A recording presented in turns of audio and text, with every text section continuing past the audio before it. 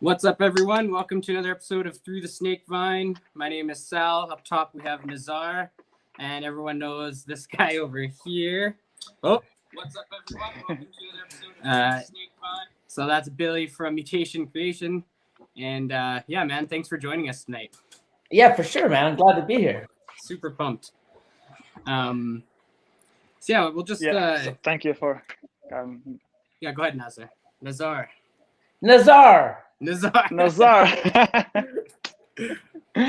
Yeah, from Masma Reptiles. So, we'll just kind of start off with a question, I guess, just to kind of get things going. Sure. So if you could choose one person who inspired you the most in the hobby, who would it be?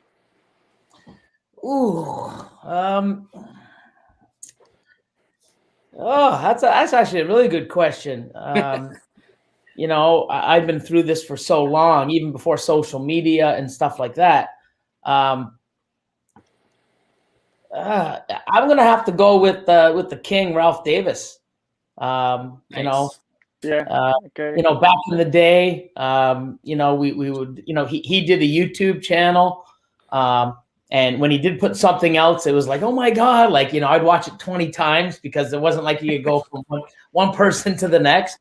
Yeah. But, you know, even stuff like, you know, where to put your probe on the rack and how, you know, he set up his system and, you know, that's basically what I followed. And, you know, some of the stuff he came out with, you know, you'd go to his website and you check out the stuff that he made and stuff. And it was just mind blowing, you know? Yeah. So I would have to say Ralph Davis back in the day. So that's awesome, man. Yeah. So there was no, like, a lot of breeders by that time. I think the people kind of just started to get into the hobby. Yeah. It was like, I know Ralph Davis, Brian Barczyk, like old guys, you know, and Cal, the Snake. Yeah, I mean, there were a few. Like I was talking back in the day to Michael Cole, Doug Beard. You know, there was people all throughout the U.S. except we didn't know how to get a hold of them unless they actually, you know, back in the day we were on the Reptiles magazine. You know, we would look and oh my God, here you go, and you would see the, you know, the people that would advertise in the back of the magazine, also where the shows were vending. So you'd look stuff up and go, oh my God, and you'd message them or actually you didn't even you'd have to, you know, email them. Yeah, it was crazy. And then sometimes you could call. I know I had a lot of phone calls back in the day, and my phone bills were ridiculous. But you know, I've talked to Ralph Davis a couple times in the past. Lots of emails to him and a few other people. You know, the Barkers, and you know, it was awesome. But not like now. I mean, now people know of each other because of social media. You know, we share, we post, we follow, we support each other. Back then, it was like, you know, oh my God, there's more people that do this. Like, it was amazing, right? So yeah. Total different world, you know, from today. That's amazing, man. I think that's an awesome answer too, because like, yeah, I think his YouTube, like, I don't know, maybe like 14 years now going or something like that. I mean, maybe longer, I'm not sure, but he was definitely one of the guys that got me into it a long time ago as well. And like you said, just he had stuff that I feel like maybe even 10 years ago, he had stuff that was blowing everyone's mind. Like I still remember like the Super Phantom Goblin stuff that he made in one video, and I was just like, what is this, man? Like, it was just out of this world.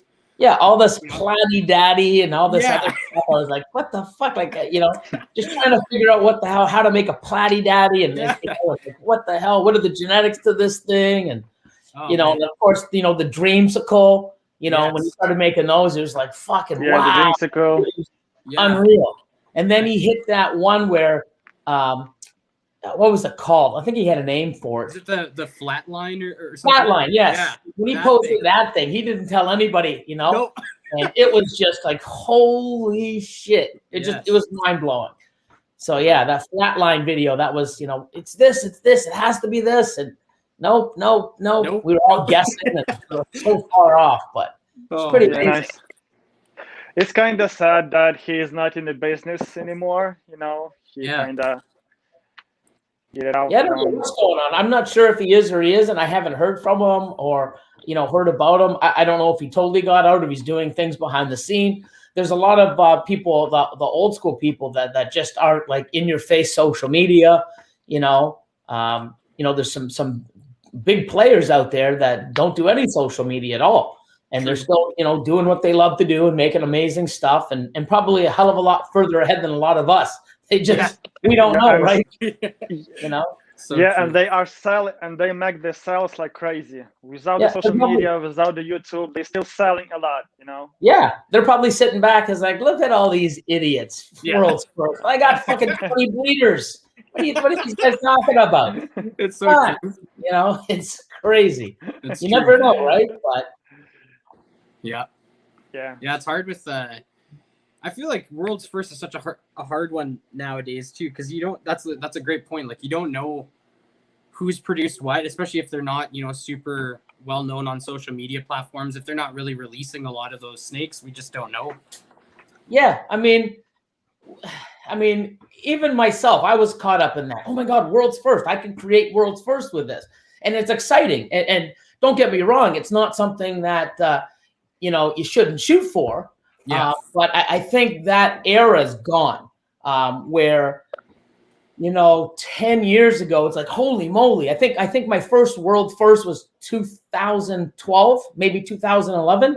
And I got a couple up the next year because I got into some projects and started working and evolving those projects into some new stuff. And even with the freeways, I probably made 50 world first freeways.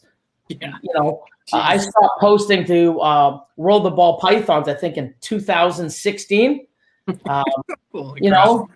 you go and you look at my account on World of Ball Pythons, there was like 1 or 2, then 5, then 10, then 25, then 30. Cool. And then I never posted anymore because, trying to send stuff in, it took so long. And then they finally got back to it. It's like, yeah, some of these pictures, the size is too big. It's like, oh my God. And it just started getting there where I guess everybody was just trying to make world's first. They didn't care what about it. They just, they don't care what the animal looked like. Oh, I'm going to make these 7 genes. So these 7 genes, they're all going to be world's first. How the fuck do we know what they are? Yeah, true. And so much stuff on there. If you go back and look at the stuff that's on there today, wrong, mislabeled, misidentified, wrong. We just gave up. But I think it's great and it's good to have goals to maybe make something that's, world first, but not at the cost of not being creative or making something that looks good, or at least even making something that what it is. Because we're running into that now without even trying to make world's first. We're just breeding 3 genes to 5 genes and fuck, what is this? What the hell is this? Can you help me ID it? And I'm like, well, I can see this, I can see this, I can see this, but I think it has that. It's probable this, it's possible that, and maybe on the other. I mean, it's tough. Yeah. But if you're aiming just to make world's first, it's that train came and went. I don't even post my world's first. You'll see people now, and I guess it's exciting. I'm not trying to deflate anybody that's doing it. But I mean, I saw something, oh my God, NG Super Asphalts in 2018 or 17. It's like world's first. And I'm like, no, I made those a few years ago. Nope, I haven't seen it on World of Ball Pythons. I didn't fucking post it on World of Ball Pythons. Yeah, it's like, nope. If it's not on there, it's not a world first. Okay, well, go to Morph Market and I got 1,000-gram fucking female for sale for $7,000. Yeah. That's sold. It's sold. So if yours is a world first and I have one I sold at 1,000 grams, I guess you have the world's first. I don't know. You did it. It's on World Ball Python, so. And I'm sure there's breeders out there that we make something that, you never know. And there's people out there that don't care about world's first. They're just making stuff. And I'm sure there's some people, that have some crazy stuff in their collection, whether they bought it from somebody or they've made it. and they're just not on social media posting it because they just have a private collection. They do what they do. They sell stuff that they want. But I mean, you know, Straight Fire. I'm sure that guy's got shit. Levant's probably has shit that like I might be able to make in 2 years. He's fucking got a breeding size already. Like, Yeah. Oh my God. He's back laughing. He's like, man, I got 5 of those Billy World's first. I got that with 14. I got that with it. I even got that in clown. Like, it's crazy, right? Seriously, man. Yeah, he's selling shit that people are like dying to make to hold back. Like it's nuts. I met Pods in 2016 or 17 at Tinley, and I'm just looking at the stuff on his table.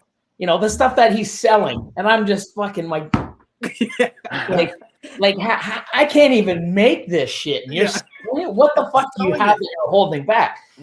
Crazy. You know, nuts, just nuts, man.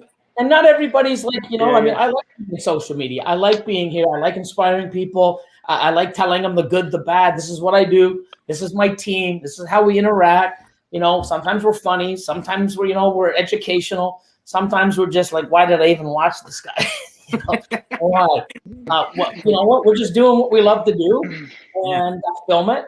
And, you know, other people, they don't want the limelight, and, you know, they're still doing well. People think you have to be on social media. You have to do YouTube. You have to do all this. You haven't seen Straight Fire do a YouTube video, at least not that I'm aware of, you know. And, you know, I'm sure he's doing very well and has some incredible shit, and he ain't going anywhere. Yeah. So, you know. It's true. Yeah, it's not like it's you know, and obviously we all appreciate it. Like that's, you know, you were also one of the guys that we started watching early on, and, you know, and just seeing the progression too. Like sometimes I'll even go look back at your older videos, and like the difference is insane, man. So it's inspiring to see the difference that build. Yeah. You know what I'm thinking about social media, like YouTube or Instagram. When people see you, they got trusted you like faster, and they get to know you like faster, you know. So you don't have to spend like maybe 10 years, you know, for become known by somebody, you know. So it's kind of help you to get into it, you know. Because I have some people reaching out to me, and they said, hey, I see you have a passion, you love your animals, this and that, you know, and I wanna like some animals from you because I see you somewhere, you know. So this is kind of nice for, I think, for beginner breeders, you know, when you can share it and it can help you.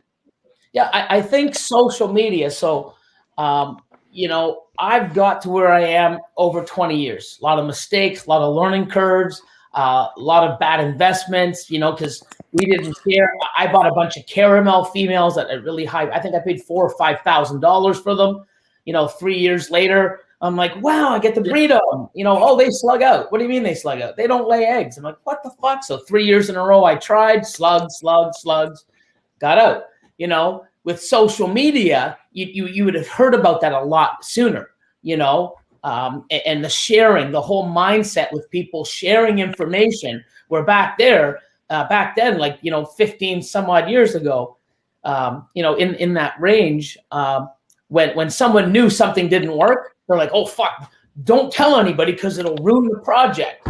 Yeah. It's also going to ruin people's fucking hopes, people's breeding, people's fucking investments. Like, you know, I mean, like, you're thinking about your wallet where you're not thinking about the whole of the industry. And I think that's where it's changed. You know, I care about my wallet. I really do, because I need to have money coming in order to feed my animals, pay everybody, pay myself, keep the place going, and buy and grow what I love and you know what I'm doing. But at the same time too, I'm not going to do that and fuck people over. You know, I'm not gonna get people, tell them, hey, do this and do that and do this and do that, and then they fail, but my bank's full. I mean, that's how it used to be, and I'll never do that. And that's why I like to be so upfront and telling people what to do. And that's why I started the Patreon, to help people do this and learn. And you know, this is my perspective. This is what I've done. This is what I do. This is what I suggest. What you do with all that info is up to you, you know. But back in the day, man, it sucked when no one shared info. You learned when other people knew, and they'd watch you fail too. What the fuck? How does you know? Yeah, I just don't. It's not good. That sucks, man. And it just sucks too, because like people have to realize that the more people we get into it, like the more positive outlooks, the better someone does for their first season, the more they end up buying anyways. So like that whole strategy of like fucking other people over really just doesn't work in any sense. Like it just doesn't. It doesn't make any sense. The more people feel successful towards something, the more money they're going to put into it. So I don't understand. I mean, I'm glad that is kind of gone and over with now, because it does seem like it's changed quite a bit. You know, I mean, there's still assholes out there, but there's assholes in every hobby or in every facet of life. Of course. You know, but you know, like Nazar said, you need to be on social media to have a presence, especially being new. Yeah. I've been around for so long. People have seen my growth. They've seen where I've come from, see what I constantly do, see what is possible. You know, I didn't get a new facility and make it and put the money in and design it the way I did to say, hey, everybody, fuck you, look what I got. Fuck off. No, I did it because I fucking enjoy it. I love it. I still walk in and I'm like, holy fuck, like this is where I'm going to be for the next 10 years. It's amazing. You know, everybody, my team's happier. We have so much more. It's totally different. But it also shows people, hey, guess what? You can fucking do this, you know? But it also shows you, hey, if this bubble was going to burst and there was no money in ball pythons, why did Billy just go spend fucking $200-300 grand? Why would he do that if it's fucking this industry's not making money? You know? Yeah, exactly. So I'm doing it to say, hey guys, if you want to get into this, this is fucking possible because I've done it. You know, it's not going to be easy and it's not always going to come. And it's not just about the money you put in. There's a whole fucking bunch of shit, you know, but it's possible. And it's like, hey, you know, if you don't like it, don't watch. But I love my facility. It's amazing. And we're making more changes and making it better. But it's not like to brag. It's to show you guys what you guys can do. And I show the good and the bad. And I've shown my progress all the way through, you know, so. But I think it's important for people to get in and do social media because, you know, the scammers are out there. There's people out there, especially if you're investing and putting good money into animals. When you start reading and you're making $2,000, $3,000, $4,000 animals for sale, if they don't know who you are, man, you know what I mean? Like it's going to be you're not going to sell it. Yeah. If you don't have anything, like at least looking behind you, man, I can see you got nice racks. Awesome, man. You got, you know, professional ARS racks, you know, awesome stuff. You're out there. You've got logo. You've got merch. You know, everything's going out. They can contact you. They can follow you. They can see that you're a real person. You put a $3,000, $4,000 animal out. Oh, fuck, I heard of this guy. Yeah, I've seen him here. I've seen him in this and blah, blah, blah. Money sent. You know, who the fuck is this guy? I've never heard of him. I get it all the time. Hey, Billy, there's a person in Canada. I mean, you know, they're trying to sell this. Do you know them? I'm like, you know what? Doesn't ring a bell, you know? And then I look into it. I'm like, okay, yeah. You know, I know them, blah, blah, blah. But if you're not putting your stuff out there, like I should know your name in Canada as soon as someone tells me, hey, have you heard of this person? Oh, fuck yeah. They're from Alberta. Oh, yeah. They're from Nova Scotia. Oh, yeah. They're from Toronto. I should know that. And the reason why I should know that is because I'm on social media, and if you're on social media, you know, promoting yourself, I'm going to see it. I'm going to know you. You know. Yeah, exactly, man. Yeah, 100%. I think that was a good point, Nazar. Like it is. It's nice, and you know, it's the same with me. Like I'm still trying to learn how to do videos and stuff, but I did most of my YouTube just as like a record keeping for myself and for people to be able to go back and see what animals I raised up and what my pairings were. And, you know, especially for animals, recessive projects where it's like, you get to see that pairing that I made to make those hets. Like it was something that I did visually and you can watch me do it and see that progress. So yeah, it's definitely nice. And just, it gives me something to watch too. Cause I get sick of a lot of shit, but I like watching YouTube stuff. Right. So yeah, same thing when people don't know who you are and you have like 70 clutches your first year, you know, and you start hatching them and Oh man, it's so hard to feed, and sell. And so for the first year breeding, like for me, 6, up to 10 clutches, it's more than enough. It's, you have to know that you have to feed them, and get the rodents, and you need the space, you need the racks, you need a lot of supplies. So Yep. yeah. I mean, even think about it, like nowadays. So back in the day, I mean, we got burned. We were, oh, it's double het, this and that. Cool. You only got one of them. I mean, I got burned on lavender clowns. They only turned out to be lavenders. There was no clowns. There was so much stuff that you would buy. Oh, it's a proven breeder. And then you would have it. The thing would never lay, or it turned out to be a male. You just got burned so many times back in the day. Now, so simple. Hi, it's proven breeder. Hi, can I see a picture of her on eggs? Can I see some of the babies? If they don't have that, like, how do you have a phone? It's glued to us by the hip every single day. You're taking pictures. You have social media. We take pairings, pictures of pairings, pictures of on eggs. We do YouTube videos. We do all this kind of stuff.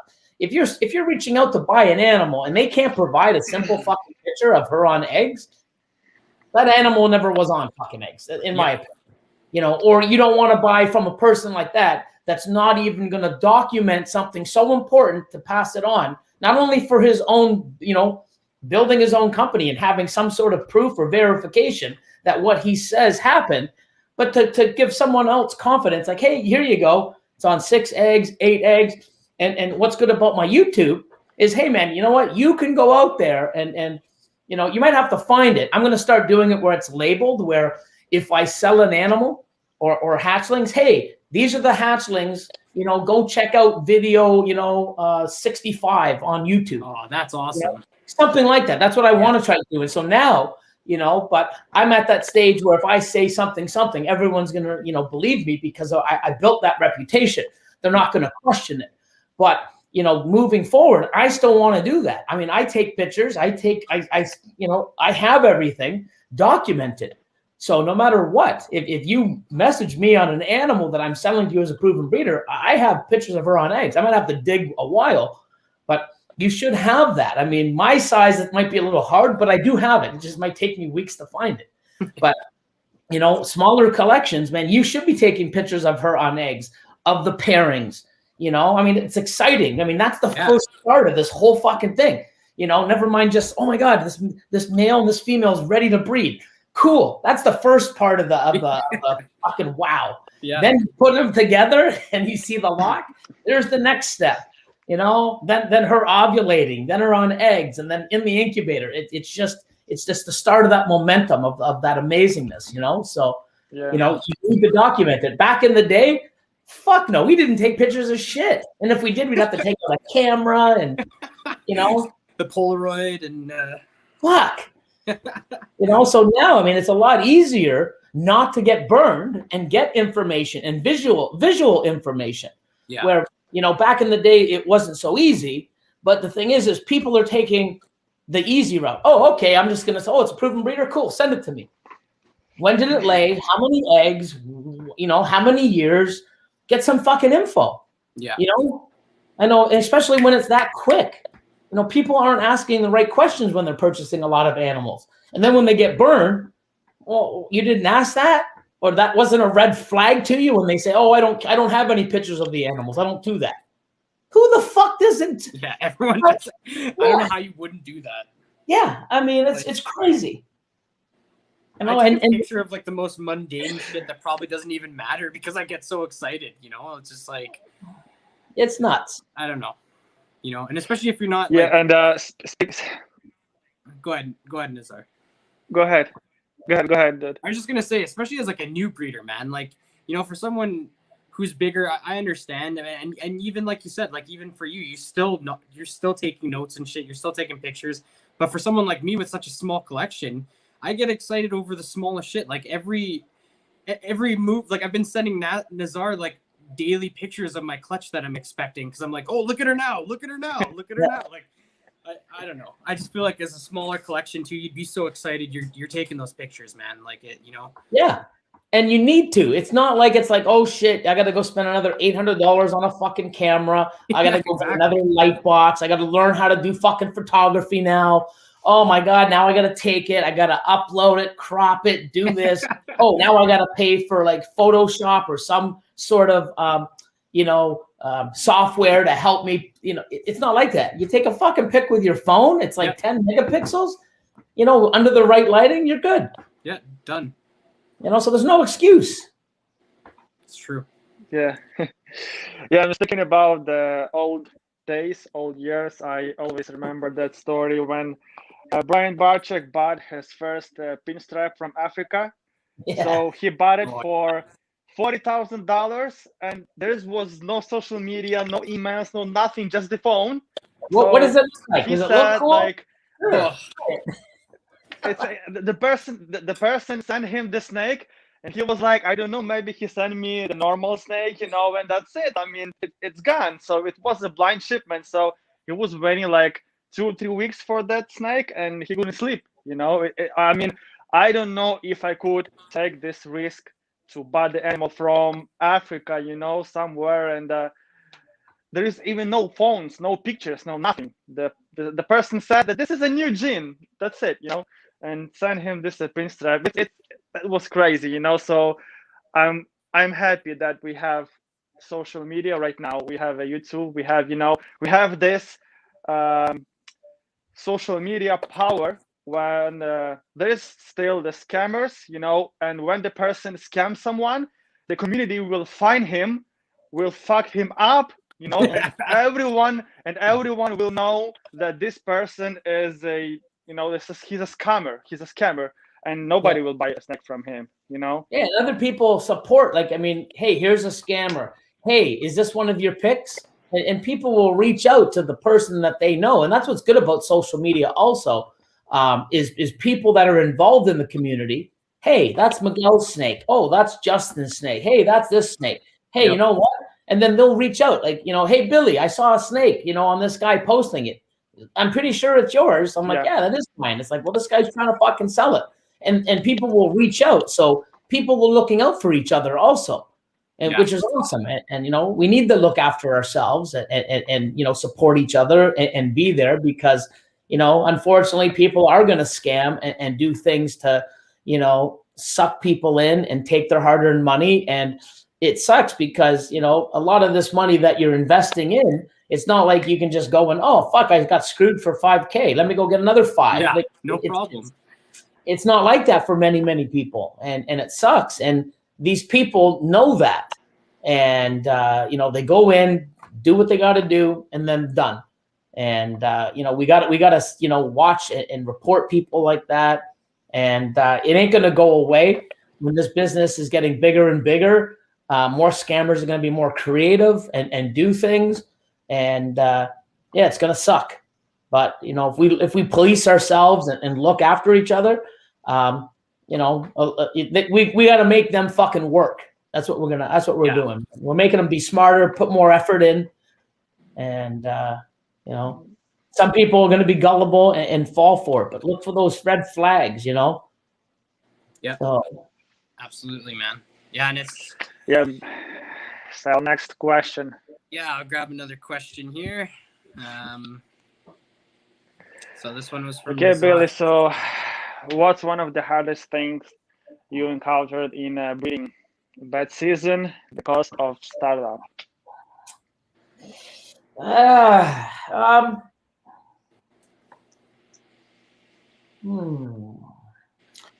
I really haven't had a bad season. So a bad season when I first started, when I didn't even have seasons, because I was pairing at the wrong time. I was pairing a male that, went to a female that turned out to be a male. You ain't gonna have a fucking and you put it with the male, and they starting to fight, inside the top. Yeah, I mean, back in the day, being new, I didn't know how to probe. I didn't know how to pop like I do now. And I remember going and we'd meet at like a parking lot, and they'd go, "Here you go, see, it's a female." and they would push. And I'm like, oh, cool. I don't see hemipenes because he wasn't pressing hard enough. He was like, Yeah. there you go. And There you go. cool. Yeah. And then I'm like, oh, cool. I put it in, feed it, you know, do what I had to do, pair it. Like, what the fuck? And then like 6 months later, a year, depending on when I bought the animal and the size, I would basically, oh my God, it's a male, and try to reach out. Phone's gone, you know, the Gmail, actually it was Hotmail. I don't even think there was Google Mail. It was Hotmail or some shit, AOL, you know, AOL.com or simpatico.ca, like, Yes. you know, way back in the day. And done. And it's like, oh, I got fucked. You know, that sucks. And it's not like you could just go on the internet and look and see all these fucking shit for sale. It's like, oh my God, I got to start all over. Really sucked. But, you know, I have a lot of numbers. So I've always bred like, you know, 60 to 90 females, you know, 5-6 years ago. And, you know, it kept growing. You know, last year, the last 2 years, I've done, you know, 200 plus clutches in and around there each. This year, we're shooting for 250, maybe 300. So with the numbers, if I'm breeding 300 females and I get 20 clutches, that's a fucking bad season, you know? But when I'm breeding 300 females, I'm going to hit 175, 200, give or take. So could I have a better season than I have every year? Absolutely. But last year, you saw the first egg cutting of the year this year. That was you know, laid in, I think, November. My monsoon clutch. Fucking hit the monsoon. Yes. Fucking dead in the egg. Fused to the... Was it Mojave monsoon or what it was? No, I think it was a crystal. It was a crystal monsoon. Okay, crystal. Crystal monsoon. Okay. Visual. Yeah, I remember that video. Yeah, that sucked. You know, but did it throw me off for the rest of the year? No. If it was my only clutch, yes. So, you know, that's why I try to, you know, encourage people when you're going to breed, you have one male, get 3 to 4 females for that male, and always buy the male a year later. You know, a lot of people are sort of sharing the same info. It's not like this is new and mine. Oh my God, like, did you hear what Billy said? Wow. I thought of it. I mean, it's known. It's just, I like shoving it in people's face and spitting it out and say, hey, yeah, I heard. Cool. Well, are you doing it? Well, no, maybe next. No, you got to get it in your fucking head. You breed a male, 3 or 4 females. You know why? One's going to go off food. One might reabsorb. One doesn't want to pair with that male. And then if you don't have anything else, you're getting 0. You know, you want to have those, because if you breed 4 females and one slugs out, one reabsorbs, and you got 2's better than fucking 0. Yep. You know, you play the number game. And if you're going to be that for sure, that is going to have an amazing clutch, and then, you know what, that clutch that you really wanted, they come out kinked, or they go wrong in the incubator, they mold out, or you didn't get your sexes, and oh man, this sucks. Okay, this clutch sucks, but if you're gonna concentrate on the bad and more than the good, you ain't gonna do well in this, because sometimes it's even. Sometimes you get the shit luck, you know, and you get all males one year. You're like, what did I do, man? And people just pack it in. And if you give it another year, it's like, wow, things change. Hopefully, you know, it's not even a guarantee. You know what I mean? Yeah. But can my seasons be better? Hell yeah. But with what I create and what I do and the things that I'm able to hold back and stuff I'm able to reproduce to sell as well, I'm doing phenomenal. I'm really, really happy with it. But, you know, you're going to have, you know, a bad season. And my bad season won't be your bad season, or Nazar's bad season, or someone else watching's bad season. So many things happen, you know. Look at Texas, unfortunately. Bad season for probably the whole fucking state. You know, wow, you know. Yeah. Crazy. It's insane. It was insane. You know, we're complaining, oh yeah, I had fucking 10 clutches this year. I wanted 20. I had a shitty season. You know what a shitty season is? Fucking people in Texas. Like, stop fucking whining about the shit that didn't happen. Be fucking grateful and amazed at the shit that did happen. You know what I mean? Like, we whine, and I'm the same, man. I wake up and I have like a shitty day, and I'm like, oh my God, this sucks. My life sucks. Oh, what a shitty day. Fucking blah, blah, blah. And then you just think about people in the hospital, people that just lost somebody or they got broken into, or like, what the fuck? Someone, here in Toronto, I'm sure, in many places, we have a lot of gang and gun violence. And, someone was doing a drive-by and it missed, and it fucking hit and killed a 13-year-old girl walking home with her mom on a sidewalk from grocery shopping. You think your fucking day sucks? Imagine being that mom or that family. Holy shit. Yeah. And we all do it. Like, shit happens. And you really got to concentrate on the good and the bad. We always seem to levitate towards, oh, so bad, bad, bad. Yeah, but you know what? If you fucking forget about that and say, wow, and look at all the good, man, it's a way better position to be in, focusing on the good than the fucking shit. Because we're going to get good and shit no matter what. There's no way everything's perfect. You're not going to have, oh my God, everything I wanted. Oh my God, this is so perfect. I couldn't ask for anything more. That's never going to come out of your mouth. It never will. Especially in the ball python fucking. No. It's never going to come out of your mouth. And if it does, tell me how you do it. Because I've been trying to do that for 20 years. It ain't going to fucking happen in my boat. Yeah. Concentrate on the good, oh yeah, this clutch sucked. Oh, my season sucked. What about the 10 clutches you had? Like, concentrate on the good, people. You really need to. I think mindset and your energy and being positive and trying to focus. I think it's huge, and that's why, like, on Patreon, I mean, I'm all about the way you think, the way you act, and what you need to do. It's huge. Mindset is huge. Because focusing your energy on garbage and negativity, it's distracting you from what you should be doing, and you keep doing that enough, you're not, you wonder why you're not successful, because you're putting all your time into fucking the bullshit. Yep. It's so true, man. It's so true, and that's why, like, I say it on every post. I'm like, stay positive and focused, because those are the two things that excel people in my opinion, is staying positive and focused. It's like those two things in life, man. Seriously. Here in the part of the question says the cost of startup. So I just want to say that. So people are always trying to, I don't want to use the word nickel and dime. Everybody wants to save money. The more money you save, the more you can do other things with. But you really need to, sometimes less is more. I can have 5 of these animals. Well, I'd rather have 2 with all those genes and other stuff that's more powerful. Less space, less cost to feed, and less space, less work, but higher the cost. But it works out better for you. Same thing about investing. I mean, I started with Malamine racks.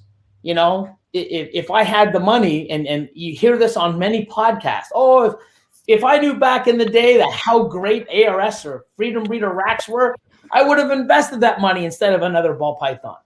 And it's true at a certain stage. I think when you put money into this, it's an investment. It ain't going anywhere. I had somebody else that's part of my Patreon come in and started saying, hey, look what I've done. Set up sort of a business plan. This is what I made from last year. This is what I've spent, and I should be making money, in the next year. I said, you've already made money. He's like, no, I didn't. I'm like, yeah, you did.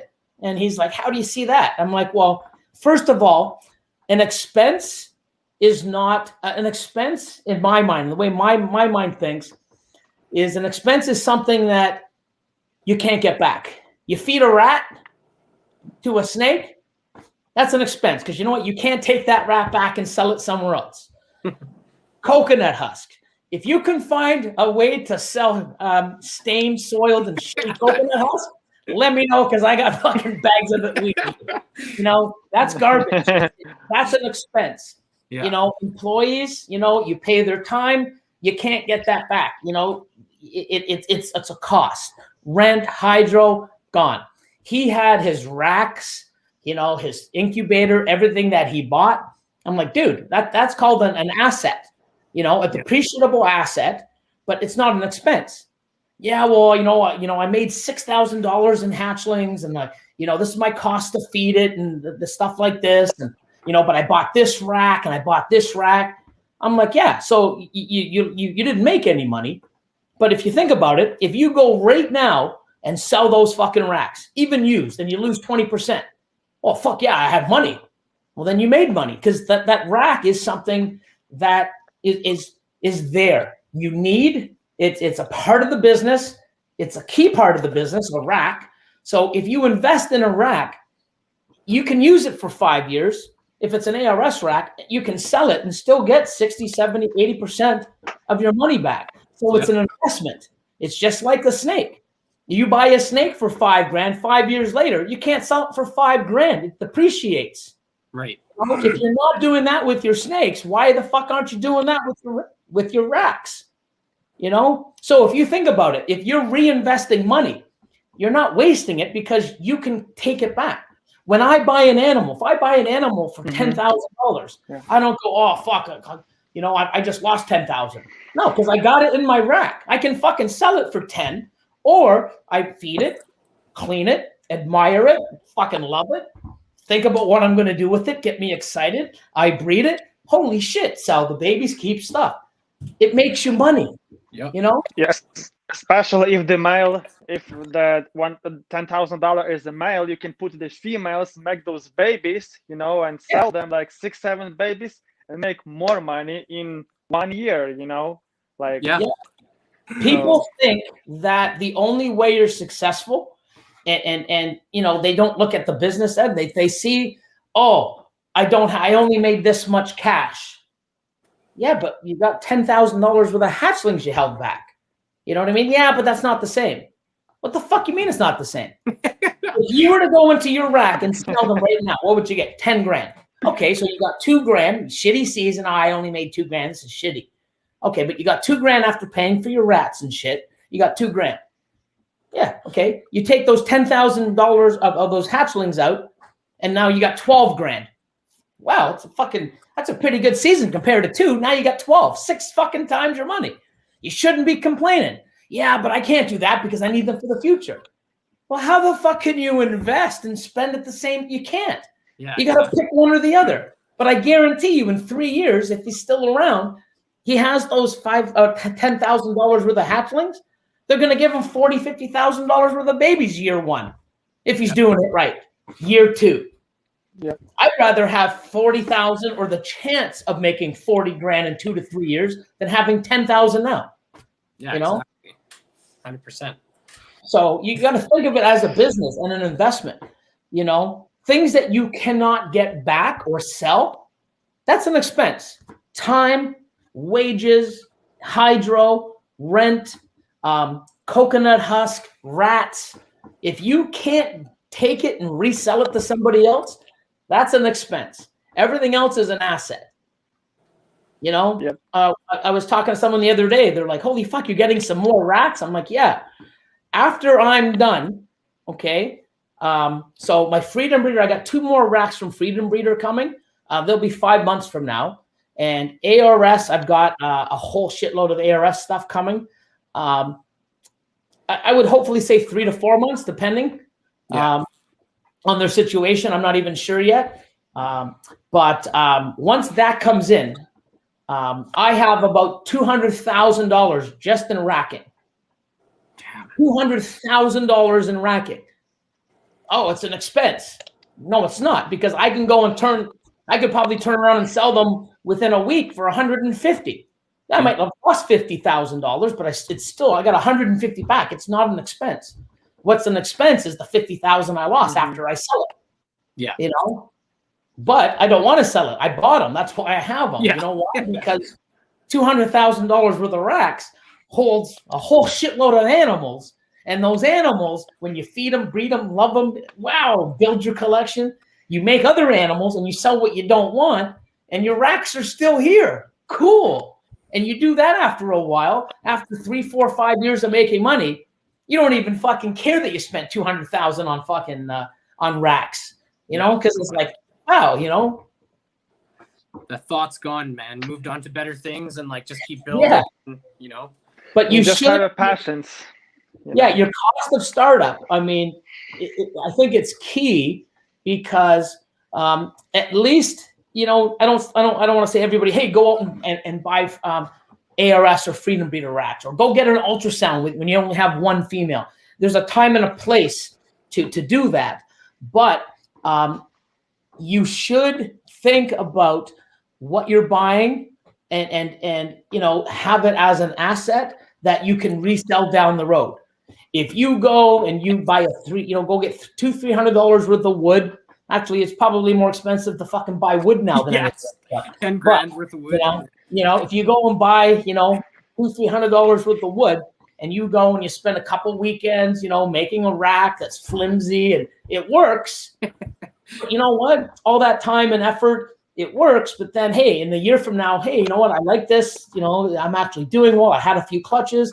I'm going to go invest. No one's going to buy that $200-300 worth of rack that you built. It's garbage. So that's $300. That's an expense now because you can't sell it. If you buy, and I've had ARS racks that, I paid $38,000 to $4,000 Canadian for. I've used them for 5-6 years and sold them used at $3,200 Canadian. That's amazing. Holy it's incredible. You know why? Because they keep their value. Cool. They're in demand. So that to me, and people are like, why did you change all your racks? You had them. I'm like, I wanted newer ones. You know what I mean? Yeah. And that's the thing. Like after 5-6 years, I got them. It's like, what the fuck? Why would you sell those to get new ones? Well, and plus when I buy a lot, I get when you spend over $15,000, you get like an 11% discount or something. Nice. So, if I'm selling used racks for $3,000 or $3,200, when I'm buying, I'm probably paying $37, $38 Canadian. So nice. For an extra $500-600, something brand new. Yeah, that's definitely worth it, man.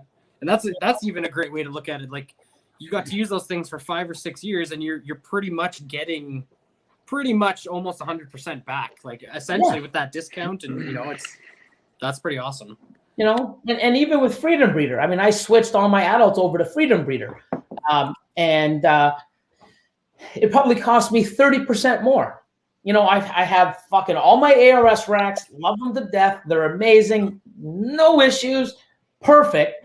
Oh, let's fucking sell 9 racks, or sorry, 10, because I sold the 70-30 one. Let's sell 10 racks that are perfectly fucking amazing that I've used for 70. Let's sell them and spend 30% more, if not 40% more on top to get the same fucking thing in a different brand to replace them. Fuck.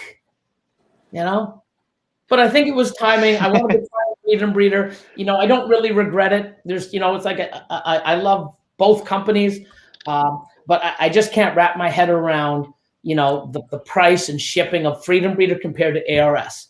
If money isn't an issue, you choose what you want. But for the price, when I'm paying $4,000 to have a rack here shipped, and the same one in Freedom Breeder cost me $6,000 or more, I can't. They look nice, but you know what? It's the same fucking functionality. Yeah. I've been breeding in 50-40 tubs for the last 5 years. Not even the 55-40s, not even the bigger ones that ARS just came out with. 50-40s. You ever see fucking Mike, Billy, he's only having 2 clutches because he's breeding in those fucking packs. He's a moron. No, case, man. I remember people reaching out and saying, hey, Billy, like, why do you breed in those tubs? I'm like, well, think about it. I have 2,000-3,000 gram females that grow and then they lay. They grow and then they lay. If I wasn't breeding them and they were getting to 2,000, then 3,000, then 4,000, then 5,000, then it'd be like, fuck yeah, they're way too small. But when a female goes and gains 1,000 grams and then loses it when they drop eggs, and you feed them back and they get a big, they're perfect for me because I'm a breeder.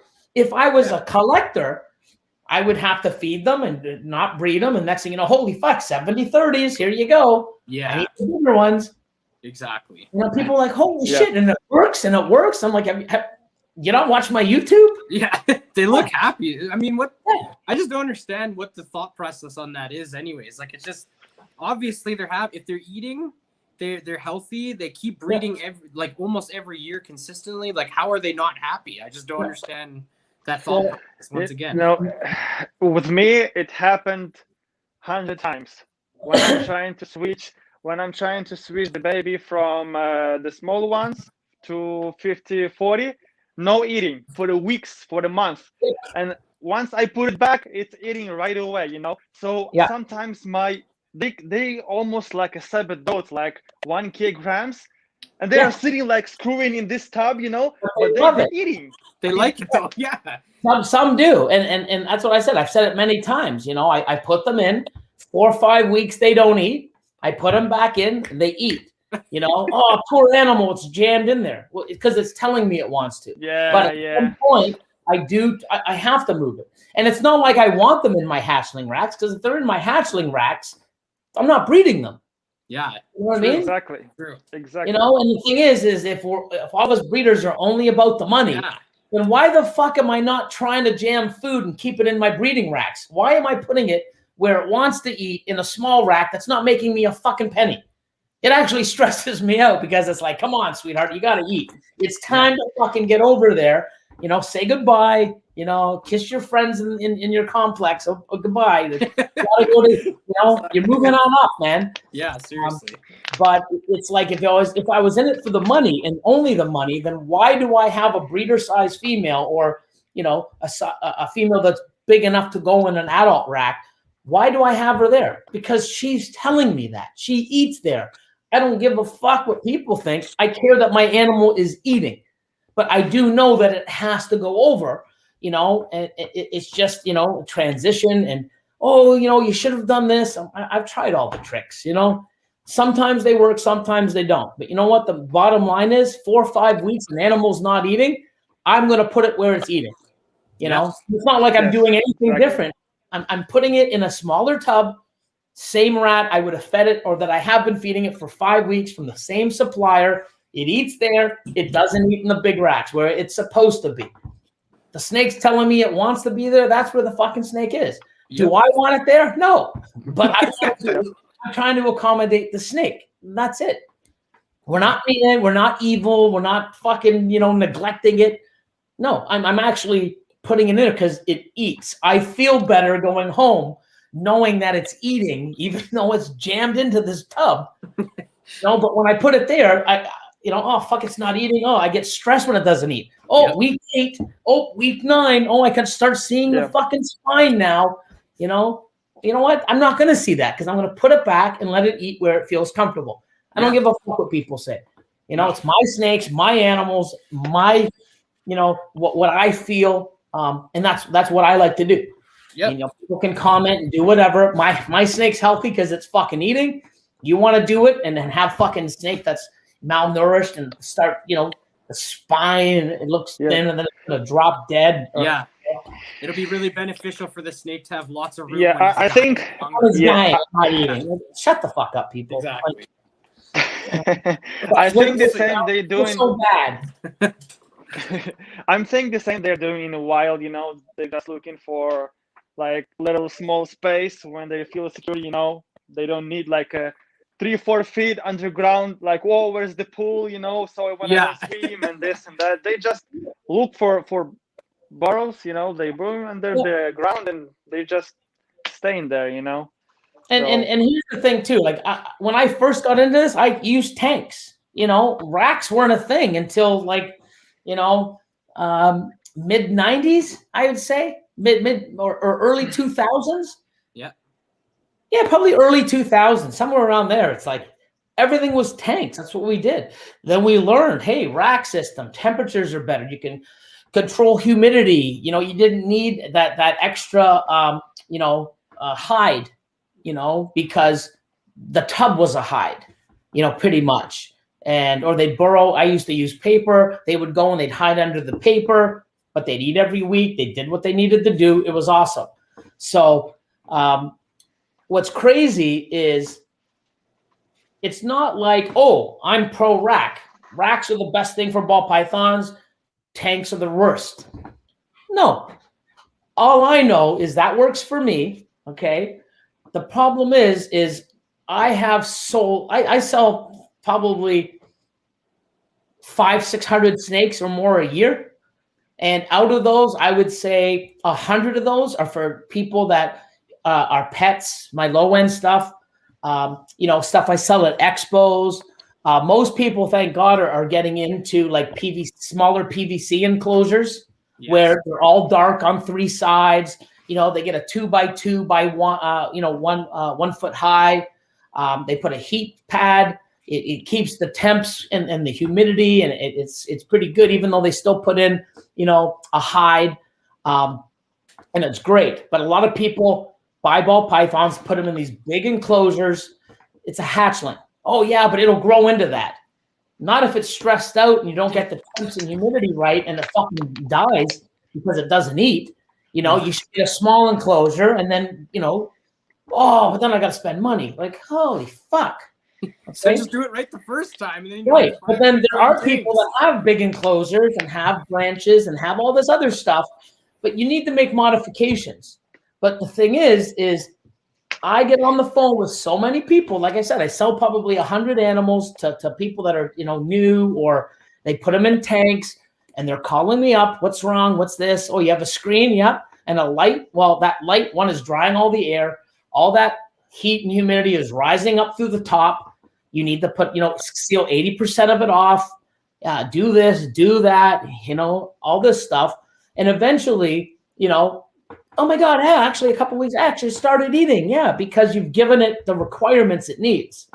But to me, they do better in tanks. I mean, in tubs, because we can control that small space with humidity, the darkness, even with tubs that are clear. I had 1, 2, so I think they were 2448, and I had 10, so 480. I had 480 hatchling tubs made in Malamine by a cabinet maker with clear tubs, and I had a big wall, and it was awesome. Except every time you'd walk by, they would strike. Not every single one, but you were stressing them out. So when I walk by to go get water, doof, doof, doof, doof. It's like, wow. I've had some where, their mouths all fucked. Like, wow, dude, like, man, you okay? And you're trying to it's like this. And I had some bleed, like, wow. They're not secure. And if that's the case with fucking just the front tub that's clear, never mind a huge tank, that animal's fucking stressed out, And not everyone. Oh, I have one animal and it's lived in that for 12 years. That's one. You know what I mean? You do that with 2,000 and you tell me how your results are. You know what I mean? Like, so, but people are doing bioactive stuff and they give it lots of hides and this stuff. But those people in the tanks have the proper humidity, have misting systems, or have, proper foliage so that it's hid, that it feels comfortable, But I'll tell you one thing, you get a fucking tank with a screen lid, put some lights on it for heat. I don't give a shit what type of, cypress mulch and you're spraying it. You're not going to have, it's going to be stressed out. It's not going to eat. It's not going to do well. Yep. If you make proper modifications and stuff, sure, it can do well. But those people that message me all the time, I'm trying to make them change and do things. And a lot of the times I have one lady that's like, you know what, I'm just going to go to a smaller enclosure instead of a 2x2 by 4 foot, even though the thing's a year old.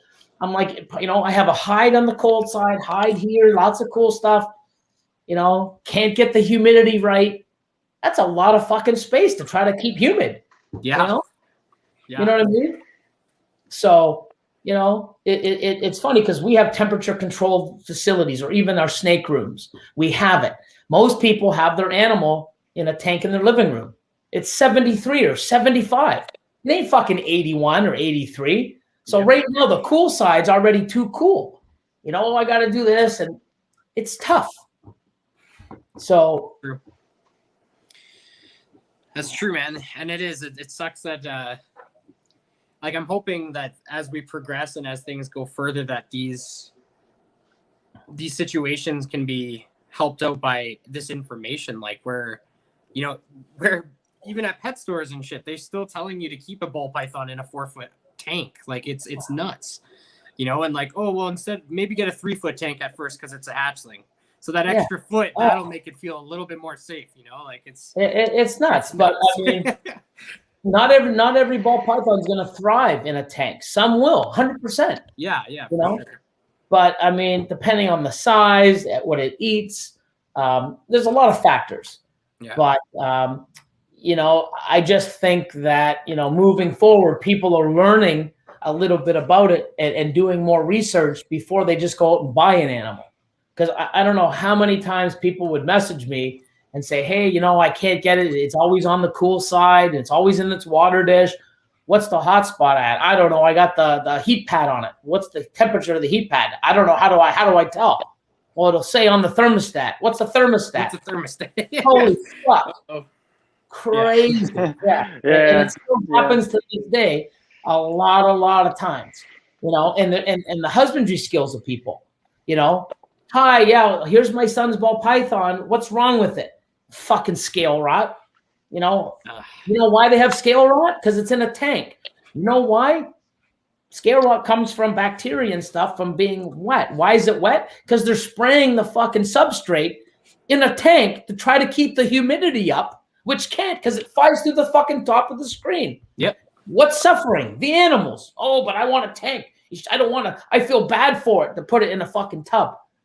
You feel bad for it to put it in a tub, but you feel okay having the fucking thing have bacteria and fucking, I don't know how much painful, but it looks fucking disgusting so that you can have a fucking tank because that's what you think it needs. I fucking hate people like that. Yeah. Or burns. Yeah. You know what I mean? Like, wow, do some research because you know what? It's not what you fucking like. It's what the best is for the fucking snake. Yes. Snake. Yes. Craziness. And these fucking poor animals, it's like, wow. Yeah, and it's like if you want, and I understand people want that animal and like, I want it in a tank so I can watch it. But you're choosing the wrong type of animal then. A ball python is not a great viewing type animal, in my opinion. Like, I mean, they're gorgeous on themselves, but they're a boring animal to view. People don't see that. They see, dogs. Oh, dogs. I want a dog to run around in a park and play fetch and fucking go with jogs with me every fucking morning. Cool. Well, a fucking, English bulldog. That's a dog. Yep. Guess what? It ain't going to do any of those fucking things. If you do, you're going to fucking kill it. But guess what? Is it about what you want or what's best for the fucking dog? Mm-hmm. People don't get it. Oh, I want this. I think it's better for them. What do you mean you think? Why don't you fucking find out what's better for them? Do some fucking research. And do what's best. It's not what you want. Oh, but I like the way it looks at night when the red lights are on and the fucking. Oh my god. That's so exact. Yeah, people are crazy, especially on Facebook with those groups. They just that's insane. I mean, I never check those posts. I just don't care. It's take my energy. I feel like a vegetable, after reading those posts, and it's and you know what the thing is sucks too. I don't have all the answers, but I got quite a few. I have a lot of experience, and I've seen a lot of stuff. I follow a lot of stuff. I educate myself quite a bit, and I'm constantly learning and trying new things to be better for myself as a breeder, as a keeper, as well as for the animals. And people say, hey, look at my eggs. I'm like, wow, what day are they on? They're day 53. They're really dimpled. They're really dehydrated. Well, I put a lot more water in the tub. Well, you're too late. Like, they're already fucking, like, when something's dehydrated, that's like saying, hi, I have a brand new cake. It's half eaten, but, I want it to be a full cake when I show the person at the surprise party. It's too late. Half the cake is gone. You can't just put it fucking back. Oh, so they have fucking eggs that are like dehydrated, like they're dimpled, like they were in there for like 90 days. Like they're dimpled, like to the point where they're like half, and I mean like concave, like dimpled the shit. Nope, it's only day 53. I would really suggest, like, do these look good? How come they're not like? No, they're really dehydrated. Oh, I put extra water in. You should have done that a fucking 2 weeks ago or 3 weeks ago. Too fucking late to solve that fucking crime. You know what I mean? It ain't happening. You know, what you need to do now, if it was me, because I don't tell people, I say, well, if it was me, what I would do is I would cut the eggs and I would add some water. I have videos. I've done it. I don't know where, but I've actually done it. Yep. Take a look. You know, you need to put, nope. I'm not waiting for one to pip. Well, you know what, stupid? Guess what? The one's going to pip all right in your dreams. They're gonna fucking come and they're gonna be like fucking, what are they called? Like, you know, they're gonna look like I don't know, flattened fucking dried heart. Like a jerky beef. I don't understand. Beef jerky. Like, you know, I've done it on my YouTube videos. Like, hey guys, look at this one here. Cut. Yes. Wow, you pull it apart. There's no more fluid in there. The snake is like stuck to the sides. It has nowhere to move because it's dehydrated. Add some water. 3 weeks later or 2 weeks later, here's the update, guys. Look, I saved the fucking thing. Oh, like all these people. Oh, I can't cut. Oh, if you can assist, I'm not pro. You never see me. Hey guys, if you don't cut your clutches, you're a moron. Yeah, you're stupid if you don't cut. If you wait to pip or don't pip or don't cut at all, you're stupid. You'll never hear me saying that. You know why? Because that's your fucking choice. But the thing is when there is an egg that you can assist and help, or an untangled tangled umbilical cord, I can assist and do it and save the animal. And then there's people, well, you know, that animal wasn't meant to be because in the wild it would have died. But we're not in the fucking wild. If I can save the fucking animal, why shouldn't I? Exactly. You know, eggs are like that. You know, and I've had people say, hey, Billy, I waited till day 57 for one to pit. I didn't. I cut it. They were all dead. Cool. They drowned. Oh, my God. Sometimes it happens. Sometimes it doesn't. Some people have great success. I choose the cut. I don't have a certain day. At a certain day, I look and I assess the egg. Sometimes I've cut at day 48. Some days I've cut at day 57. You know, it all depends on where they are in the incubator and how the eggs look. Right. Okay. I've had some where I went day 48, 49. And I had fucking snakes already out of the egg. You know, and I show people on YouTube, hey, look at the fucking dates. Here it is. Yep. Today's day 48. The thing, one of them's already out of the egg. You know, oh, you have to wait till day 56. I mean, you know, do what works for you. Yeah. Don't call me bitching. Oh, how come, you know? Choose to do what you feel comfortable with. You know, and you can see eggs pip at different days. Yes. Oh, it's not 56. Magic day. Today's the day. It happens all different times. Yeah. It doesn't work like that with any animal on this planet. Like, do these same even people women that don't like egg cutting even videos, women, they lay 3 weeks premature, or you know, this baby's got to come out. Hey, it's not coming out. We have to get it out. Like, you know, exactly. Like, it's not like, hey, 9 months to the day. Yep. That's it. No, it's not like that. It's not like that with anything, like you said. Yeah. People got to get, it has to be this. Oh my God, no, it doesn't. No. Oh, fuck. Like, are these same people against C-sections then? Like, you'd rather the baby die because that's natural? Oh, it didn't come out? Okay, let's the caveman way. Yeah, let's kill the baby and risk the mom's life too. Fuck it. Yeah, wasn't meant to be. That's how cavemen used to do it, so we might as well just keep going with the cavemen. And why? You have a choice, and you know what? The choice you decide to do, you got to live with it. If you could have saved it, because I know people that could have saved the babies, and they messaged me, it's like, oh my God, fuck, I should have listened to you, like, you know, because I said, in my opinion, the way they look, I would cut them now. You know, maybe I'll just wait for one to pip, and 5 days later, nothing does. Oh, okay, let me cut. All fucking dead. You made the choice. You live with it. I said that in your situation, and I've also had people message me, you know what, dude? I wait another couple days. Can you feel the snake in the egg? Yep. Is there still fluid? Yep. I would let them dimple a little more. It's not like, cut them. No, because if I do that and people are cutting them and they're not, no, I don't promote cutting, but I cut because I feel comfortable and I know what to do. But I will tell people, hey, you know, don't cut yet. Give it another couple days, but keep an eye on them. You know, every single clutch will be fucking different, and you make the choice. But I've had many people last year. I should have listened to you. No, I waited. Now I lost the whole clutch. That sucks. You see, they put responsibility on you, you know. But no, that's why I say, in my opinion, just like what for Patreon, when I do the IDing, you know, me and Austin, it's like, in my opinion, this is what we think it is from the parent. Yeah. What happens if there was vanilla in the parent that you didn't know? You know, because we've done that so many. Exactly. Look, it's like, you know what? There's vanilla in there. It's like, oh, there wasn't vanilla in the pairing. Let me see the parents. Oh, there's vanilla. That's a vanilla fucking right there. Oh, fuck. Well, it wasn't sold to me as a vanilla. Well, guess what? People make mistakes. Yeah, there you go. You know what I mean? So just because we do this to this and something else comes up, there's got to be a reason for that. It just doesn't pop out of thin air. And you go look, and some genes are hidden with other genes. Like, you know, so, hey, that makes sense now. And, hey, cool. You know, so you do that and look.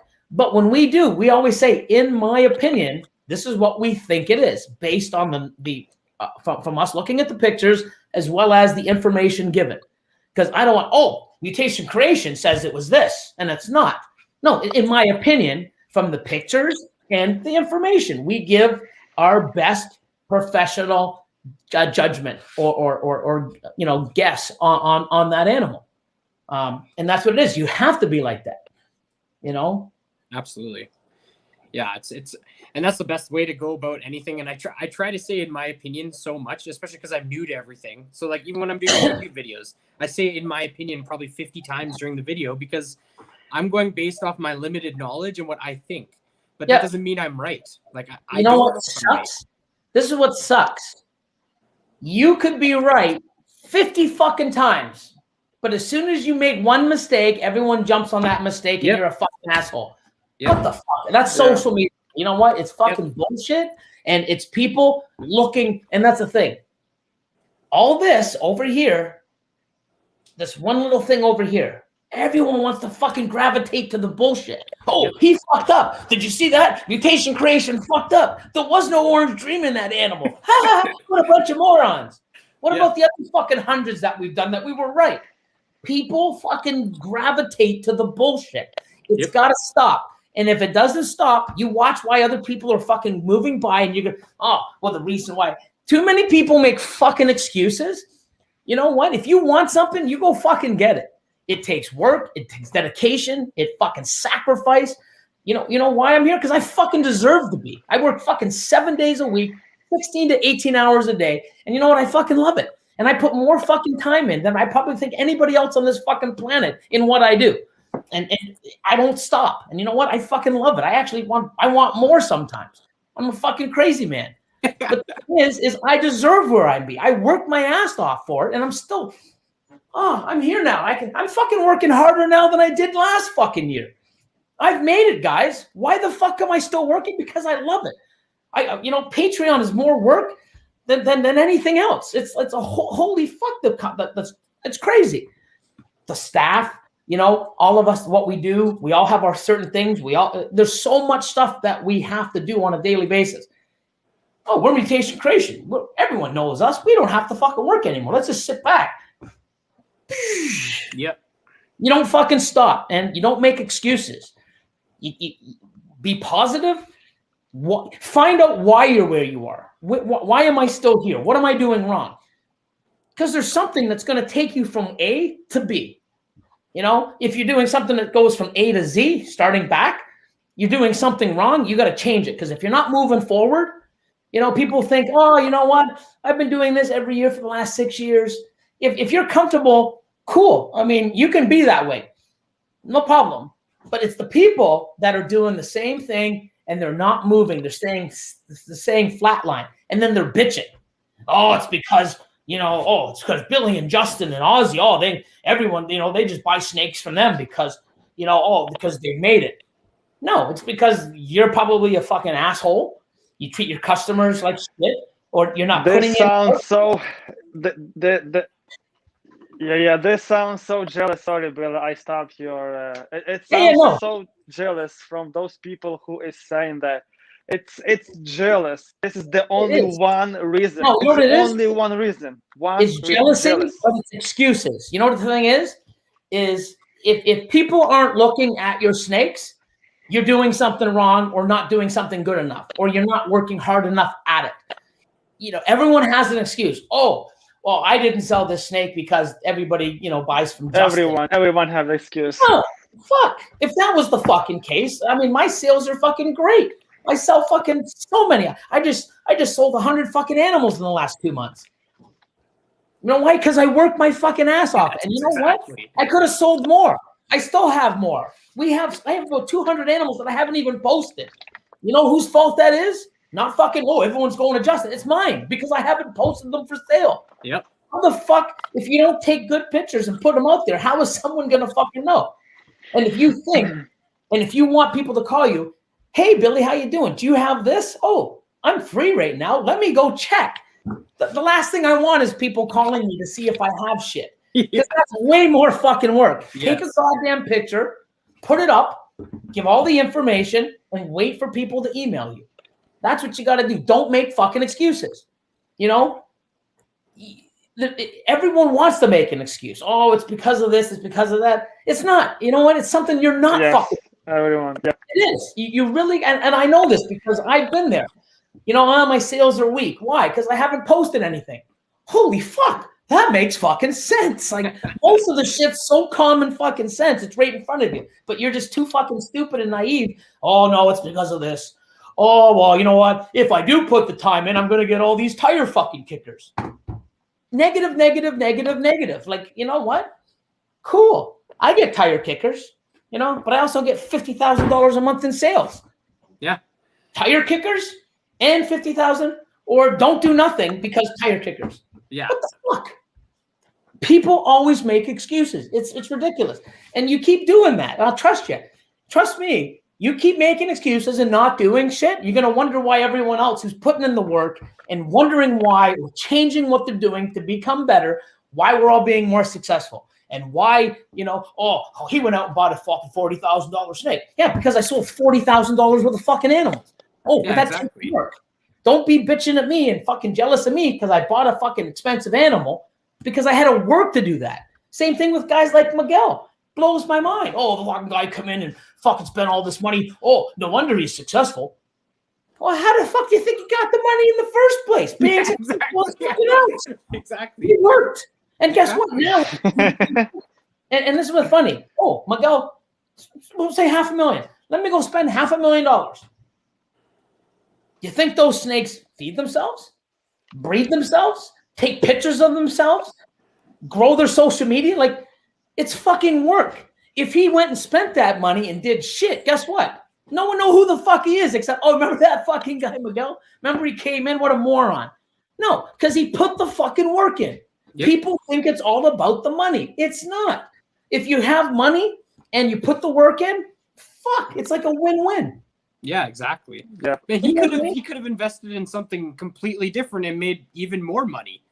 He throws ball pythons because he obviously likes it. Like, that's something. And on the opposite side, look how much people he's brought in and attention, positive for the community that's putting people to buy animals from you.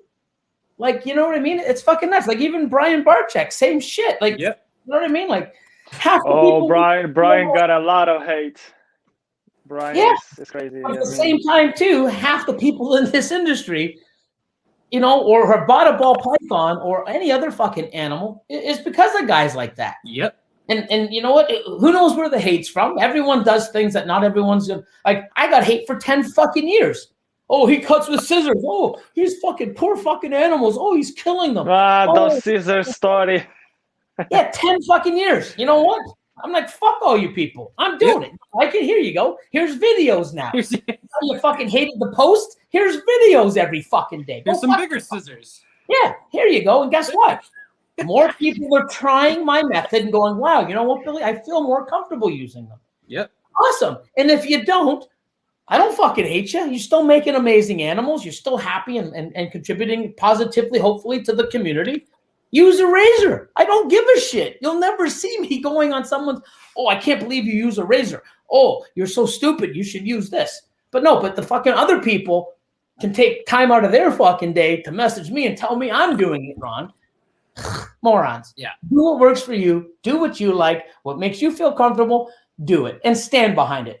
Because you know what? If you're that person that does something, oh, I like doing this, and you get all this hate, and then you change it, you're not true to yourself. You'll never become anything because you're just fucking doing what not a good thing, you know.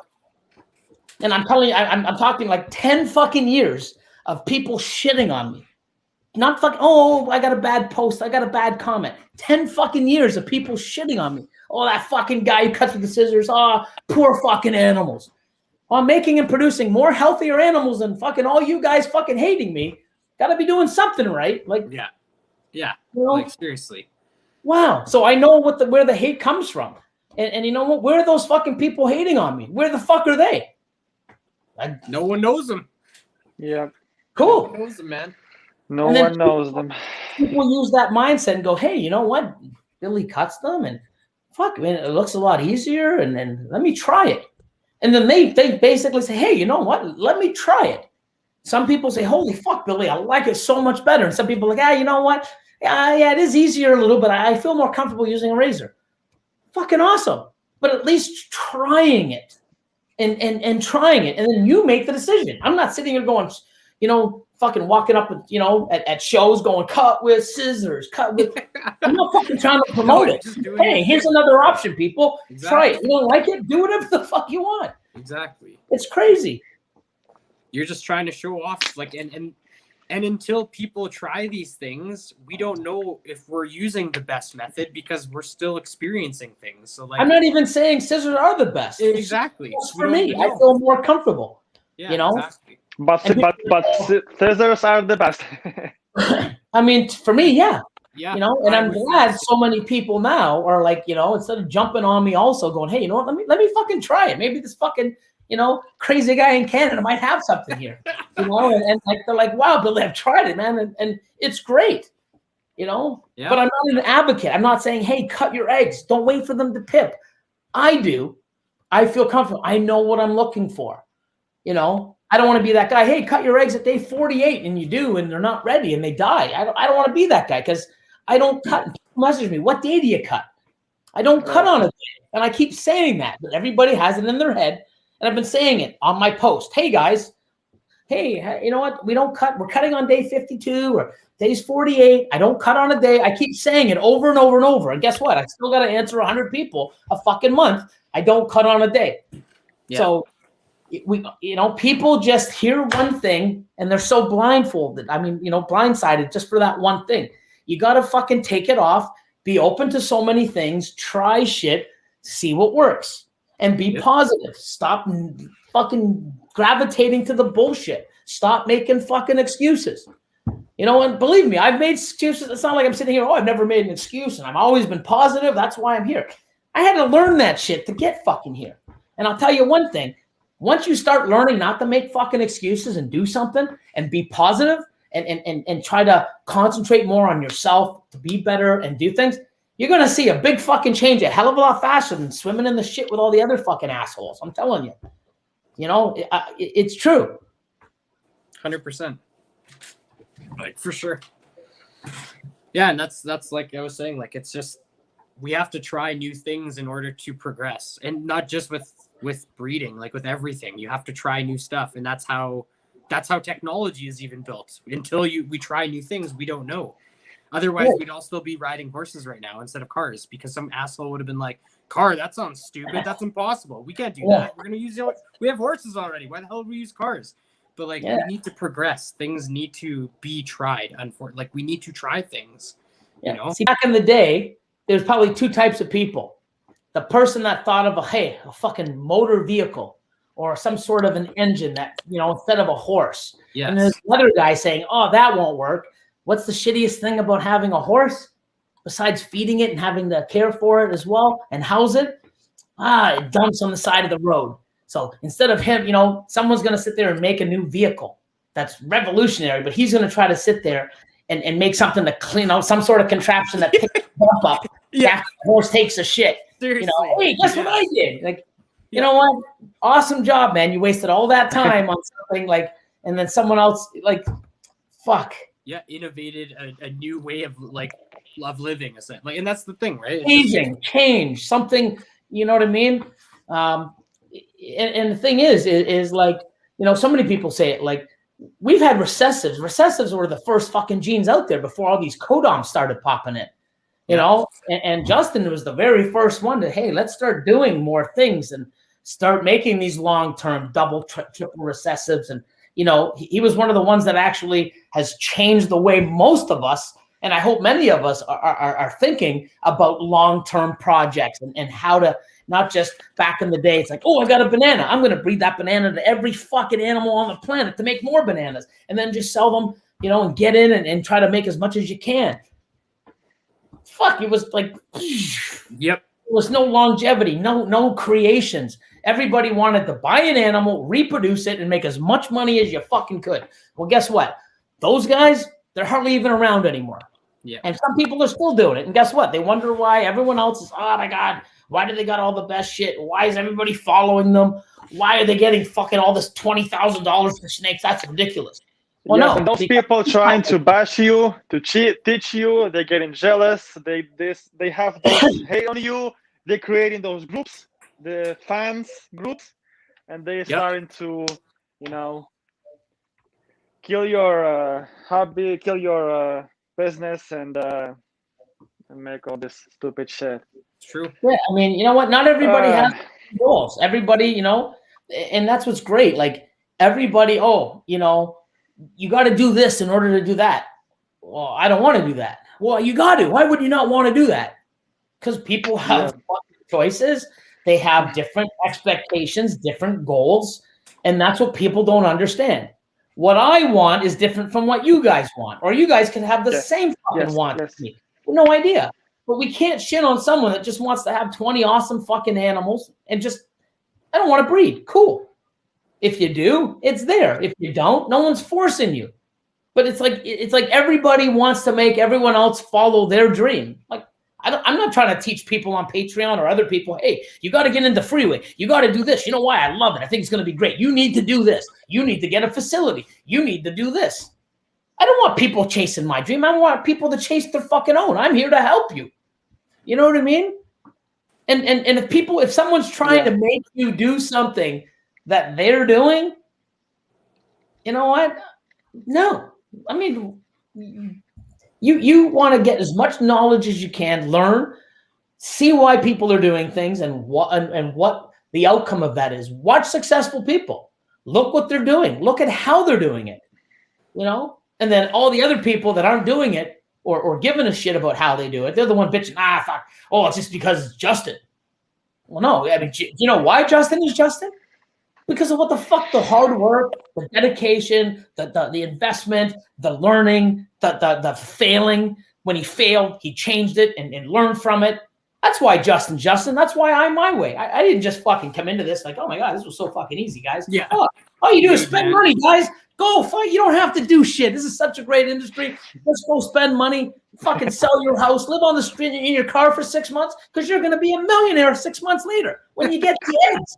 Oh, you don't have a fucking incubator? Oh, don't worry about it. They'll just leave them in and they'll hatch themselves. Yeah. Don't even take pictures because as soon as they come out and they're ready, fuck, everyone's going to be lined up buying them. No.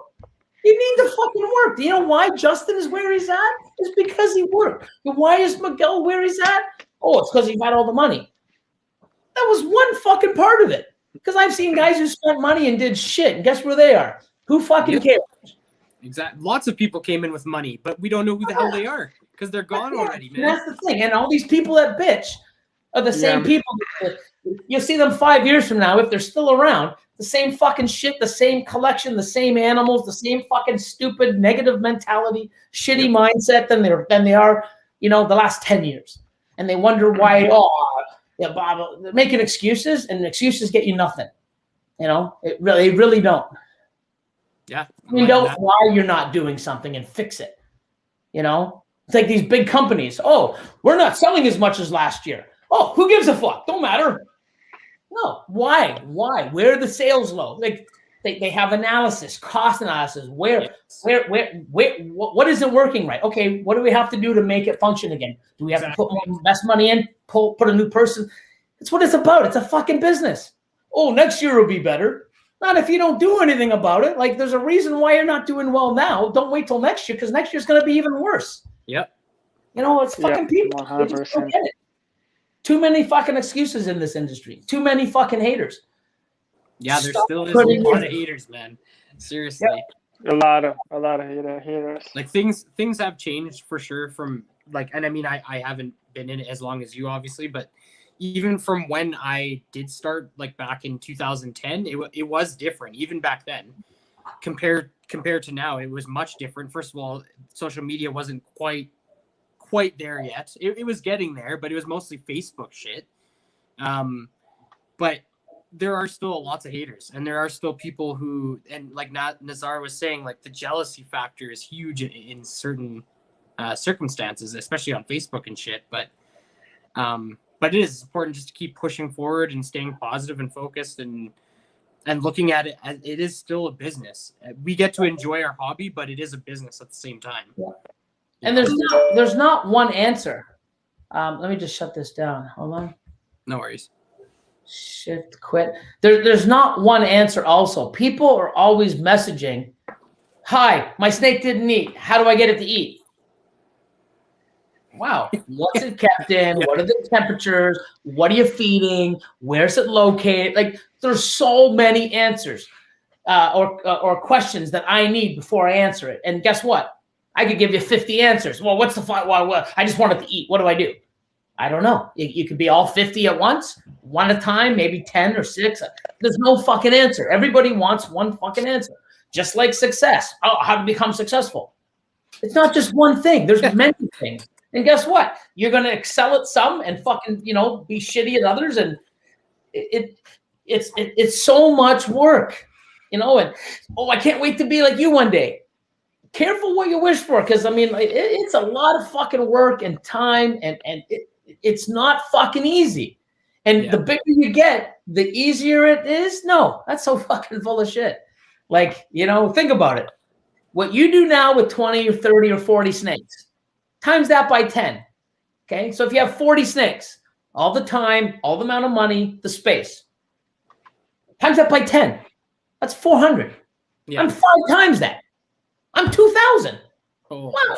You guys are bitching at 40. Oh, I got to spend the whole weekend doing this, and the cost of rats. I want to be like Billy one day. Wow. Think about that. It doesn't get easier. My costs go up. My time goes up. The space goes up. My expenses goes up. Like, wow. It's grow into this, set high goals. Set goals like I can be bigger than Billy one day. Cool. But work towards that. And then when you're working towards that, you're like, holy fuck, no fucking way, man. Billy's a machine, I'm going back down a level. Those guys can fucking be up there, man. Yeah. All the props to them. Holy fuck. Hell no. Fuck this. I don't understand how they do it. Mad props. I'm happy with 20 clutches or 50 clutches a year. Fuck this 250 nonsense with thousands of animals. Fucking those guys are fucking monsters, and it's not for everybody, man. But set the goal. If you want to be Mutation Creation or Justin or fucking, some of these awesome people, Garrett, there's so many amazing people. Set that goal. Go chase it. But don't do it overnight. Take your time. Get your experience. Know that's exactly where you want to go, because, it's tough, man. And every day has its challenges. It's like, the more you produce, the more people you have to have, the more shipping you have to deal with, the more fucking, 30 shipments. Oh my God, like, come on, 29, one more. How come I haven't heard from this person? Oh my God, like, fuck. And then having employees too. I'm sure I don't know how many people bring it up, but they're like, oh, Billy has employees. It's like, yeah, but then you have to worry about people that depend on you for a paycheck and just basically depend on you for a good work environment and like all this other stuff that I can't imagine as well that goes into that. Yeah, but the thing is too is what so understand this too. If I did not have my staff and great staff at that, okay, because they do an amazing job, and I'll still go in there and I'm like, oh, you're not doing it right. You're not doing it right. You're not. I do it my way, and I'm still like that, Austin, same thing. He has his own system. I'm like, I don't understand it. Like, oh, it's easier this way. It's not easier. If you got to clean 40 fucking tubs, whether you go up and down, crisscross, you're still cleaning 40 tubs. There's no fucking savings on time. Oh, but I mean, so that drives me crazy, and we fucking butt heads all the time. But you know what? He's awesome at what he does. He gets shit done. But yeah, I mean, I still like, oh, you're not doing it my way, but they're awesome at it. Yeah. The thing is if I didn't have them to do what they're doing, I wouldn't have the time to be doing Patreon. I wouldn't have the time to be doing lives all the time because I'd be at my facility doing the shit that I don't have people helping me with. Okay. Yep. And that's the thing. Why I have staff is because I built myself to have staff. I built it and I can grow and I can get a bigger facility and I can do more time social media and put my time into Patreon and all this other stuff and have 250, 300 clutches because I have a team I can rely on. If I didn't have a team, I would do 100 clutches. You know what? And then guess what? Oh, but then you wouldn't make so much money. But then I don't have to pay my staff. I don't have to have a big fucking facility. I don't have to. You see what I'm saying? Like, you don't just look at, oh my God, he must be making all this. But in order to make this, I got to do this, and this. And then when you take all that away, I could probably make the same amount of money with 100 clutches by myself and one person part-time and still probably make the same amount of money. People don't realize that. My expenses are $25,000, $30,000 a month. You know what I mean? And I'm making fucking money. Yep. And I'm loving what I'm doing. And the thing is and this is what it is. So much of my investment are in my animals that I've held back. Each year, I've held about 250 to 300 females back. Okay? And every clutch that I make is, I try to average $5,000 a clutch. So just do the math. Okay? 300 females times $5,000. You got that? Yep. It's 1.5 million. That's what I produce. Well, that's what they will produce. And then last year, that was 2019. 2020, I saved another 300 females. So guess what? With what I'm making now, 1.5, 2.5 with all the animals, now I have another one. And then I have another one. But now all I got to do is get more powerful males, which I have. Now imagine I can make that in a couple of years now to have a $10,000 average per clutch. Holy shit. Yep. Wow. So if I can have a $10,000 average per clutch, which is quite feasible at my size and with what I have, 300 females breeding at 10, that's $3 million in hatchlings. Holy fuck. Yeah. And people are like, no. I'm like, do the math. It's how fucking simple is it? Yeah, look at some of my clutches on YouTube. 6 eggs. That one's 3K. That one's 2. That one's 500. That one's holy fuck. Billy made 10K. I had 2 clutches that I made over 65,000. One clutch I made almost 90. One fucking clutch. Fuck, people don't realize that. But then, my goodness. Yeah, other clutches you only made 2. Yeah, average. Average. Yeah. Average. Averages. When you can average $5,000 per clutch, look at some of the shit I make. I have some animals that I sell for $5K right out of the egg. All the rest are just a bonus. Fuck. An average. If you can average. And what I try to tell people, and I used to average, I tried when I first started $1,000 a clutch. Had 20 females. Oh my God. If I can make $1,000 times a female, if they give me 6 eggs, roughly 150 an egg. Fuck, that's simple with what I had back in the day. It was easy to make $1,000 a clutch. 20 females laid, $20,000. What's my cost to feed them a year? $150, $200. Yep. Cool. I'm still making money. Got to put the time in. Got to do the work. You got to make sure you're doing it right. Then it's let me get more powerful animal. And now I want to make $2,000 clutches with the same females. Well, you can't add genetics in the females. You got to add it in the male. You spend more money on a male. Now you put it, and now you're making 2,000 times 20, 40K. Guess what? It's the same fucking cost as it was the year before. 150, 200, 250 per snake. Wow. Then I want to make 5,000.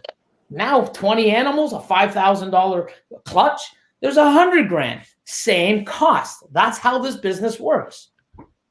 And then guess what? Oh, single gene animals. Wow, I held some stuff back. Let me set. Now I got a triple. Now I have, I used to have het pieds. Now I've got pieds, orange dream yellow belly pieds, orange dream leopard yellow belly pieds. I got clown pied breeders. I got dreamsicle breeders, yellow belly dreamsicles. Didn't have that 10 years ago. You know why I got it? Because I fucking made them or bought them and raised them up. Yeah. Now, shit, I want to have it realistically one day where every clutch that I cut is 50 to 100K. That's what that's one of my goals. Yep. That's amazing. And maybe it's 100. But if I'm doing 100 clutches and making, 50,000 a clutch, holy shit. Yep. Why do I need 400 clutches? I don't. It's true. But the thing is, in order to get to that level, yep. You know what I mean? Like last year, I had 3 clutches over 50, maybe 4 clutches over 50K. One was about 90. That's 4 out of 200. In order for me to transition to be, it's going to take me 5 to 10 years, but that's where I want to go. And what it is, power of the females, power of the males. You know? Yeah. Yeah, and you see, like I'm listening, Billy, right now about the money you make, about, everything. And there is no jealous in me, bro. Like, no, I'm happy for you, because it inspired me. It gives me inspiration, huge inspiration. And why all those breeders, haters? We all can be the same. Like, get inspired, help each other. This is so easy. Why we should put this energy, man? I love, like, Sal is my best friend. Like, and we share the animals every day. The animals, the combos, the genes, this and that, with all the people, and this is get me inspired. I love it, man. Yeah. And the thing is like, don't get me wrong, when I produce, like, say $1.5 million in animals, it's not like they're flying out the shelf. But you know what I got to do? I got to feed them. I got to make sure I have enough space. Like, wow, people gonna do it and go, how the fuck did they do that? Like, this is maddening. Sometimes I do. I still have another couple hundred animals I got to sell before, in the next 2-3 months, because I don't need them and I need the space because the new babies are coming. Yep. I got another 1,500 animals coming in the next 6-7 months. Where the fuck are they going, man? I need the space. Now I gotta, I still gotta feed. I still gotta move them. I got stuff going out. It's a lot of work, but you've got to be social media. You got to put the work in. You got to take pictures. Like, there's people's like, oh, I didn't know you had this. Well, of course you didn't, because I didn't post it. You need to post it. You need to take time. You need to do all that. It's a lot of work, and then I like to create stuff. There's a lot of stuff. Like when I'm holding, so last year, I probably held back $700,000, $800,000 worth of babies that I could have sold. In those 300 animals, I could have sold them all. I could put them up for sale and sell them for $700,000-800,000 probably. Some of the stuff I have, my freeway clown combos, my, VPI exanthic clowns. Oh. Do you know how many, enhancer G-stripe het clowns I've got? Oh my God. Enhancer double het G-stripe clowns. I can sell those things for $10,000-12,000 a piece. You know what I mean? I sold the males like that for $8,000. I put 3 up because I kept a couple. I put 3 up for $8,000. They sold in 15 minutes. I was gonna say, I don't even remember seeing those, man. 15 minutes, $8K a pop. Shit. Me too. Yeah, I don't see them. Right. Wow. You know what I mean?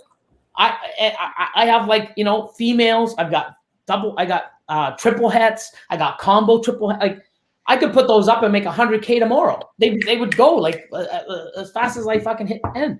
I'd post another one. Oh, that one sold. Well, you got more? Give me a package deal. Like, it's nuts. But I chose to hold them back.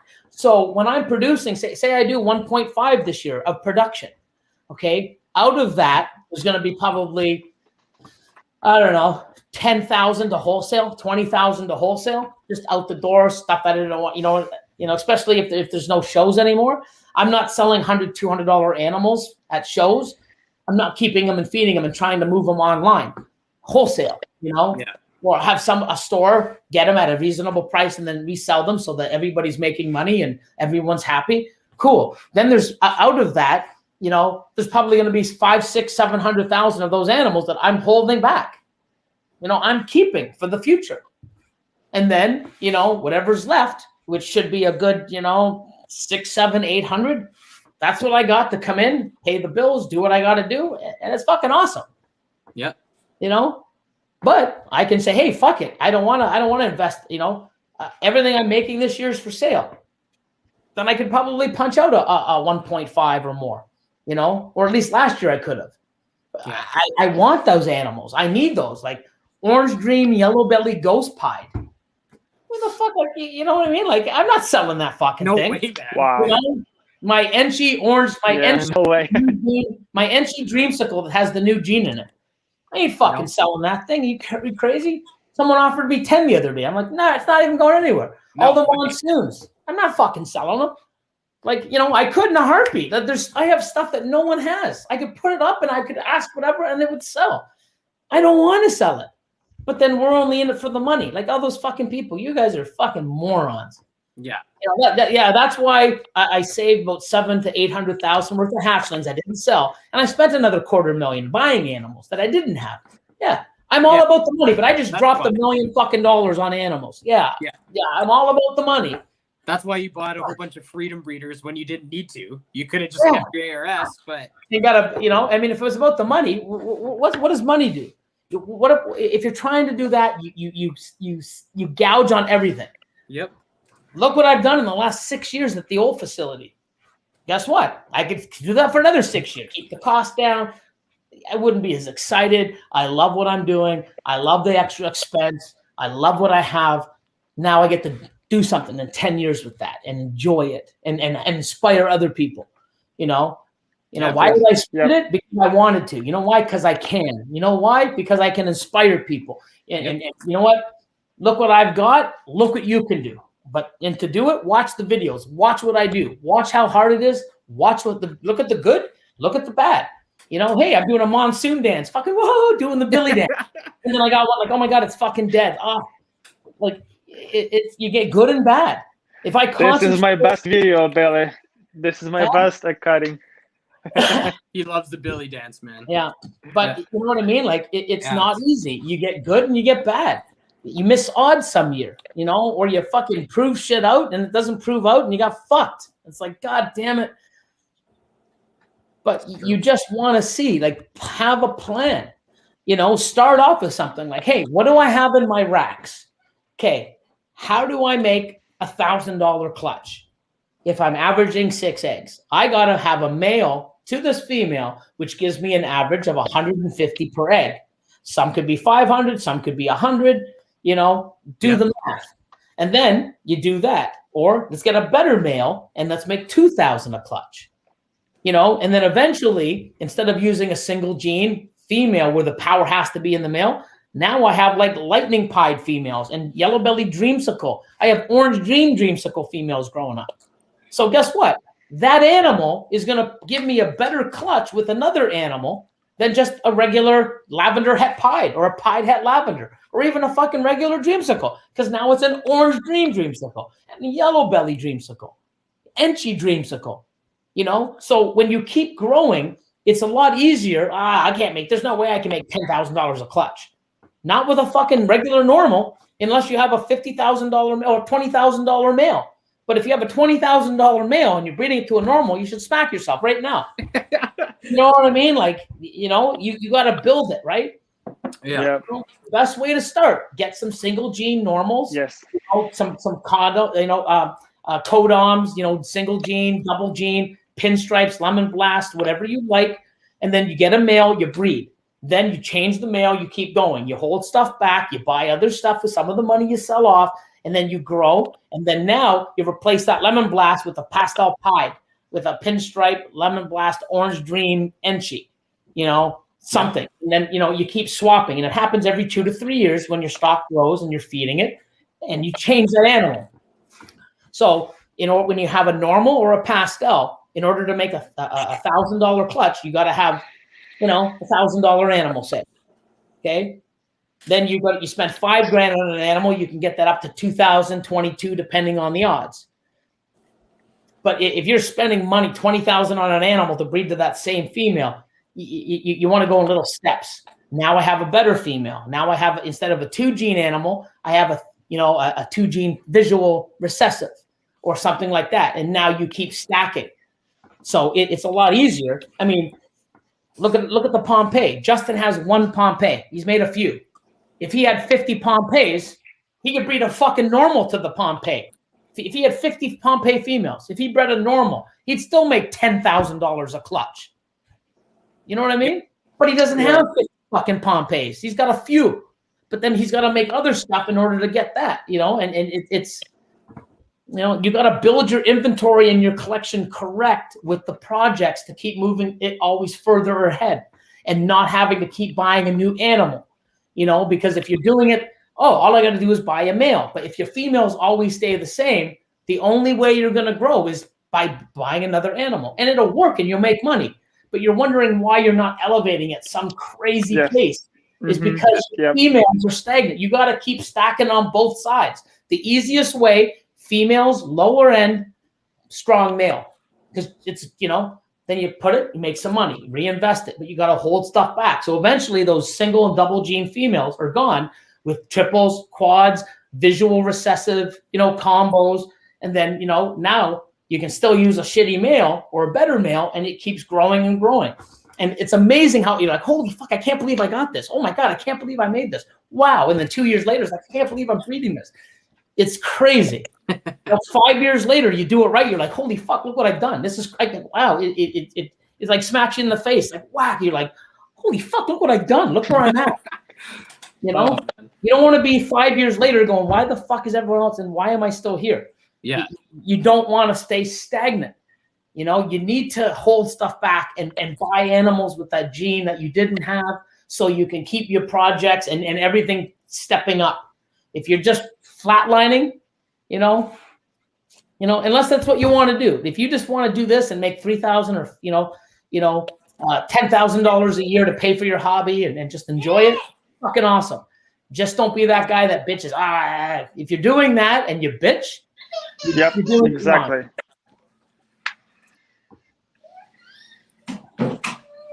So maybe we'll jump into another question here.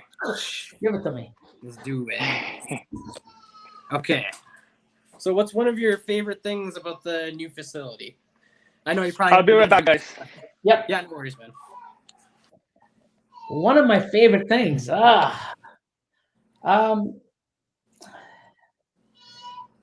There's so many things, but I think that... changing it from like so many years I've had it, we always have our snake rooms in our basement or a bedroom, and it's cool. It works. It's like 80% of the norm does. That's how we start. When I moved to the new facility, I made it like, it almost looked like stainless steel. It looked like a lab. It was sort of like you walked in there, you knew it was a breeding facility. There was no color. It was all stainless steel. It was like, it just looked like a production center. And that's what it was. But it was also my collection.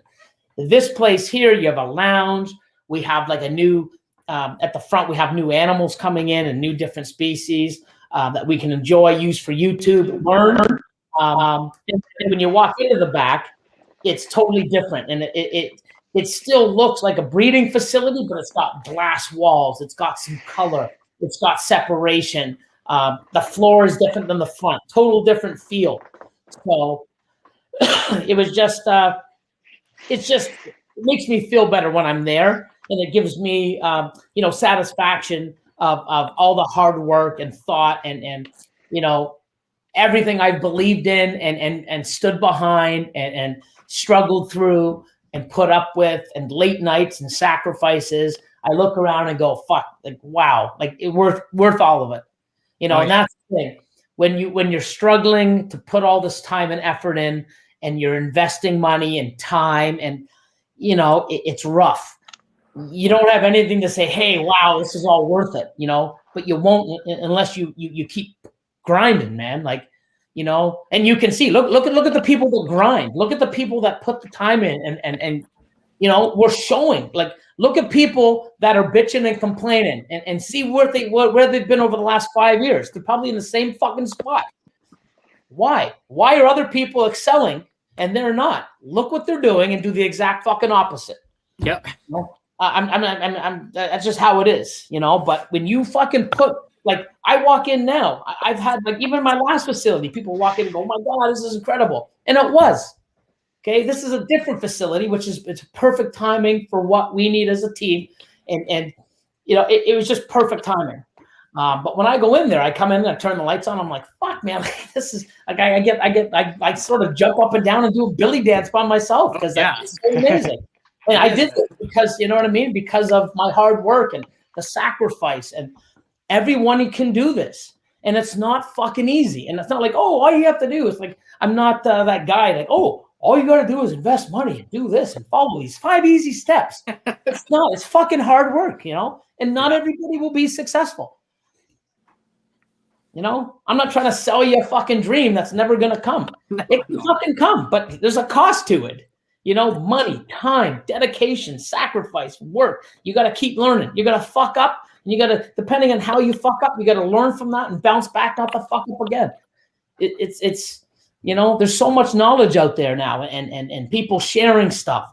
If you do this and fail nowadays, I mean, if I can get here through, and many others, for the shit that we had to go through, and the fucking lessons that we, and the fucking mistakes that we had to fucking learn to get here, with none of this fucking sharing and social media, you can't do it with, in today's day and age, with everything at your disposal.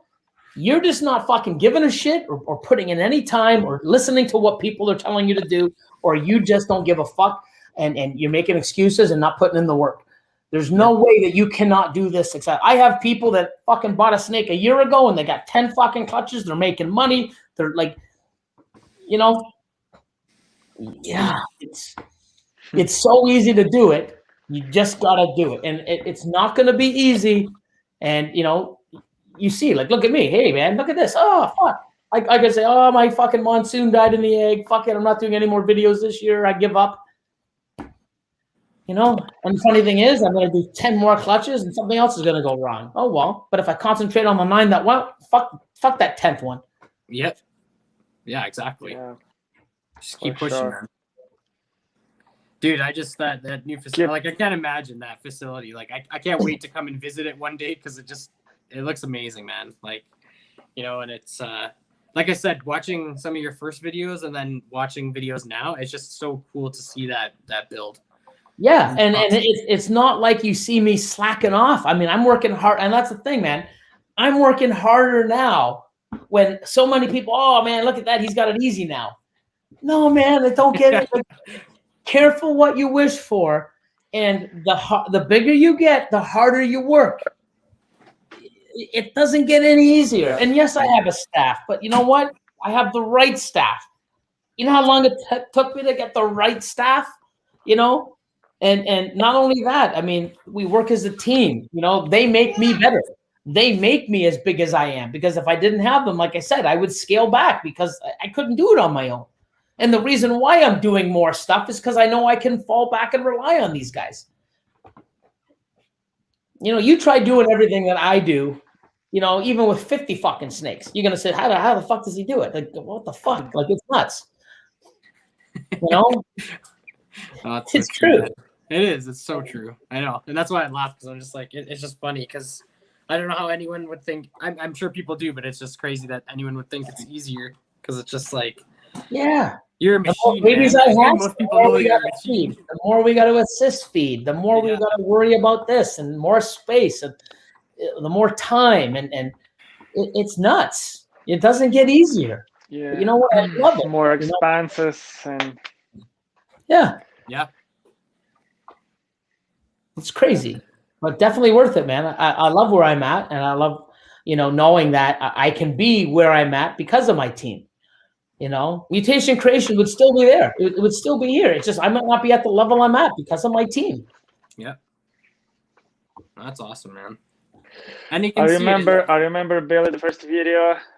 the first video I seen on YouTube when the Billy was on a vacation somewhere. It was like 2 years ago or 3 years ago, and you was talking about to be kind and about the business, this and that, you know. Oh, I was like in your Costa Rica. 6th or 8th video on YouTube. Oh, yeah, I think so. Yeah, I was in It was Costa a while Rica. ago. Yeah, I'm gonna do a YouTube video because it was. I think about it either way. I jumped in on a live. I mean, like last year, I'm in Colombia, and I'm on my phone. I'm like, oh my god, I'm gonna join. I started. It's like, hey man, and it's like, hey man, too bad you're on vacation. I'd love for you to come on my live. And I'm like, request. I spent an hour. I'm in fucking Colombia. So Austin was with you from the beginning. The Austin was with you. No, Austin has been just over, I think, 4 years now, or just over 4 years. So, okay. Yeah, he came in. He was a customer of mine, and then he started working part-time, and then the person that was working full-time at the time left, and he said, hey man, do you mind if I take over the spot? And I'm like, dude, like you're going to school for fucking firefighting, and you get your first semester in. And he's like, yeah, it's just not for me. And I'm like, oh well, talk to your mom, because at this point he was like 19, 20, first year, and I'm like, well, fuck, talk to your mom first, because it's like, you know what I mean? Like, you gotta drop out of fucking school to come work for me. And like, but he did. And I mean, it's doing all right. So now this year, with everything that's spent, now once everything's finalized, like now, things will be a lot better the way things are run and handled. Same thing with, Husbandry Pro. Everything that we're doing is documented, the follicle size, the way they're developing, the time they're developing. Animals that aren't eating now, we can track and see why they stopped eating and what's wrong. When we do our Da Vinci, we have that as one of our activities. So every time we do that, so now we can say, hey, it didn't eat for this many weeks.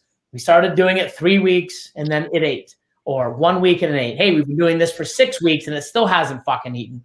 Maybe we got to check something else. But now we're documenting things more. Things are so easier for us to collect data. And, it's one thing I sort of regret. There's everything, data's in my head from my experience. And, I retain a lot of it and I share a lot of it. But when people say, hey, how long did this, or when this reabsorbed, how long did it take for her to, start rebuilding again? Fuck, I don't know. Good question, So now everything's there. Like, hey, she reabsorbed. Okay, so if she reabsorbed on this day, when did she start building? 4 months later? 7 months later? I'm going to be able to record this data on several animals, and then that way I can share it on Patreon, and then eventually to YouTube and stuff like that. Mm-hmm. So it's an invaluable tool to all of us, because we're learning stuff that was always in front of us, where it's like, well, she's getting big, she's getting bigger. Oh, she's ovulated. Cool. She's going to lay eggs. We're slugs. Awesome. What was that time period? Was it 3 months? Was it 2.5? When's the best time to pair? I've recorded some stuff already that I'm changing the way I pair now a little bit differently. And I'll be sharing that as well with the results. Awesome. So, it's something where it's an invaluable tool. By recording data, and now people do it on a paper and pen, which is awesome. I love the fact that I can just scan, do things, and it's simple and easy. And now I have it, and moving forward, and having this, everything that's coming. You see how they just got the new rack system out now, custom racking. They just I saw that. They just launched that. I'm like, cool. That's really nice, actually. Yeah, I like that. I'm waiting I want the specialty calendar in the next 2, 3, 4 weeks, where it tells me when to pair the animals every 3 weeks. Because I'm going to start pairing animals every 3 weeks. And, it's going to tell me when to check for the eggs. Give me a reminder instead of me going, it's like, what date? Oh my God, 1 more week. It's going to tell me, hey, check for eggs today. Check for hatchlings today. Nice. Pair these animals today. Yeah, so it's going to be really cool, especially for my size. That's amazing. I'm just glad you had a part in it, because like I've had other programs similar, but it's just nice to have like someone like you who's working with them to tell them all those things that all those other programs are kind of missing. Yeah, well, here's the thing. No. I've never used any other program. I ended up getting like a 30-day trial, and I did it for like a week or two, and I'm like, this fucking sucks. Yes, yeah. I hated it. I never ever had a system. Everything on paper, Excel, spreadsheets, and in my brain. Same thing with Ozzy. What do we pair with Austin? What do we pair to her? Was it this? Like, no, it was this. Cool. I mean, we should have a lot of shit written down, but now everything's just it's spot on. But what I love about this is there's so many things that people have used and say, hey, this would work.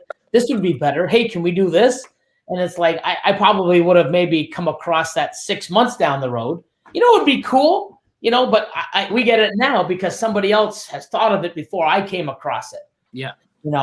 And the funny thing is I was so busy trying to put the animals in and the adults where I could feed and start tracking the feeding and then the pairing and stuff like that, people said, oh, how do you do this? And I'm like, it can do that? I didn't even know some of the shit that this could do, because all I wanted to do was get the animals and my adults paired and the breeding plans all locked in and tracking the females when they're eating, the size, the weights, the follicle size. And then now I think we've got 80% of the facility on the app. Nice. Holy, that's damn good. Cool. Yeah. Cool. It takes a bit. So with the size, it must be taken on, and I'm sure Catherine's rocking it right now. And 100%. Like Austin and Kat, they have their thing. Lord of Lions there as well, and a lot more stuff coming from us in many different ways. It's just stabilizing what we've got, and we're getting better at it, and we're learning stuff. So now with what we're doing, we're getting better at it, and I think. Like another thing too is like with Patreon, anybody can, so you can go and look and learn how to breed, and everyone has different methods, and not one way is simply the only way. You should try a bunch of different things depending where you're from and where you're located and what you're doing. Other people, you can take a bit of everybody's and make it work, or just stick to one or stick to this one or a bit of both, whatever feels great. But down the road, one thing I can do, and think for Patreon is everyone on Patreon, I hoped, is going to turn it into a business. So now I can sit there and say, hey, this is what I did, and this is why I did it. When I did it, this didn't work. This is what I would do, because I have experience over the last 6-7 years, if not 8, of being a business. The mistakes I made in business, what I should have done, or I did it too fast, I didn't do it enough. I did it too early. I did it too late, or I didn't do it at all because I didn't know I had to. So now I can coach people and give them my experience of what to do's and don'ts and guide them so they don't have to go through half the shit. Because I bet you I would be, even if I had a mentor myself and I learned a few things faster, I'd probably be a bit bigger and more organized than I am today. Even Patreon, like I didn't have anybody to follow. Let me start a Patreon. I love the platform. Let me do this. Let me do this. Wow, I've done amazing with it. So many people are happy. Everyone's, we got a fucking live stream tomorrow, every 2 weeks, and the podcast that we do and the stuff. And mine's set up differently than everybody else. No one else is going to give 25% off of animals and 20, mine's different, So the thing is with that is the way I do things, I didn't have any, let's do this. This would be cool. I tried a few things, didn't work. Let me do this. Let me do this. Now everybody else doing it, they sort of have like, hey, this is how it's done. This is how he's doing it. Pretty awesome, So, it's hard to do things when you don't have anything that's guiding you. And I sort of like that. But I mean, hey, to each, I sort of like the challenge. Just think like with the podcast that we do. It's not really a podcast. It's our live stream on Monday. We call it a podcast. Got the equipment. I didn't know what the fuck I was doing. I called some people up. It's like, okay. And I had some help from Tyler at Serpent Stacks. And, he would come and show me some stuff, and I'd learn about this. And I was learning. And now I'm using that now to do the three podcasts on Patreon every week. And I'm going to use it for something else. down the road also. So, over the last 6, 7, 8 months or 10 months, whenever I've had it, I've learned how to use it, got better with it. I'm still not using it till its full capability, but I know that it's there. So it's just me putting time in. And that's the thing is my time, instead of making that show better and having better things on it, I don't have time because I have other stuff to do. But eventually I know it's there. I know, and that's what I love. I love knowing that I have the capability of pushing it another level. Yep. Here it is here. Guess what? You don't always have to be at the top, but I like knowing, and that's like with ball pythons. If I knew that everything I produced and what Justin and all these other big breeders and even small breeders that are making, that's all we got, boys. Who's the first to make more and more and more? If that was the plateau, I don't think I'd be pushing as far as I am right now. Why am I holding all these animals back to try to create new projects and push things to other levels and go in directions that no one else has? No, I love knowing that, holy fuck, like what we see now, fuck, we're not even, we can't even come close to what wow. And you know why? That's why the sky's the limit for me. Same thing with some of this stuff. If I know, I'm the best podcaster and I've got all the bells and whistles, there's nothing else I can do. I've got it down pat. I'd be fucking bored with it. I know that if I put some time in and learn some stuff, even a little change, oh my God, like this is cool. A new soundboard. That's another thing too. We don't even use those anymore. Yeah. Remember? Yeah. I don't even use the damn things, but I got to make new ones and start adding things. I know I can get better at it. And that's what I love about it. Knowing that I have something that I can put time and effort in when I'm ready. And I pick and choose where my time goes. Why don't you put any animals up? You haven't added to Morph Market in 6 months or 3 months. Because my animals need to be bred, fed, clean, the facility, they have to be settled in. I have to do social media. I got to take care of Patreon. I got to do everything else. That is more important than my sales. And because I have sales coming in because of other, sales and people calling me or selling stuff that I already have posted, I don't need to, keep doing that because my priorities are here. But then when I need to, I can put some time into here. You got to know where to, put your time and energy in.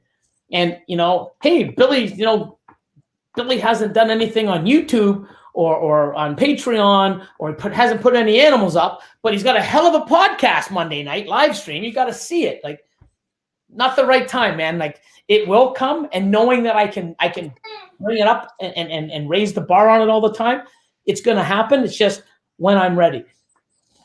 And you always want to get into something that you can always get bigger and better and learn. You're not just, hey, because if you do everything and you're fuck, like, what am I doing this for? I'm already here. Like, I can't go up. All I can do is go down. I don't want to go down. So you stay flatline. Not for me. I want to keep pushing and getting better, learning more. Someone teaches me one little thing and like, oh my God, like that's so fucking cool. Nice. Another question. That was Sal. Next question. You want another question? Sure, man. Another one. Okay. Let me get. I forgot where I was here now. Hold on. It's okay. I do it all the time. We'll get there. Okay. This is another one from Nazar. It's a little bit longer one. You want me to read it, bro? Best advice for someone who's going from just owning a pet ball python to breeding and selling them. Can you share some advice on how to go about the right way from a business standpoint? Yeah, so it's a big question. Yeah, it is. You don't really want to go. So don't think of. So you have some ball pythons. Don't think of it as a business. Okay. And I think people confuse the two. Going and buying 3 males and 10 females isn't building a business. It's building a collection to grow, learn, financially support itself, to keep growing and adding, and with the goals of becoming a business. Okay, so the best advice you hear it from everybody all the time, and it's not just something we say. Breed or not even breed. Purchase animals that one you like. Now, oh, but clowns the hottest. I gotta get clowns. I fucking hate them, but I gotta get them. You're failing already. You know what I mean? I mean, unless your whole point is to make money and that's it, you don't give a fuck what they look like. You're not gonna collect. You're not gonna hold anything back. I just don't see where the inspiration and the passion comes from, because, oh, fuck, another clown. Wow, we hit another clown. Holy shit, that looks like, I don't know, it's a clown combo. Fucking hate the things, but hey, someone will love them. I couldn't do that. I couldn't produce for shit that I don't make shit that I know it's going to sell. I make shit that I want to keep, and whatever the fuck I miss I don't want, that's what you guys get. Sorry, but that's just reality. You know, I'm not going, holy fuck, Sal wants me to make some fucking spot-nosed clowns. I better make a whole bunch because everyone else wants them. You know what? I'm not chasing. I'm chasing 5-6 gene fucking spot-nosed clowns. And the ones that I'm not keeping, here's the shit of the shit. Here's the shittiest stuff that I don't want. Fight over it, boys. Like, that's me, you know? So you want to breed. So I keep saying breed because that's just me. Breed. You want to have in your collection, you want to build a collection of animals that you can look, appreciate, love, go, wow, you know, get excited all the time. It's something that you want to work with, and basically buy a male with 3 to 4 females. You always want to get the 3 to 4 females before you buy the male. Segregate them into projects. So if you wanted to do projects, depending on on how much money you have to invest now and in the future. So I have people all the time on Patreon coming to me and saying, hey, I got $20,000 to invest. What should I buy? Never going to fucking answer that question. I'm not going to tell you what to buy. And if someone does tell you what to buy, they don't give a fuck about what you want. They give a fuck about their wallet. That's just my personal opinion. Because I'm not going to tell you what to buy unless you tell me what you like, what your goals are, what you want to do, what your space is, what your time is. You know what I mean? And that's why Patreon is so key to me, because when I get on the phone with one person, cool. I get on the phone with another person, and then another person. I look at all their collections. None of them are the same. None of them have the same goals. None of them have the same wants. None of them and some of them don't have the same time and income to invest. So how can I give one person advice with there's 3 different scenarios? And that's why there's not one thing. So that's why I like to take it personal and to that next level. So first, I would say you want to have groups. You want to build 3 to 4 females for a male in that group. Okay. If you only have $20,000 to spend and no money next year, I would take probably 4,000 or 5,000 of that money, put it aside, because you're going to need a male next year. Don't buy it now. Spend the other 14,000, 15,000 on 3 or 4 females to raise up. Use that other capital to add in. Now you have one group. Okay. If you have money now and you have money next year and you have money the year before, total different game plan. You know what I mean? So, hey, you're going to invest all your money into females.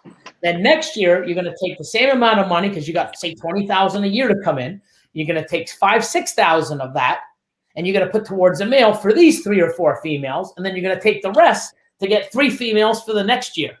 And then 20,000 comes in. You're going to take a male to put to those 3 that you bought last year, and you're going to buy 3. Now, 3 years later, you got 2 males and 3 different females and 3 different projects. And you do it that way, depending on where you want to go. So definitely someone new. I'm spitting a whole bunch of shit out. My brain just gets. Whew. No, it's all good, man. It's a long question too. So I'm breeding and selling them. Okay, so you want to work with what you like. You want to build with knowing what you have coming in. You buy females first, male, simple. Next thing I would say is don't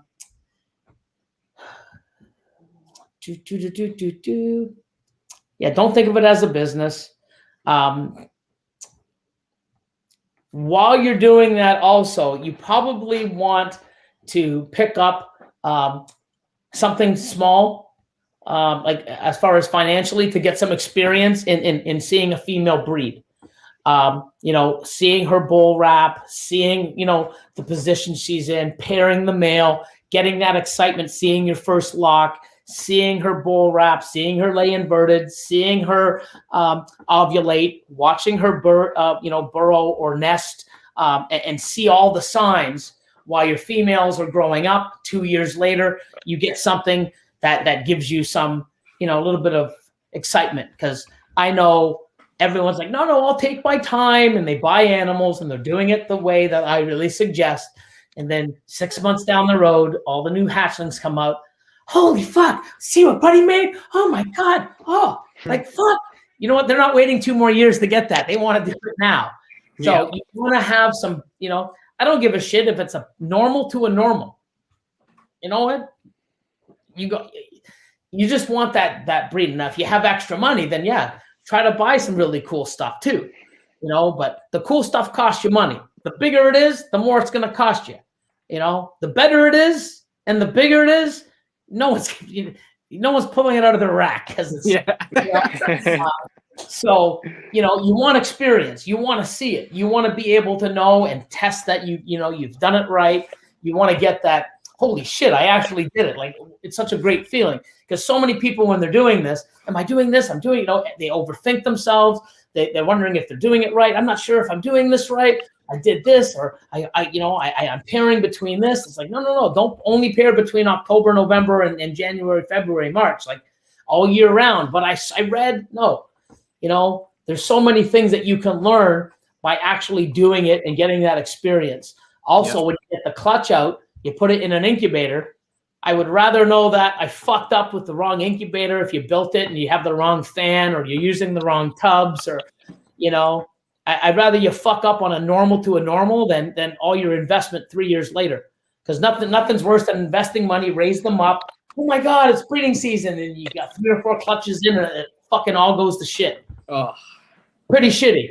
Yeah. You know, so you want to get experience. So, you know, getting some experience too. I think it's almost invaluable, because once you know you've done it, you know, like it's like, hey, do this. Oh, spend more money. You've done nothing. You haven't even done this. And you know, hey, buy more. And if people aren't pushing you to buy more, you have a fucking screen in front of you, and you have Morph Market. And then you look through social media and say, I want that. I want this. Let me go on Morph Market just to look at something on the calculator. Oh, let me see what's for sale. Holy fuck, you're grabbing a pen, you're grabbing a paper. How much is this? What can I put it at? And someone else, like, it's fucking crazy. So, you know, if it's hard to keep investing into something when you don't believe in yourself, when you don't have experience, if you have any doubts, or you're in a group of people that are failing because of an experience, or they just did something wrong, you know, or negative people saying, oh, you know what, it's not that easy. It's gonna, you know, you really got to do a lot of work, and you got to put some time. You have to buy an ultrasound, and you have to do this, and they make you afraid and think that you can't do this, which is fucking bullshit. Okay, and when you want to spend money, and here's where that negativity. When people around you or in your group, when they find out that you have money to spend, they're jealous of you having that money to spend, and they try to scare you from spending it. Because when you spend it, they know you're going to do better than them. You will. I've never lost a fucking dollar on an animal. You breed it, you make babies, you breed it the next year, you make more, you save stuff back. 5-10 years later, you're making 10 times the money you invested on the animal, if not more. You know? So if people are telling you, oh, I wouldn't spend all that money on that because, you know, you don't have experience, and they're trying to talk you up, those people are just trying to fucking, you know, they don't want to see you do well. And that being said, just because you spend money doesn't mean you're going to do well. You got to put the work in, you know, but I've never lost on an investment. You know, the only thing I've lost on is when you buy an animal and she grows up and hits that 800-900 gram wall and doesn't want to eat, and she hasn't bred in 3 years because she eats and then doesn't eat. And I'm like, fuck. I have a couple 2016 and 17 females that won't break 1,000 grams. Like, you fuck, come on. I have a pastel bongo. I have a 2016 pastel bongo that was like 5K. Oh, man. She's like 900 or 1,000 grams, and she won't fucking, like, you fucking So I haven't really lost money. I just haven't made money because I still have the animal. I still enjoy it. I just haven't made it. But as soon as I get a clutch, even though she's probably worth $1,000 now or $800, whatever, 1,000 gram, probably worse because she doesn't eat very well. But if I get her a clutch in another year or two, I'm going to breed her to some fucking $10,000 clown male or something crazy. There's my money plus 10 times more back. Like, you know, so you only lose when you give up. That's it, you know. Yeah. But if animals are breeding for you yearly, the return is exponential. Like, it's exponential, you know. And I'm going to start doing a series on that on Patreon too, where I'm going to take some animals. It's like, hey guys, look what I bought this animal for. Let's see what I did with her this year. Let's see what I did with her last year. How about the year before? And I'll show you numbers real time. Like, here's what I sold them for. You know, here's an animal I bought for 15 grand. Last year I made 150. I think it's 165, but 150 grand in babies off that one male because I had the females that were perfect for him. You know, now if I bought that $15,000 male and didn't have the double hets or the visuals, and I was just breeding at the pied and this, I'm making double, I wouldn't have made that, you know? So that's why it's so key to set yourself up in groups. I bought that male because I had the females pretty much fucking breeding size. And then boom, bam, bam, bam. And with great odds, killed it. Yeah. You know? And the funny thing is I did like 150K off that one male. This year, I guarantee you, with that male, with what I'm doing now, I guarantee I'll make $250. So $15,000 investment on a male that I had the females ready. 2 years, I'll make $400K. It's amazing, man. And I'll just, and I mean, fuck, it's that simple, you know. Amazing. But you are always going to hit those numbers. But you have the right stuff. Oh, well, I got this animal for 15 grand. I bet it to 10 normals. Billy said I'll make 150K. Oh, have the right animal. That animal. But if you have a $15,000 male and you breed fucking 10 normals, I guarantee you're probably making 3K, if not 4K per animal. Yep. 4,000 times 10 is 30, 40K. Guess what? You spent 15 on an animal, you doubled your money with fucking shitty normals. Cool. And that's why stacking those females, you put that $15,000 animal to a $10,000 animal or a $5,000 animal. Now you're making $20,000 average clutches, or at least 10.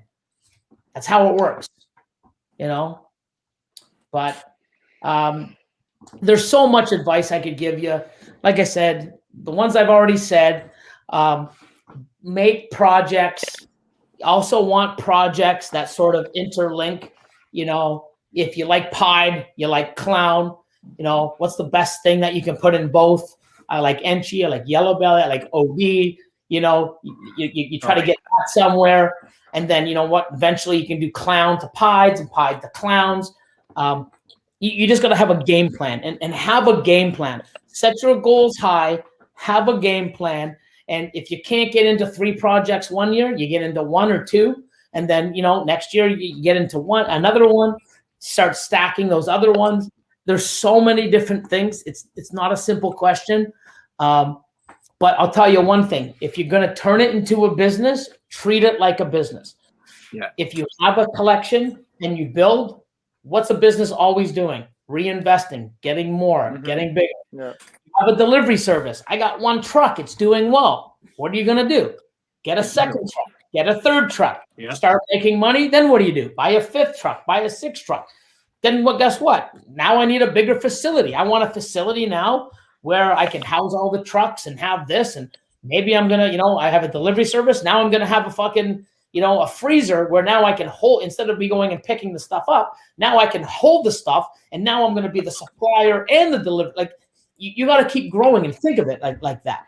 So when you're investing, don't think, hey, I'm going to spend $20,000 today and I'm going to build a business. You need to reinvest every year. You need to hold stuff back, because then you're 5 animals. You hold 1 animal back from each. Now you have 10. Okay. What's going to happen is year 2, the same 5 is going to breed. While these are growing, you hold 5 back. So now you got 5 over here. And this one, 5. And then hopefully the 5 that you held back 2 years ago, now you have 10 with 5 a year away. And then you hold stuff back, and now you got 15, then 20, then 25. And if you sell some stuff and keep adding, you keep, it's just how it works. It's exponentially year after year after year. Yeah. If you don't have it in your racks growing up, you're never going to have it in your racks breeding. And if you think, oh, I'll just buy proven breeders, go try to fucking buy a Enchi Dreamsicle, breeder female.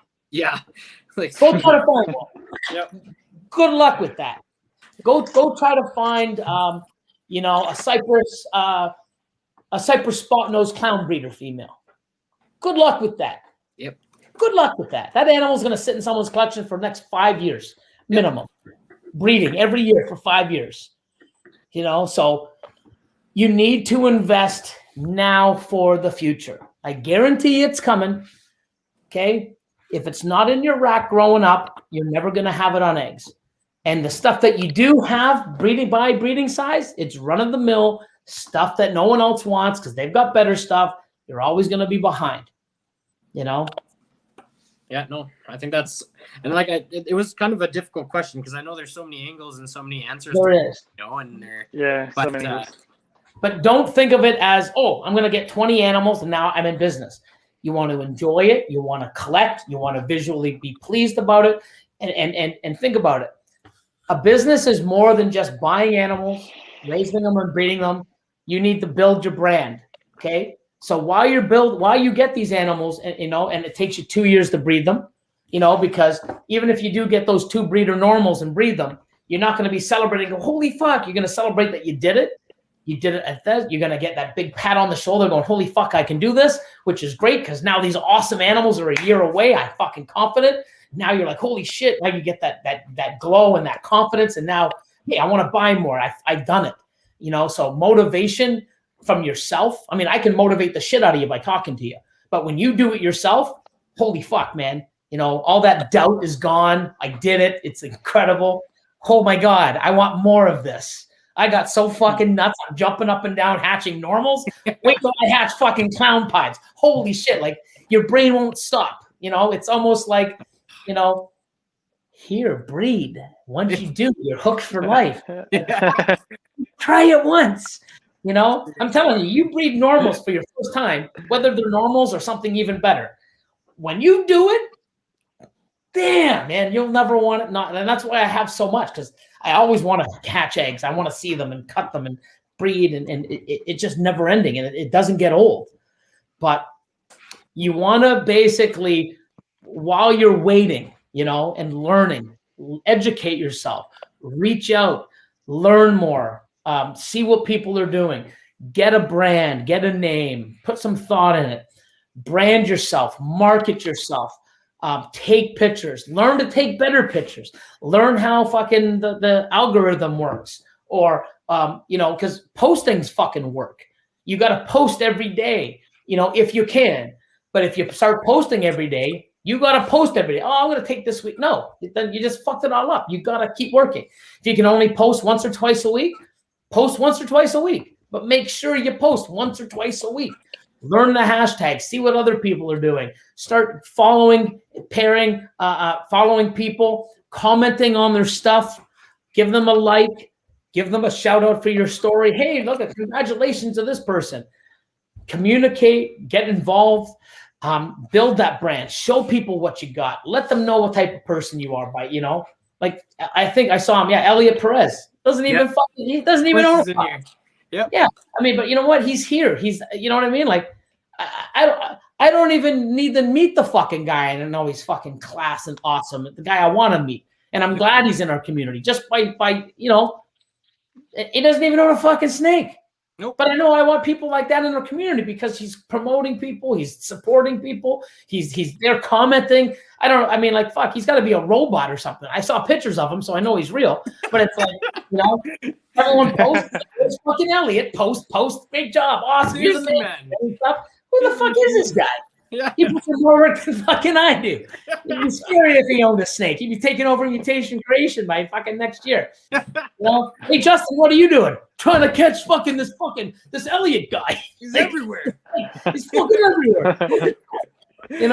But I mean, that's what it is, right?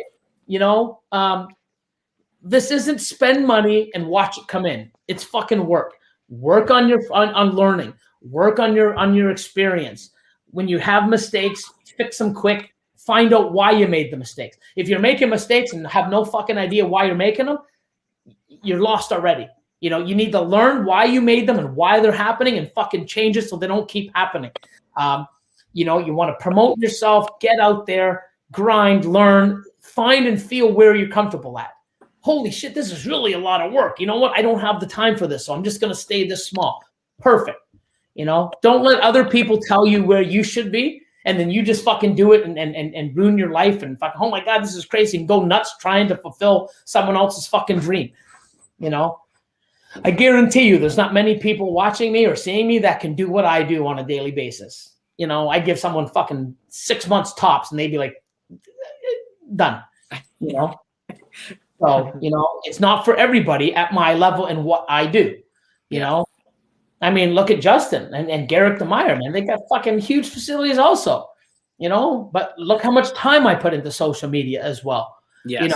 I mean, it's, you got to pick and choose what you want to do and how you do it and try to keep a balance and of both. And am I doing everything at fucking top-notch perfection? Fuck no. Not even close. And I will. I'm going to learn to do things better, more efficient, and I can teach that to people also. Dude, I've done that 3 different times. Trust me, go this way. Don't do those 3. But what about if I do this, did that, doesn't work? Don't waste your time. I can tell you, just like moving. I moved my collection a strategic way. I moved 450 breeder females 2 months before breeding season. I did it a certain way. I have a late breeding season. So far, so fucking good. So now it's like, hey, this is what I did. Wow, because you hear people, oh, I moved my collection, and I only had 30% of them go this year.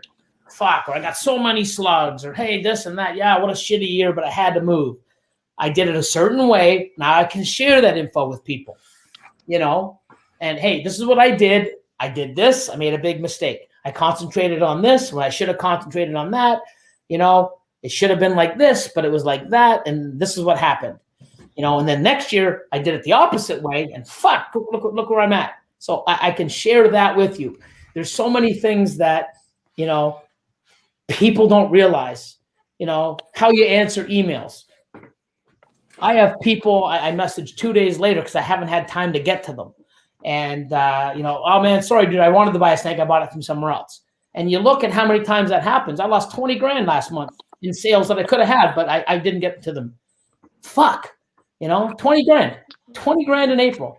Oh, animals I could have sold that probably I would have. I had the capability of around $20,000, whether they would have sold, but I guarantee you by me not answering them after 2 days, sometimes 3, because I'm just busy, right?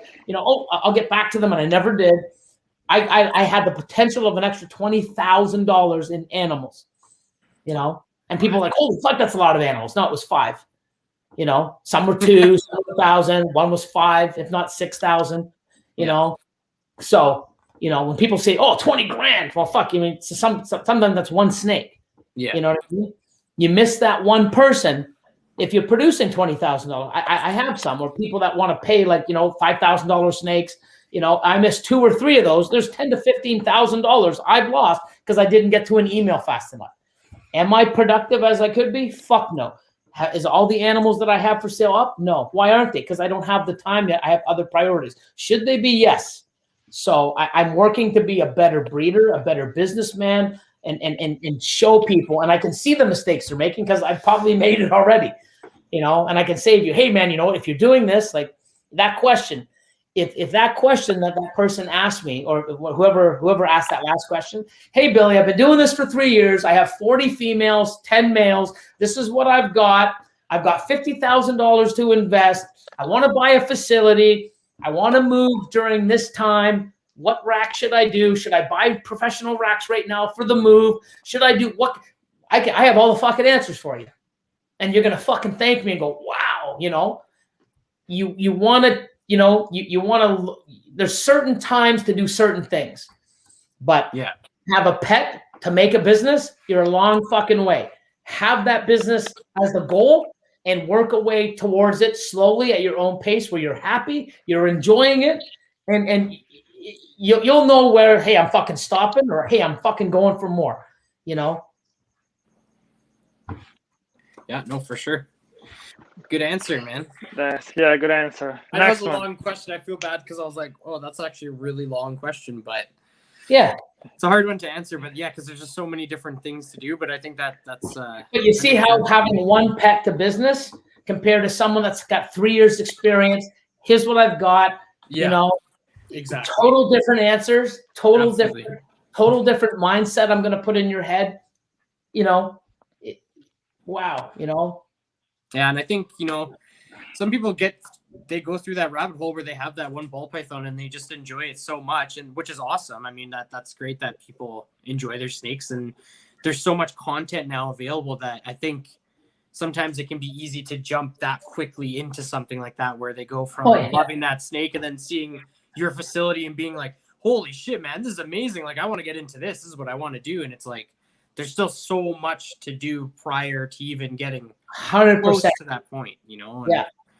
And the thing is like, there's a lot of stuff behind the scenes that you guys don't see or know what goes on. And I mean, it's not all perfect. Like, I mean, it's stressful, and I'm constantly learning. I'm constantly trying to do things better. But I'll do that. I'm not trying to, hey, I want to have the best social media. I want to have the best podcast. I want to have all the bells and whistles working. I want to do this. Like, it's on a list, but you know what? That's not important. This is here, and I tackle them when need be. I don't want to be that guy. Even, you know, I got to do this. I got to be here. I got to have everything at this pace. I pick and choose what I want to do, and I work on it. You know, and here's a good thing. I go from making YouTube videos almost daily, but then I did have the content. But I do have enough content to make videos 3 times a day. I mean, 3 times a week minimum. Maybe even 4. Also, I can do those live streams. I just haven't had fucking time to even turn a camera on it and do live, because I'm over here. You know, we're trying to get everything on. If we did that, you know, myself and Kat couldn't have got the other 750 animals on Husbandry Pro, labeled and scanned, got all their meals on, started adding. Cool. What's more important?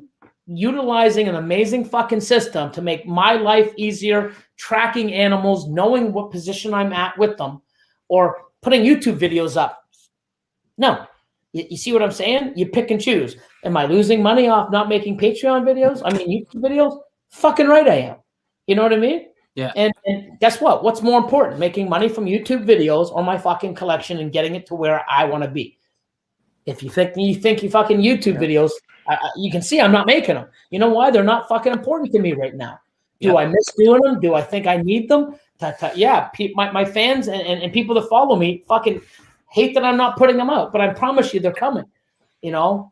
And I know that a mistake I made was bang, bang, bang, bang, bang, and then all of a sudden nothing, you know? But look what I took on, you know, a facility, and I am giving you pretty good shit.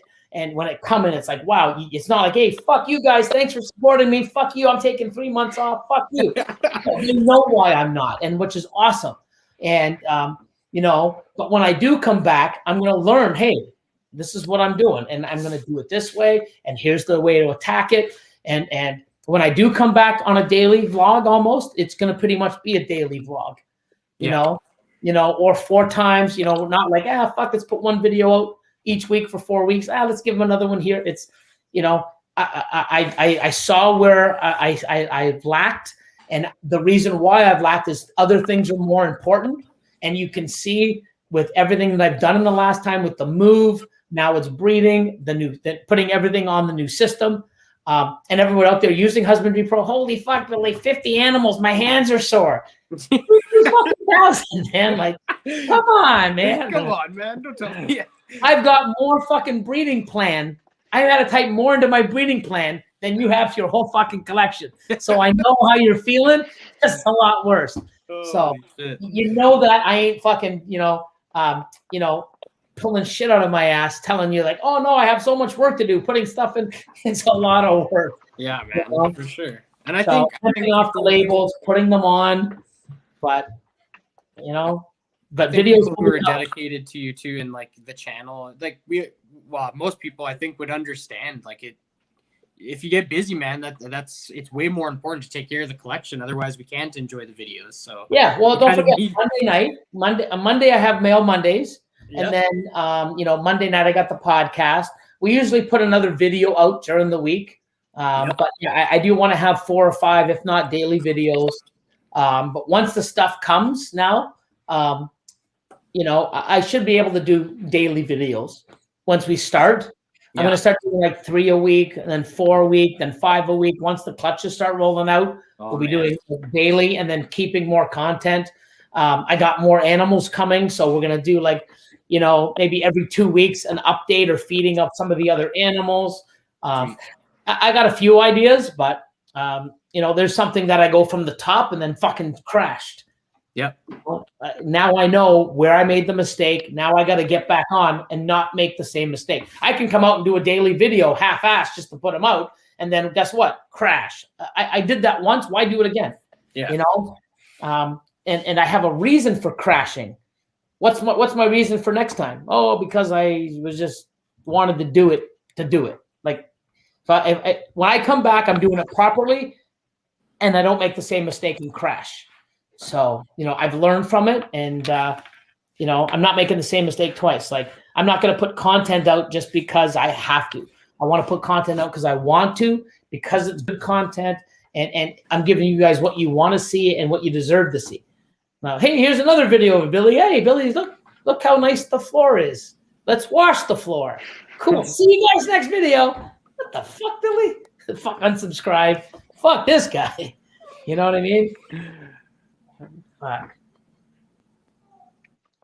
Team Bailey must win this year. I'm hoping, Team man. Bailey. I'm hoping. Oh man, I love your academy videos. Very cool. Okay, Sal, next question from the studio. Well, Sal just went hiatus. So he's gone. So you asked me a question. Water break. Yeah, so I asked you a question. So Austin, he is holding the old world tarantula still or no?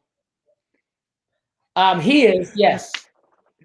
Yeah, he is. Yeah, because we had a live with him last time, and we made this joke because he holds the Hari species. Yeah. And those are the old words. And the old words, they are quite like, and he didn't know, and we make a laugh, from that. And we're like, oh, Austin, you can hold all the old world. Doesn't matter, it's not gonna bite you and this and that, because I'm a huge tarantula guy too, so I kind of started from tarantulas. So when I saw Billy, when you're like editing, like every day, it's a classic. First day you have 1 tarantula, next day you have 20, and I'm like, oh, dude, this is so sick, and so how it comes to you, like, so you want to get a tarantulas, and like a lot of lion just told you, hey, let's get some tarantulas, or? Well, he had some. So I've been with him when he has purchased some like scorpions and tarantulas and stuff like that, and I'm just like, oh, so he was always into that. So then when I started seeing some really cool stuff, I'm just like, wow, you know what? They creep me out, but they are cool, because I just started, and that's the thing. I mean, I start following a lot of people, and I guess I started following somebody that, had snakes, and they also had some other, I don't just follow ball python people. I follow people that, have a good presence. They have a lot of animals, whether they're like, snakes or other species, especially now lizards that I'm getting into now, just for owning, and even frogs. So when I see some cool people that have some awesome stuff, I start following them. So I guess a while back I was following somebody and they're like, hey, look at this and look at that. And I started looking. I'm like, holy fuck, look at some of these things. Wow. And Laureline's like, hey, man, yeah, you should get some. I'm like, what do you mean get some? He's like, oh, you should get them. I'll help you out with them.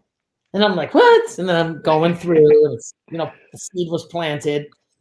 Wow, that's a cool one. Wow, man, maybe I should, that's cool, man. That's cool. And I started bringing it up. And that's something like me, like Lord Alliance said, hey, man, what we should do? We should do a podcast.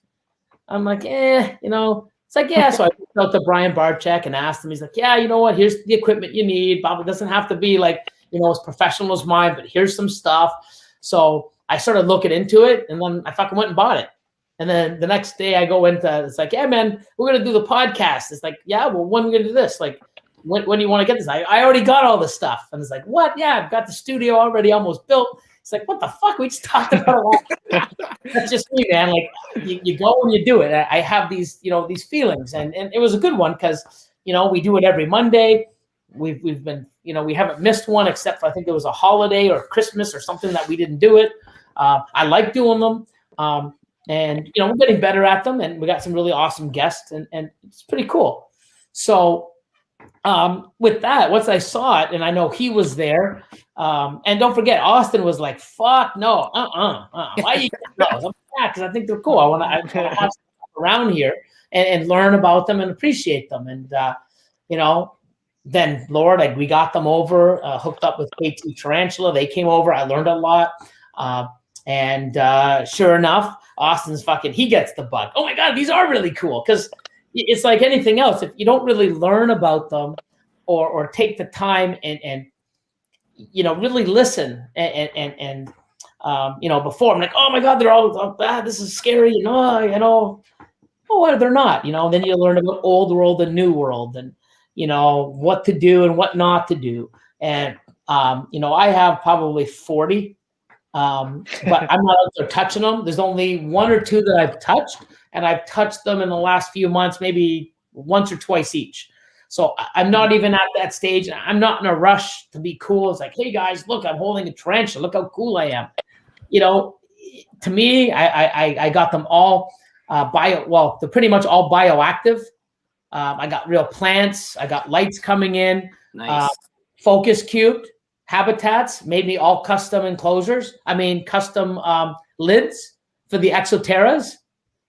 So I spent more on the custom lid from Focus Cube than I did the Exoterras. Wow. Yeah.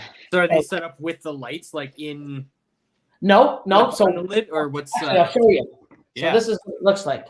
So pretty badass. That's awesome. So yeah, and the thing is, hold on. Where is it? Let me see. Focused. There we are. So if you go to their site, they have it's like PVC with ventilation and stuff for the lids. No screen, right? And then I'm like, it'd be cool, especially with tarantulas. You want to sort of look down also. So I'm like, it'd be cool to have a viewing window at the top. Well, that'd be like twice as much. I'm like, okay. Well, I did it. Yes. But oh, that's sick, man. So if you look at the top, it's cool. If you look at the top, okay, I see. I see the holes. Awesome. Okay, so at the front, what they did is they're like, hey, you know what? Because especially if I'm spraying humidity's high, they made 3 little holes in the plexi. That's amazing. Cool. Yeah, it's not gonna, it's not gonna steam. Yeah. Fucking awesome. But look how great they look. So now I'm taking the screen lids because one thing I found out is if the spiders go up and they climb on the mesh, if their toes get stuck, they can get caught and fall and hurt and injure themselves or die. So and plus to keep the humidity in, cool. So, That's I reached out, make amazing product, and fucking quality shit. And now I got them. I've got, I think 32 lids or 38 coming, all different sizes for all the 18 by 18s, the 12 by 12s, and the 8 by 8s. That's amazing, man. That's so cool. Yeah. So now I have that's amazing. Enclosure. It'll keep the humidity, and here's, you know what I mean? Like, I just went over and above because one, I can, and two, I want to do things right.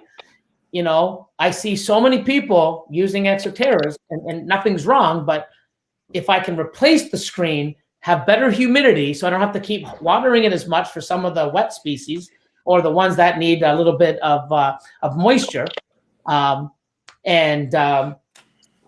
they can never hurt themselves. And plus, I get a better viewing window than going through the screen. Why not? So I think it's going to look awesome. Yeah, it takes time. It takes time to clean them too. For tarantulas, that's a lot of tarantulas. And feeding and it's stuff. like We're all in it, right? Like Austin now has quite a few. Lord of Lion. He's holding everyone like, oh, you're the old one. Yeah. Okay, come here. At least now, we're learning about them and stuff, and I think they're awesome. And I'm a viewing guy. I like to view it. I don't really care to handle them. But we got the paintbrushes to move them if we need be. I've rehomed them from, into the new enclosures. So we got like almost bioactives going in every one, some live plants and stuff. So it's pretty cool. So I'm learning a lot about it. And I still got a lot to learn. Cool. Yeah. Those tops would be awesome for dart frogs too, actually.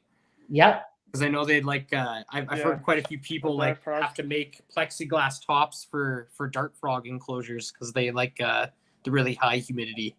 So here's the Canadian. Is it level? No. Oh, there's a Canadian guy that does them. What's his name? Question? Q? Loaded question. So loaded.question.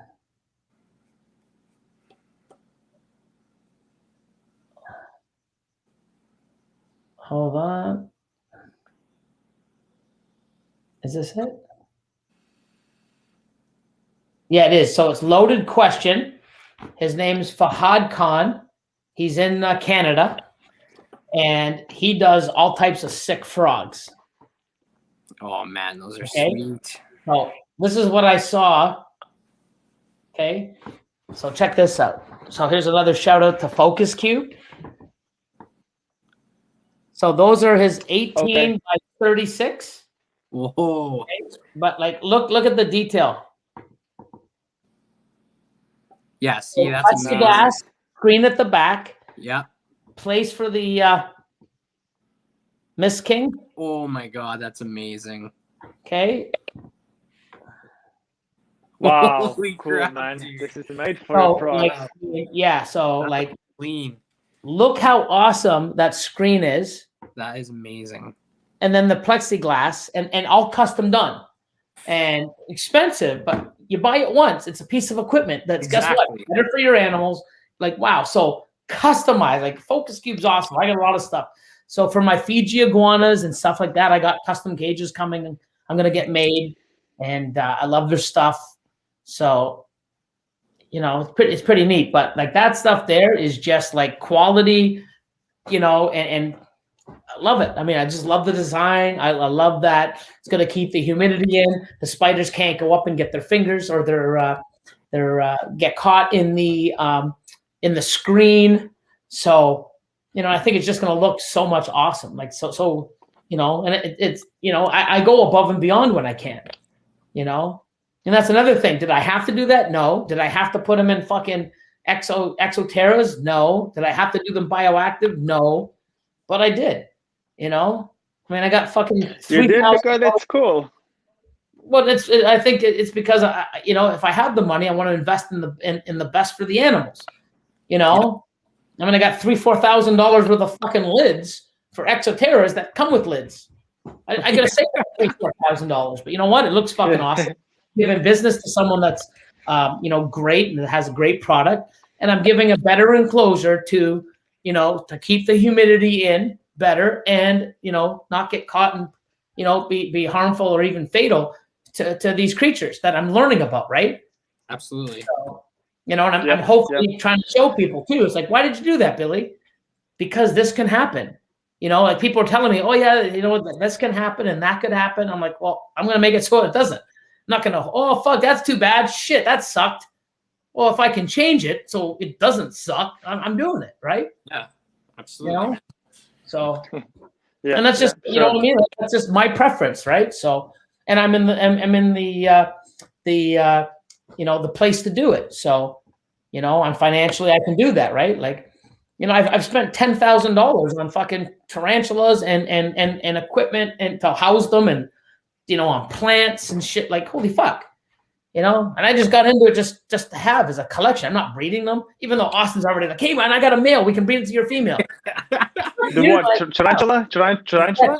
Yeah. Oh man, this is it's so hard to yeah. Well, I mean, because the females like gotta eat the male, And I got in the a 10, like if you have it, he can go ahead. That's what I said, Austin. Yeah. I ain't fucking. I have them as pieces that I can look at and beautiful displays, and then I have amazing animals in them.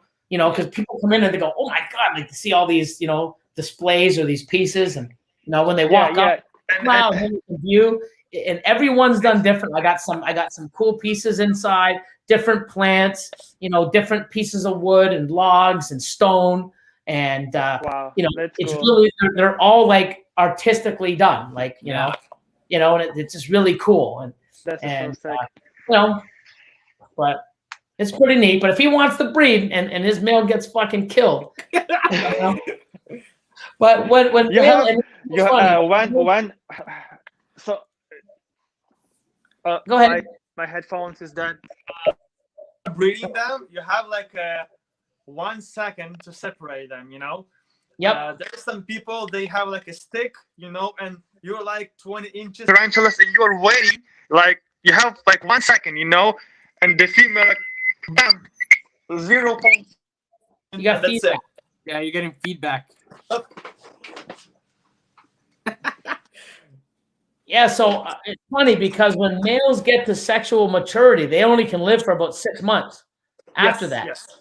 Which is like, what? He's like, dude, we got like 3 or 4 months to breed this thing and it's gonna die. I'm like, what do you mean it's gonna die? That's what happens to male spiders. You get the sexual maturity, and 6 months later you're dying. Wow, they got the shit under that stick, man. Where some of my females, I mean, I have some females that are 6 years old and they're gonna live till 13. I'm like, what the fuck? I'm like, wow, sucks to be a male. So all your tarantulas, Billy, are females, right? Mine are, yes. Okay, cool. Yeah. Yeah. See, I learned this, right? Because I didn't get into them to breed. I want them that actually, have them so that they I don't want to have an animal and then it dies every 2 years. Oh, cool. Like, no, I want to enjoy them and see them, right? And like I mentioned on our last live with Austin, it's kind of cool to have something different than ball pythons, because sometimes you are getting bored a little bit. You want something like lizards, you got a tarantulas, you got this, you got that, everything's displayed. It's kind of clear your mind, and you can get back on snakes, and have fun, and that's awesome, man. It's crazy. But I mean, if he does, and we do have a successful thing, I mean, we'll get a big egg sac, and that would be cool. But I'm getting some lizards and some stuff in, and some of Fiji iguanas. I just want to have some really cool stuff. I got the mossy frogs and the red-eyed tree frogs coming for the paludariums. Nice. So just a lot of cool stuff that I can actually, appreciate and have. But I'm not really thinking of breeding. Now, I am involved with some people. I've got investments in animals. With Chris from the Reptile Ward with Hognose. So I have some of that. And then I've got some stuff where I'm doing some lizards as well, so. Nice. Yeah. So it's nice just to have some animals like where you just get to enjoy them, and it's not about the breeding. It's more just about enjoying the animals again, Yeah, and there is another topic I want to talk about the ham show. Oh yeah, I can post that. Yeah, Go ahead. We have some question about the ham show. Yes. So there you go. There you go. Went to the ham show. Did I see any venomous snake species? Also, did you meet any people from Ukraine or Russia? I know it's a huge show. It was a while ago, so you probably don't remember because there was a lot of people who want to meet you, but yeah. Now, I'm pretty sure. I'm not sure about Russia, but I Ukraine. I mean, it's even better. I'm Ukrainian, so for me. Oh yeah, so Ukraine, Slovakia. Okay, cool. Cool. Where else? But everyone from all over Europe comes. Russia, I'm not sure. I know Austria. They come from all over Europe, which is pretty cool. Italy, France. Oh yeah, Italy, France, Belgium. Netherlands. UK. Even a lot of people from the UK. Come. Now the venomous at Ham, I'm pretty sure they have a venomous room. I don't go in that room, but I know for Snake Day, which is in Houghton, it's all snakes. So imagine like a big expo, so sort of like the Western, the WCRE. Yeah. Imagine that, all snakes and only snakes. Actually, even bigger than that. Holy crap! There's actually 2 rooms. And so maybe 2 to 3 times the size of the WCRE. Yeah. All snakes and only snakes. No geckos, no lizards, just snakes. And then they have a room, probably maybe a third of the size of that room, just for hots. So you walk in there and you see baboon vipers, you see cobras. Wow. Oh my God, that's the whole room. It's the whole room is just like hot snakes. Wow. So what is the show? It's in Germany? No, it's in so Ham is in Germany. Okay. And then before Ham, so I always go to Ham in December for the December show. And then I believe it's October. Yeah, it is October because I had a choice to go to Tinley. Well, I ended up going to Italy. So there's a show in Verona, Verona, Italy. Okay. And it's called the Verona Expo, Verona Reptile Expo, or Verona Reptiles. Amazing venue. Like it's so amazing. And then the following week, there's Snake Day in Houghton, which is Netherlands. Oh, it's Netherlands. Okay. Yeah. So we went to Italy, toured Italy for 4 or 5 days, went to the Verona Expo. Then the next day we went into France, spent some time in France. Yeah, and then from France we went into the Netherlands. Wow. And it was it was awesome. And that's called Snake Day. So everything's snakes. Yeah, it's big. It's not like, it's like 10 tables. It's like fucking years. Okay, but but you don't know if you need some sort of license or something to buy a venomous snake from that snake day. I didn't ask. To be honest, I went into the room later in the day just to look at some stuff, and I'm just like, wow. But didn't bother asking or anything like that. It's probably the only room I walked into where no one knew who the fuck it was.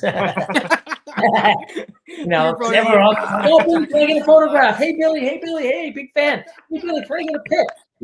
I walk in there and everybody's just like, who's this fucking guy? Like, So you got to. But no, I mean, it was pretty decent, you know, some of the stuff they have, and I was just like, wow. But yeah, seeing fucking gaboon vipers, like man, where I can touch, you know, and it's a little, you know, case keeping me away from it, but insanely. Like you see the pictures, you're like, wow.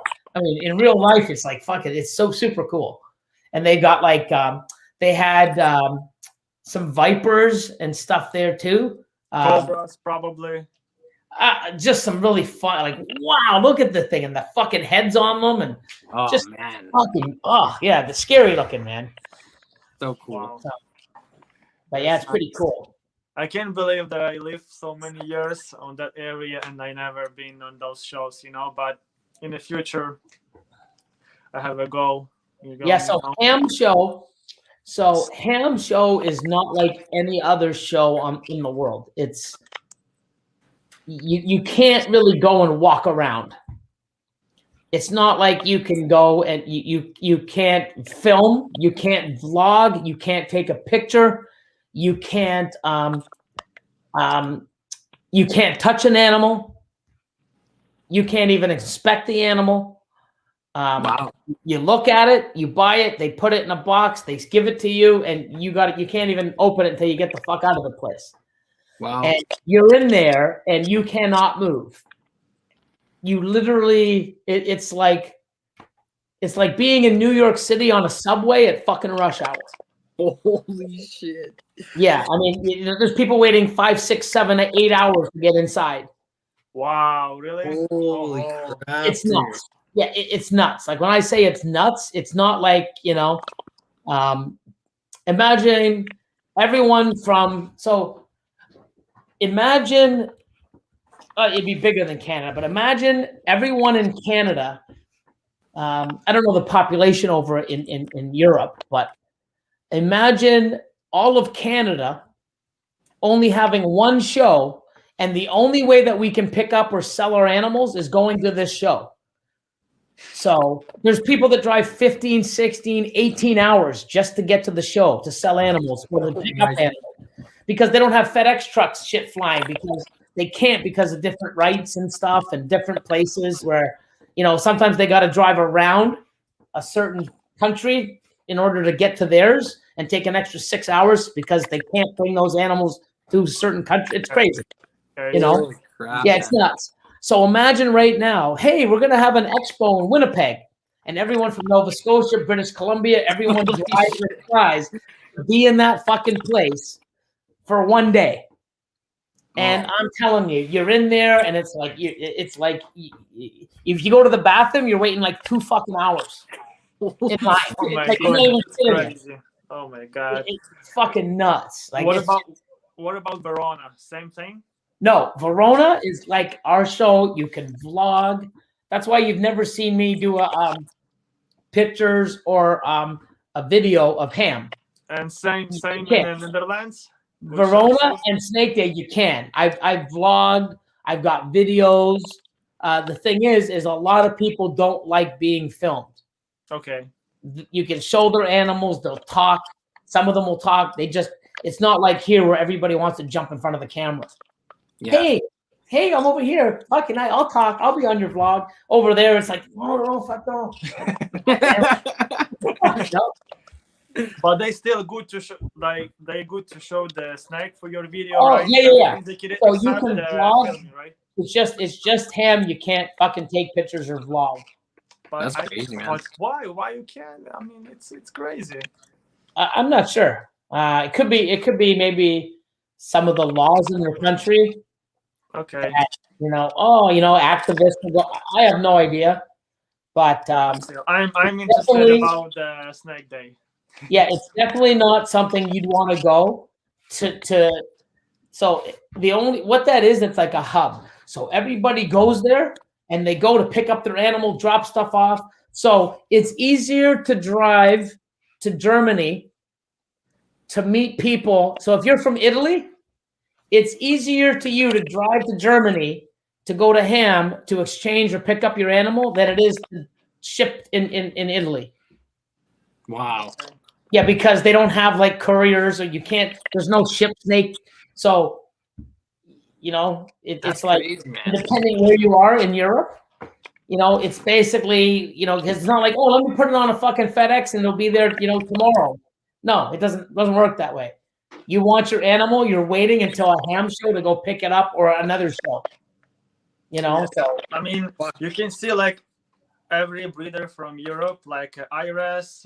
oh yeah, everybody, everyone's they're there. all doing deliveries and pickups to the ham show. They have like 2 or 3 shows on a website. You can find the dates, and then you know you can figure it out which one you wanna send or pick up the animal from Europe. You know, It's nuts. Like if you don't get in there before like noon, 1 o'clock, everything's gone. Like Wow. it's fucking nuts. Holy dude. Yeah, anything that's good is gone. You Wow. know? it's great. It's crazy. That just sounds like a crazy experience on top of everything else, man. That's just Nuts. Yeah, it's nuts. Yeah, Wow. it's nuts. It's like crazy. wow. Yeah. Man, that's nuts. Yeah. So, do you plan? I'm sure you plan on going back once you're able and everything. Oh like yeah. that. Yeah. I think to go visit everybody there, see everybody. You know, it's a cool trip. I get to see a lot of fans and stuff, and like it's funny because when I go there, it's like I am so popular over in Europe. It's crazy. And express your feelings, man. When you have fans in Europe, you know, like people actually watching your videos. Yeah, and it's awesome because I get to go and see them, and I get to see what other people are doing, and you know, it's awesome where even around the world, you know, what I do can affect people and inspire people and stuff like that, and I think it's super cool. And I never even like I don't do social media to inspire people. I just go on to I do, but it's not my goal. I just go on to talk, you know, and I get excited, and people just, you know, get excited when I get excited. Oh yeah. But I just really love what I do, and it's amazing how just doing what I love for so long, and just being myself at it, whether I screw up or like I can just talk about my experience, talk about my beliefs and what I feel, what I like, and you know I don't. If I don't like something, I say it. Like I don't like red axanthic or red axanthic. I say it. Doesn't mean you don't have to like it. Like, and just everything I do and show the good and the bad. I just love it how people, you know, see it and they get inspired or they get totally turned off. Whatever. I mean, not everybody likes what I do or believes in, you know, can put up with me the way I am. But by just being me, how so many people I can touch and you know, people can react and relate or learn from me. I think it's fucking amazing because I don't go on here going, okay, I got to talk about this. I got to, you know, I just go with the flow, whatever questions are asked. If I go into a rant, which, you know, you can tell it pisses me off. And, you know, I try to be professional at the same time, but, you know, people know when something bugs me. And I'm just myself, you know, and I'm not going to make something up just to pretend I'm smart. Like, I don't fucking know. Good idea. I've never heard of it. I don't know. Yeah, that could work. I've never tried, never heard of that. Like, oh yeah, that works. It's like, you're a fucking idiot, Billy. It never existed. Like, like, you know what I mean? You don't want to pretend that you're smart and look like a moron. Yeah. You'd rather just be a moron like me, right? I'd rather pretend I'm a moron than try to pretend I'm smart and still be a moron. Yeah. You know, like fuck. I sometimes, you know, I fuck up and butcher a word, or, you know, I say someone's name wrong, you know, like, oops, oh, that's just me. But I'm not trying to do it intentionally. I just like have a brain fart, you know. But people can, you know, hey man, that's cool. I think that makes me unique too, right? Because you couldn't even try to act the way I do half the time. It'd be like fucking, you have to be a hell of an actor, you know. How many times do I gotta fuck up? Oh my god, like it's someone nuts to try to act like me for a day. You know what I mean? Holy shit! Like fuck this, I quit. Like, you know, find someone else. Maybe Johnny can do this, but I can't. Fuck, I'm out of here. Like, yeah.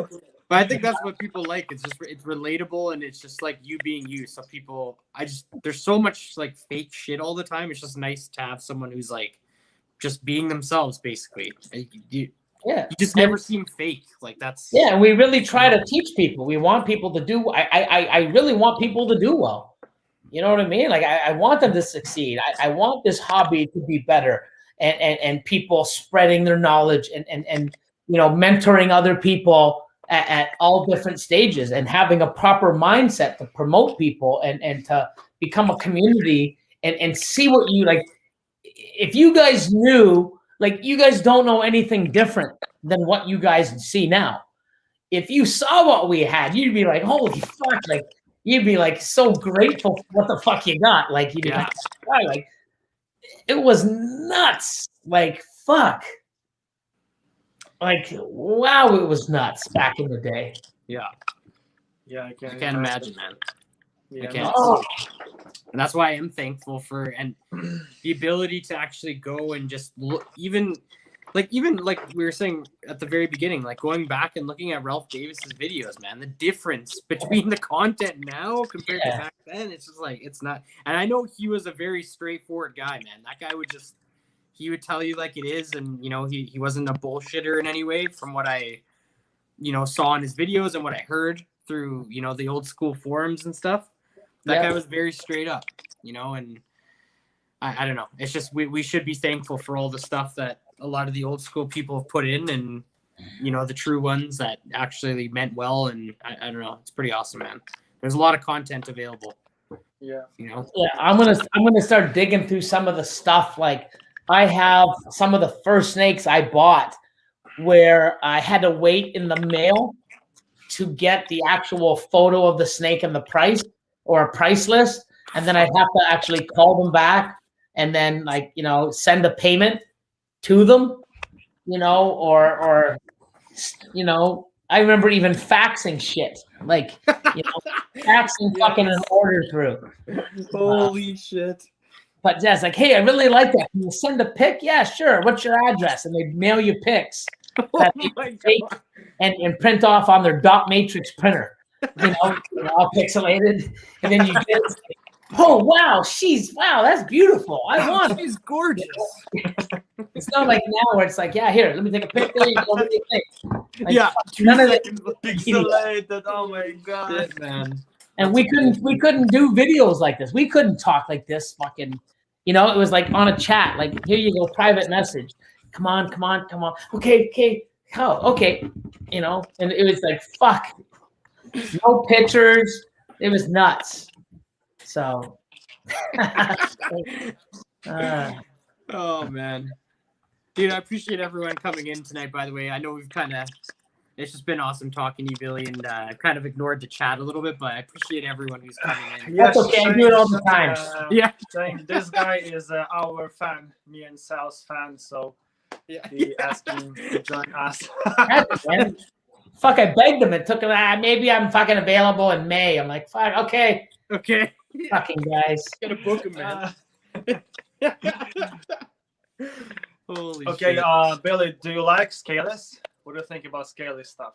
I have some. I actually hit a scaleless, but it was one of those eggs that I had in a clutch where I used those old containers that I didn't use Preston seal. And I hit one, but it was dehydrated in the egg and it didn't make it. So I am going to make some. I want to have some for myself just to say I've made it and own one, and I'll go from there. But I thought a while back it'd be pretty damn amazing, but I think it's limited. And it's something where it's not easy to take care. You have to do the paper, Yeah, I mean it's different. I mean, I'll see that because you hear a few people saying that they're not as bad as you think, and this. Certain things you need to do. I'll do that and I'll see. But I think it'll be something cool. I think some, like I got scaleless clowns, scaleless pieds, scaleless albino, scaleless ghost, stuff like that. So I think it'd be cool just to have and make some stuff. I don't think it'll be mainstream, but I do think it's something that I think people will like. Or have. They are super cool. I've held one. Scaleless pied are super cool. So, but yeah, as far as an investment goes, I don't think it'd be a good investment, but it'd be something for you to have, to try, to produce, or to own. I think it'd be cool. I invested probably 5 figures 4 or 5 years ago. I've made my money back. Nice.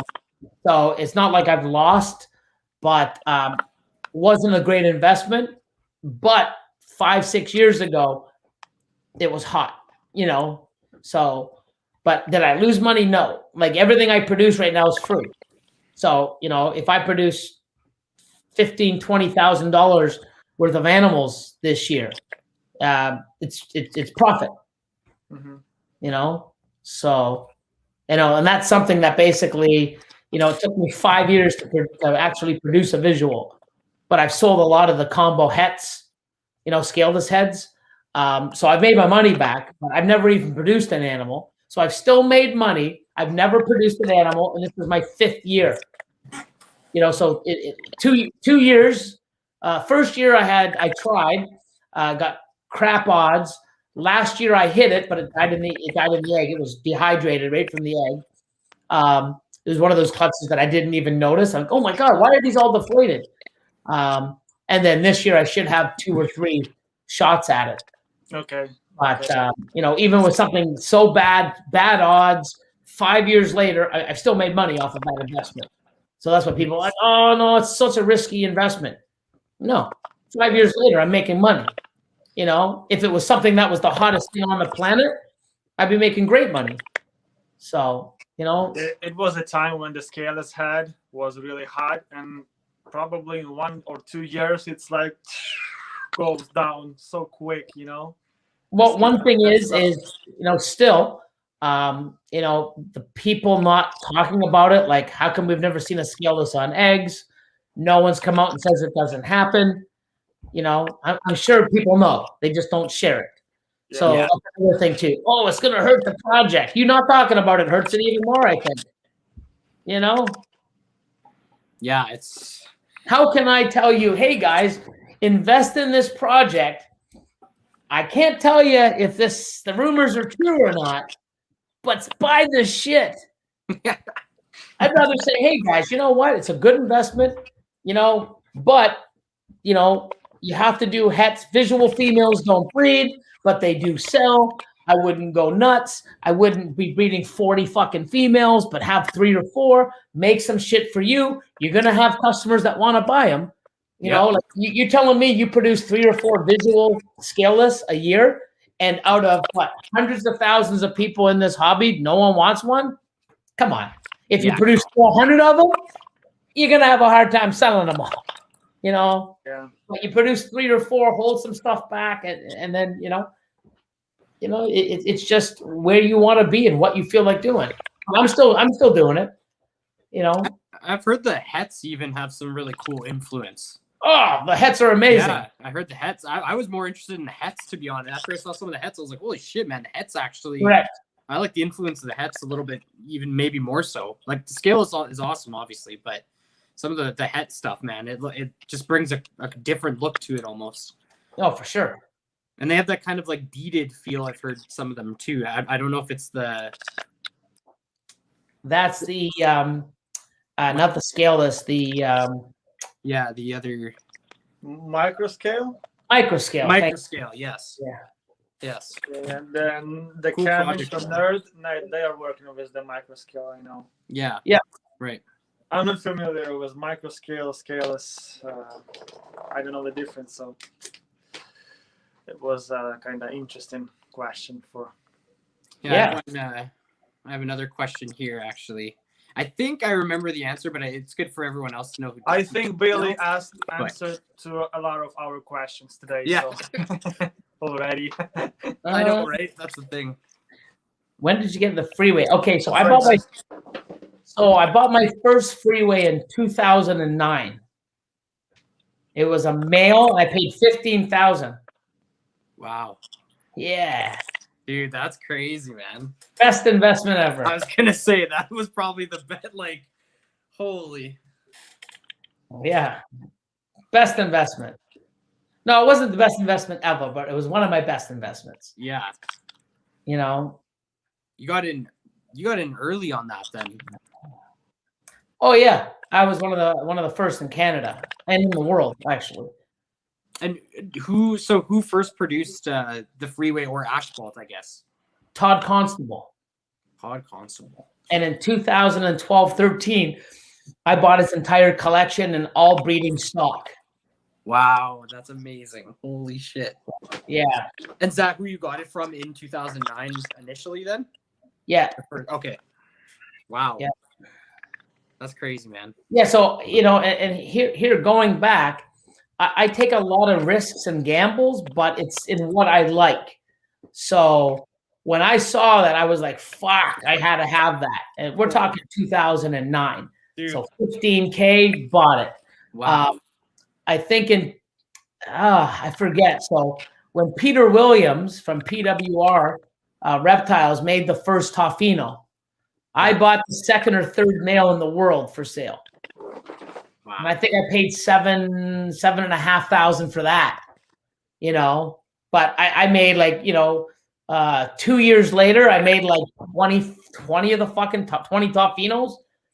And shit. I end up selling them to a guy wanted them wholesale, and he bought them all off me at $2,000 a piece. Wow. Yeah. So it's like, fuck. You know, you buy a male for $7K and you sell 20 animals at $2K a piece, $40K buy. Like, sure, yeah. And then I have some stuff. I still have some stuff from this day from that original male. You know, fucking 10, 11 years later. Yeah, so like how many clutches and how many babies you've sold from him, and just wow. Yeah. So I mean, it is nuts, right? Unreal, man. So, but yeah, it is neat. But you got to take risks and take shots at stuff, you know. But was also in the position with my collection to do so.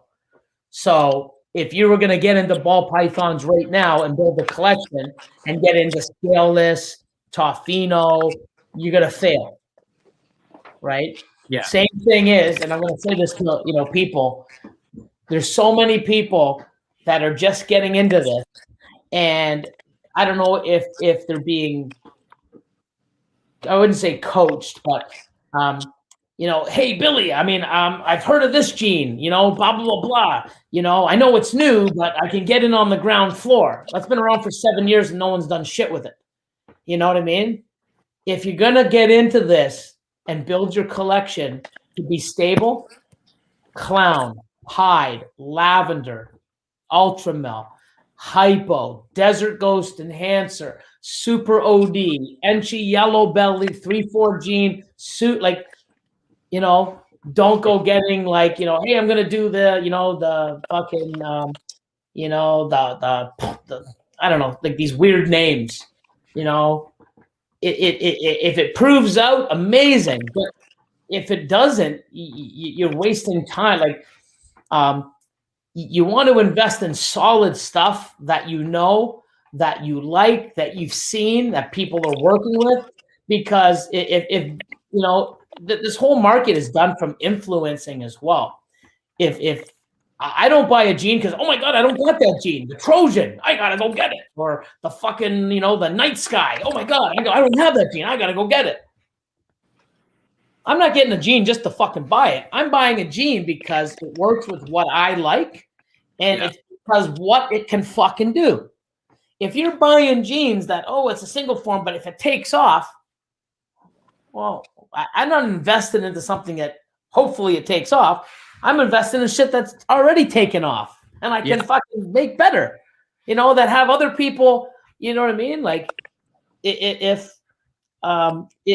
people aren't in it, or, you know, I love it. Like, hey, I just got this animal, you know, I can't find too much on the gene. You know, can you help me out? I've never heard of the fucking gene, or if I have heard of the gene, it's like, doesn't that tell you something? If you're investing in something that you can't get any info, like, can't you call the fucking guy that sold it to you from? Yeah. Like, or started the fucking gene? Like, what's he doing with it? You know, if he was smart, he probably sold it all. You know what I mean? That's why there's no info on it, because you don't want to know that fucking info. I don't know, right? I'm just saying this, but yeah, you know, don't be chasing long shots. I'd rather build 10 houses for fucking 10 times the price on solid concrete foundations that had you know, that had excavators or whatever say, hey, this is a stable piece of property, then 4,000 fucking properties on swamp. Hopefully that it's gonna work. You know what I mean? Like, Yep. you know, Seriously, man, stability. You want to do something, and you know what? You start building something, and it's like, let me try this gene. Let me take a gamble. If you're building everything on fucking hopes and dreams, none of it comes through. You're not building shit.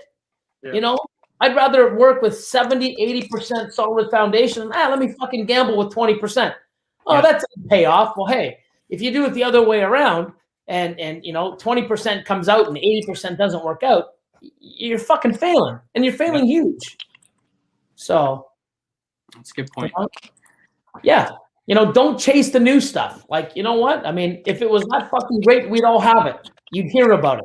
You don't have to, hey man, have you heard of this gene? If you got to ask if someone's heard of it, it's not fucking worth getting into. Really, like, you know what? But if it does prove out and it does amazing, then it's going to be expensive. Well, duh. Yeah. Yeah, exactly. But if you listen to what I say, if you invest in the right stuff and something is worth, but I could have got in at $2,000. Now it's 20. Yeah. But the amount of times you get in at $2,000 that you fucking make zero from, I'd rather put 20 in and make 100 in fucking 2 years. If it's that fucking great, I'll spend 20 and I'll make 100. Or let me spend two. I spent 20,000 and nothing panned out. You lost 20. I just spent 20 and I made 100 in the first year. Where would you rather be? You know what I mean? Don't chase the fight. Chase your own dreams, not a gene's dream. Like, this could be the next best thing. You know what? Well, why don't you fucking show me? You put in the fucking 3, 4, 5 years of work. You make me want to fucking pay you $20K, because I'll pay you $20K if you make me. You know what I mean? And you think about that. That's the best way to do it. You know what? You make shit to make me want to pay you $20K. You show me why. And if you make the shit, I'll give you 20 fucking 5. You know what I mean? Like, yeah, exactly. Because if it's that great, I'm making hundreds over the next few years, without a doubt. Yeah, I have another question. I just put up this question because it's just what we were talking about. I feel like it worked with it. But with all the new genes coming out onto the market, how long do you think it's necessary to work a gene or a new project before someone should be releasing it? Because I just feel like sometimes these genes get released and someone does go and say, oh, this one's the newest project, but it's like, what have you done with it yet to prove that? There's nothing wrong with putting stuff out. Oh shit. Is it First Strike? There's a Canadian. Is it First Strike that has a new gene in clown?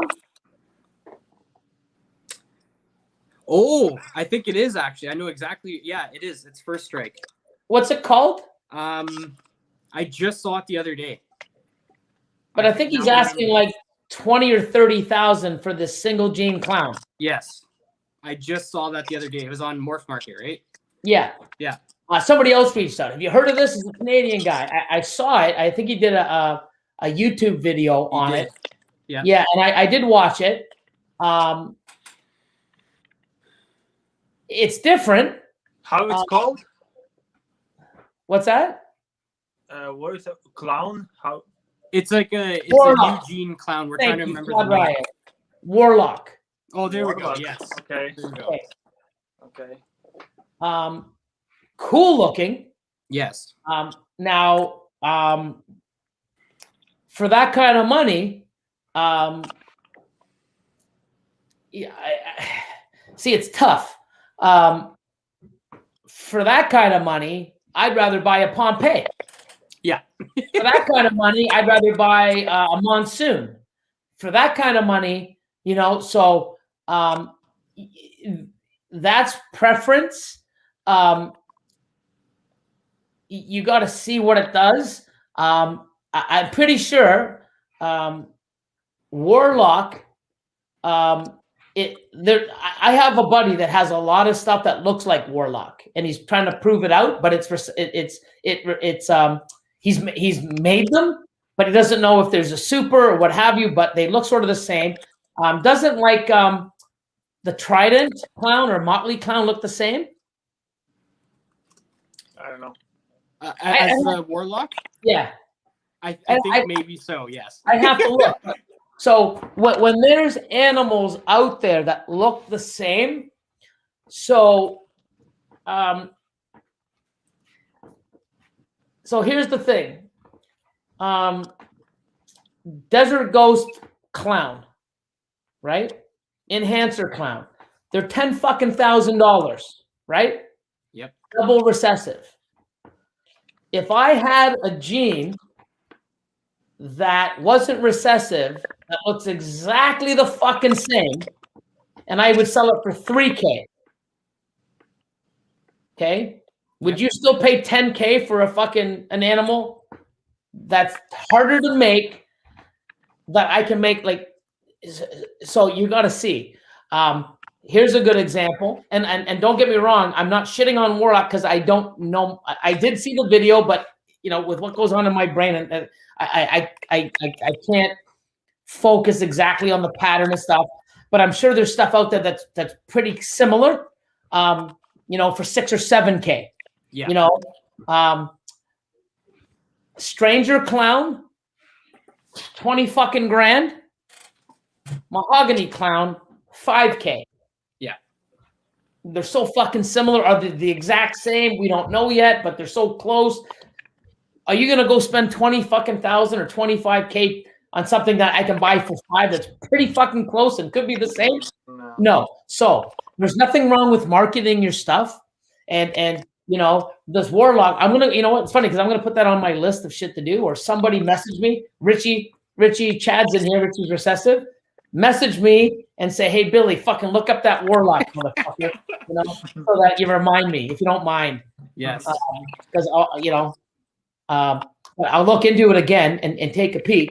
But it could be amazing. Like, from what I look at, I'm like, holy fuck, that's cool. I mean, it looks cool. It did. Definitely something there. But there's nothing wrong with your marketing, even at 50,000. How many people jump in? Now, that being said, even if it was 20K, would you invest, myself? If I had 20,000, would I invest in something that's cool that I don't know what it is, or if there's a super, I have to look. Would I invest 20K in that, or would I just go get, a sunset clown for 20K? Sunset clown all day long. All day long. Not even fucking blink. I'd even spend 30 on a sunset clown. Yeah. You know why? Be it double recessive. It's there. They're rare. Big difference. So you got to invest at the time. Like, now someone like myself, I could invest 20K into that animal.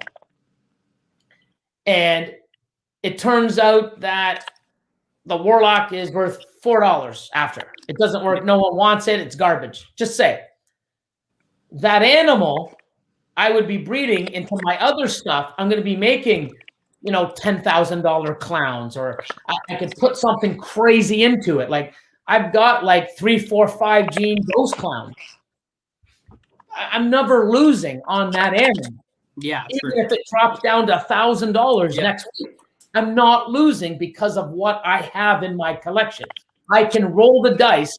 20K ain't going to break me if it fucking dies on me, for fuck's sake. Oh my God. Oh, I just lost 20K. I'm ruined. No. Whoa. You know what I mean? That's a weak sale. A weak sale. Oh, well, I just lost a weak sale. I ain't even going to feel it. Okay. Someone else takes a loan out, second mortgage on their house, invest in this. Oh my God. It's going to be the best thing. It doesn't pan out. Holy fuck. It's hard to recoup, especially if you have single gene females, or it's going to take you 5 to 10 years to recoup your money. Yeah. Be smart, but there's nothing wrong with people promoting fucking these new genes. The problem is not them promoting it, because they have a total right to believe what they have and what it's worth. You've got to be smart and say, is it worth it from where I am sitting today? If I do it and it fails, how bad is that going to hurt me? If it fails, how long is it going to take me to get my investment back? And if it does go, where is it going to take me? But if I take that 20K and invest it into this project, where am I sitting in 3 years? I can predict that and tell you to the fucking penny almost where you're going to be with another investment compared to guessing and estimation and hopes. Wow. You see what I'm saying? So he could ask 50,000 and I'm sure someone would probably buy it. But it's somebody that is in a better position, like myself, Will Banks, Justin, somebody that can afford because I'm going to make my money back by putting it to 3, 4, 5, 6 gene, clowns, my combo clown pies, my DG or my enhancer clowns, het genetic stripes, I ain't losing, Exactly. So you got to be careful with these new genes. I would not get I just got into Sunset now. I could have bought Sunset at $75K if I wanted to. I had the money. There was better shit for me. Yep. I don't buy genes so I have them. I buy genes because it works and it makes what I love better. Or it has the gene, like that super lace. I have a pastel super lace yellow belly. Oh, holy fuck, is it sick? It's fucking mind blowing. I don't give a fuck if I ever breed that fucking thing. I can look at that and go, holy fuck. Seriously. I love it. But what's cool about it is it's a super lace. So I don't have to worry about, how do I ID lace? Everything's fucking lace. Yep. So I can't fuck up. I can't mis-ID it. I guarantee you everything is lace because it came from a super. Puts me in a better spot. I know what I have. And it has what? Yellow belly. The best thing for my super asphalt, for my freeways. So now, not only do I have an amazing animal, I have a super form of it, and it has one of the genes that is key in my entire collection. Fucking wow. So every freeway I make with that animal is a freeway lace. Oh my God. You know what I mean? And then stacking it. So I picked and choose how I got in. And I also like it in clown, so I picked up a lace clown also. Those are my only 2 animals with lace. But fuck, look at them. I got 2 amazing animals to look at. They go right into my project. They're fucking super strong. I can't lose. Great investment. Strategic. I could have taken that out and bought something else. No, I'm smart the way I bring stuff in. I don't buy shit to have it. I buy it because I need it for what I'm doing. I'm strategized. I know what I want. I get the pieces and I make sure it's a perfect fit. So, No, it makes sense, man. That was it's funny because I looked at that Warlock clown, but I don't think he has the price on Morph Market. I don't know, but I think someone messaged me. Oh, okay. Well, I'll show you right now. Hold on. Yeah. Because I was wondering, I was like, I wonder what because usually when the price isn't on there, I was like, it's got to be something heavy. Like, obviously, it's something heavy. I think he's from Edmonton, if I'm not mistaken. Like, he's close. He's about an hour and a half from the WCRE. Yeah, I believe you're right. Holy fuck, I got a lot of messages. Holy shit, the Maple Leafs killed Vancouver 5-1, baby. What was the score? 5-1. Whoa. No, my Leafs, Montreal to lose. I just need Montreal to lose. Let me go here. Let me just show you this. Actually, it might be here. Let me see. Actually, I'm pretty sure it's here. Give me a sec. Fuck, I got so many fucking people here.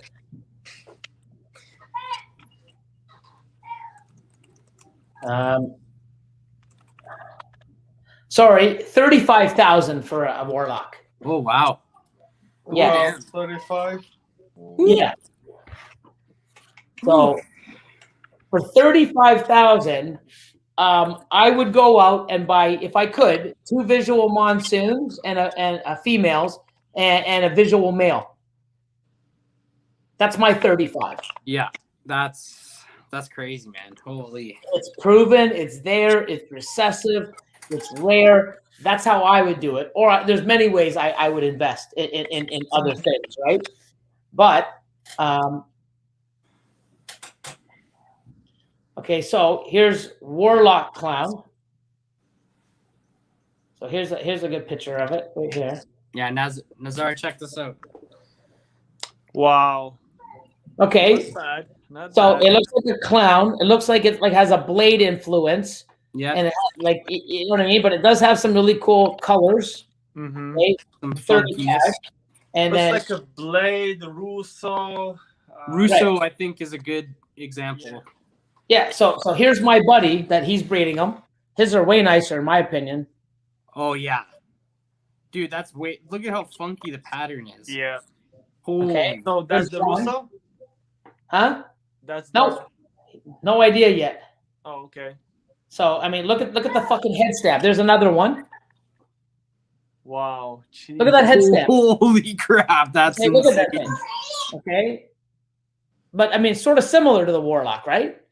So it's not like this is oh my god, game changing. I mean, I can show you like a whole bunch of other stuff like Trident. So watch this. Let me just go here. Trident clown. Let me see if this pops up.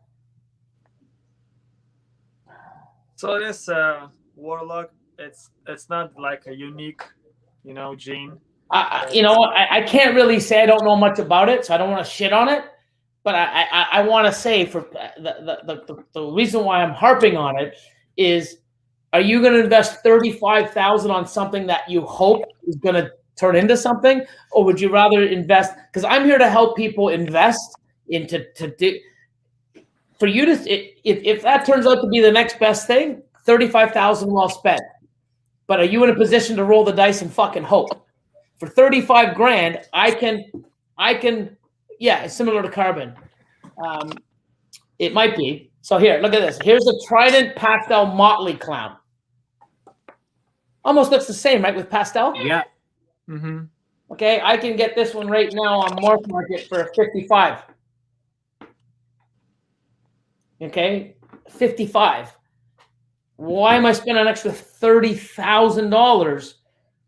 You know what? It looks similar to so many other things, and that's the thing. I'm here to let people know it could be the best investment of your life, right? But you better be in the position to invest. If that's your whole project and you went and put that with 7 females and that's your whole breeding project, nothing pans out. You've wasted a lot of time, money, effort, and I guarantee you're not going to have any wins in your sales to say, fuck it, I'm going to get into another project. You've wasted so much time. You're deflated. Your hopes are crushed.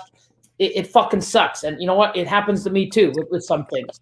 But when my dreams are crushed, I've got 50 other fucking things that say, hey, fuck that one. Look what I got. Woo! Like, fuck that one.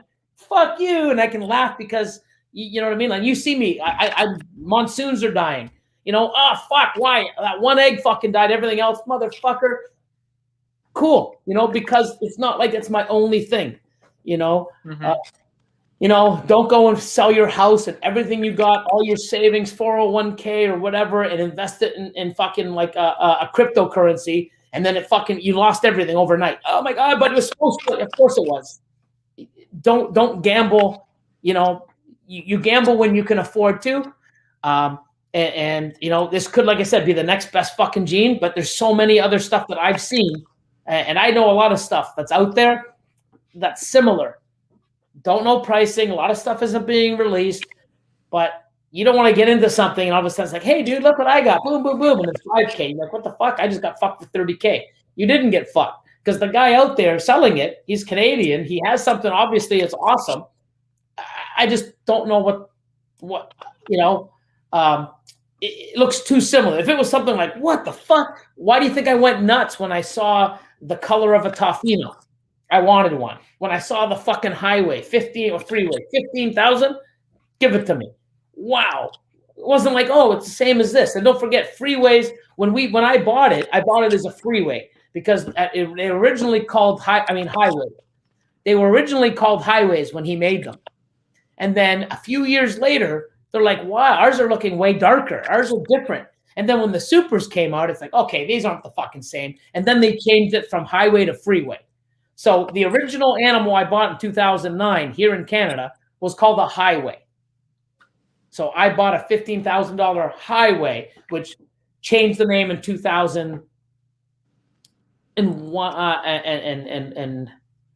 sorry, 2011, 2012, they changed it to highway and freeway. And instead of gravel, we called it asphalt. So, but it was nothing really like it. And I bought it as a highway because when they came out, it was like fucking wow. I loved it. But you know, things that come out that are crazy is what people want. To me, that's too similar to many things. Yeah. But there's nothing wrong with people promoting something. And like my new gene, I have some stuff that looks fucking awesome. I don't know what the price of that. I don't even want to release much of it because I want to see what it can be done. You know, hey guys, look at, I want 10K. Look what it does. Holy fuck. Here's 20. Like, you know, hey, here's something worth $3,000. Don't know what it does, but it could be cool. Don't invest your money in coulda, woulda, shoulda. Invest in something that's solid, that you like, that's there. Play the long, stable, strong game. It's always there. You ain't gonna lose. When you can't afford to lose, roll the dice, man. Yep. Yeah, absolutely. Because I mean, it like you said, if it pans out, that's amazing. But it, especially for someone smaller like that, that's, I don't know. It's just hard to put that much money into one snake when you can get 2 or 3 other super powerful snakes that look amazing, and you know you're gonna get that money back. They're certain. Okay, so here's the thing. I bought a breeder male. Okay. And I ended up getting splitting it with Chris and Nick.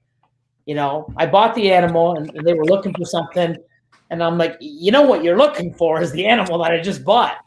He's like, fuck, let's split on it. And I'm like, hey, let me think about it. And then I said, okay. So we ended up spending about 28,000 Canadian on it. It's a breeder male, pied, ultramel, ghost.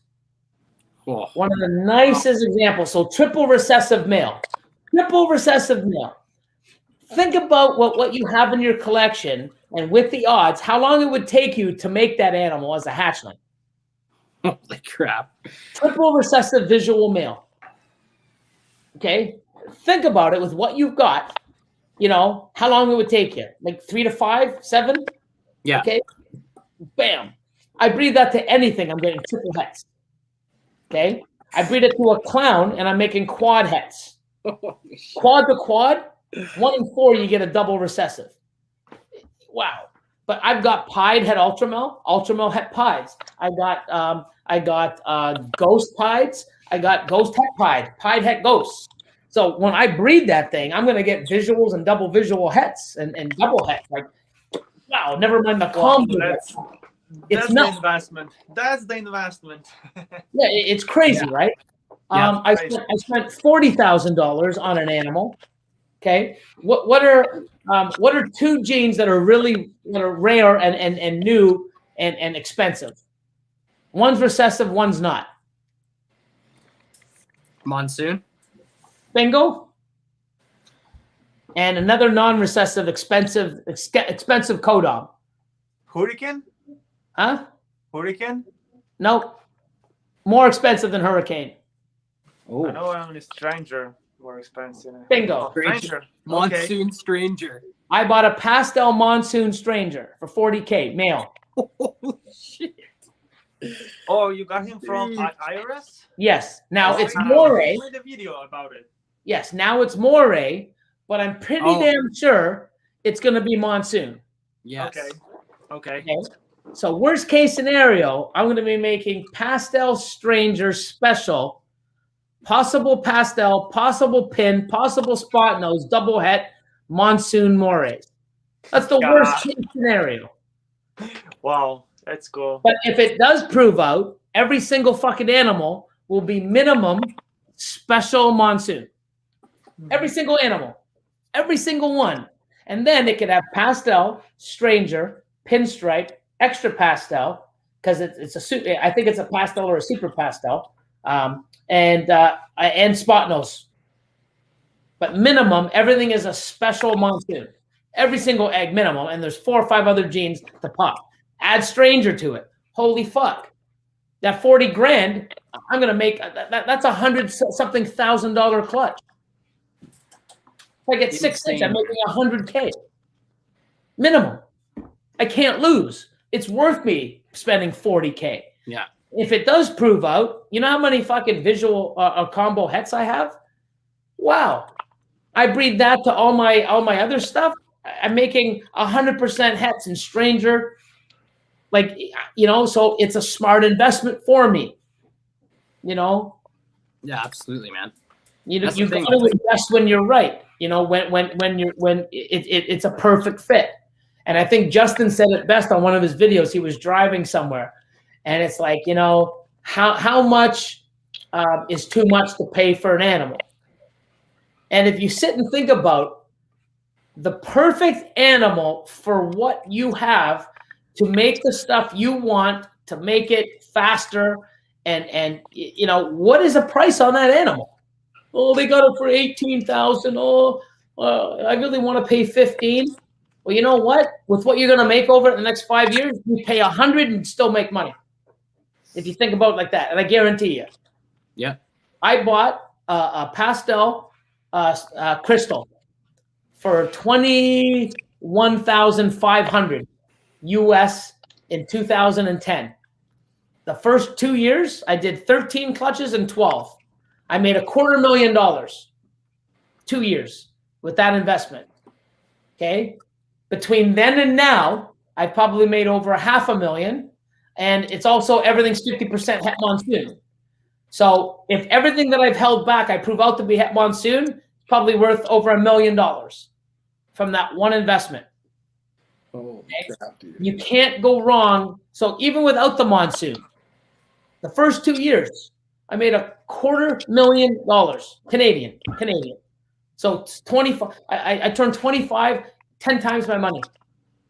Wow. In 2 years.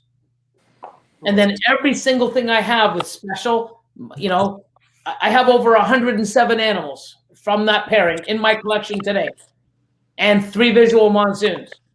But without the monsoons, you take the monsoons out, from that original male, I have 107 animals in my collection today, most of them breeder size, 107 animals from that animal that I made 10 times my money in the first 2 years. 10 years later, if I averaged, $1,000 an animal, well, no, let's say 500, no monsoon, without the monsoon, 500. Okay, now you have 500 times 100. What's that? 50,000. 50,000. Extra 50 grand. 10 years later, off of a $20,000 investment. 10 years later, and that's without the monsoon. Yeah. But I guarantee you, those animals aren't like. I have a banana special GHI. Banana special GHI.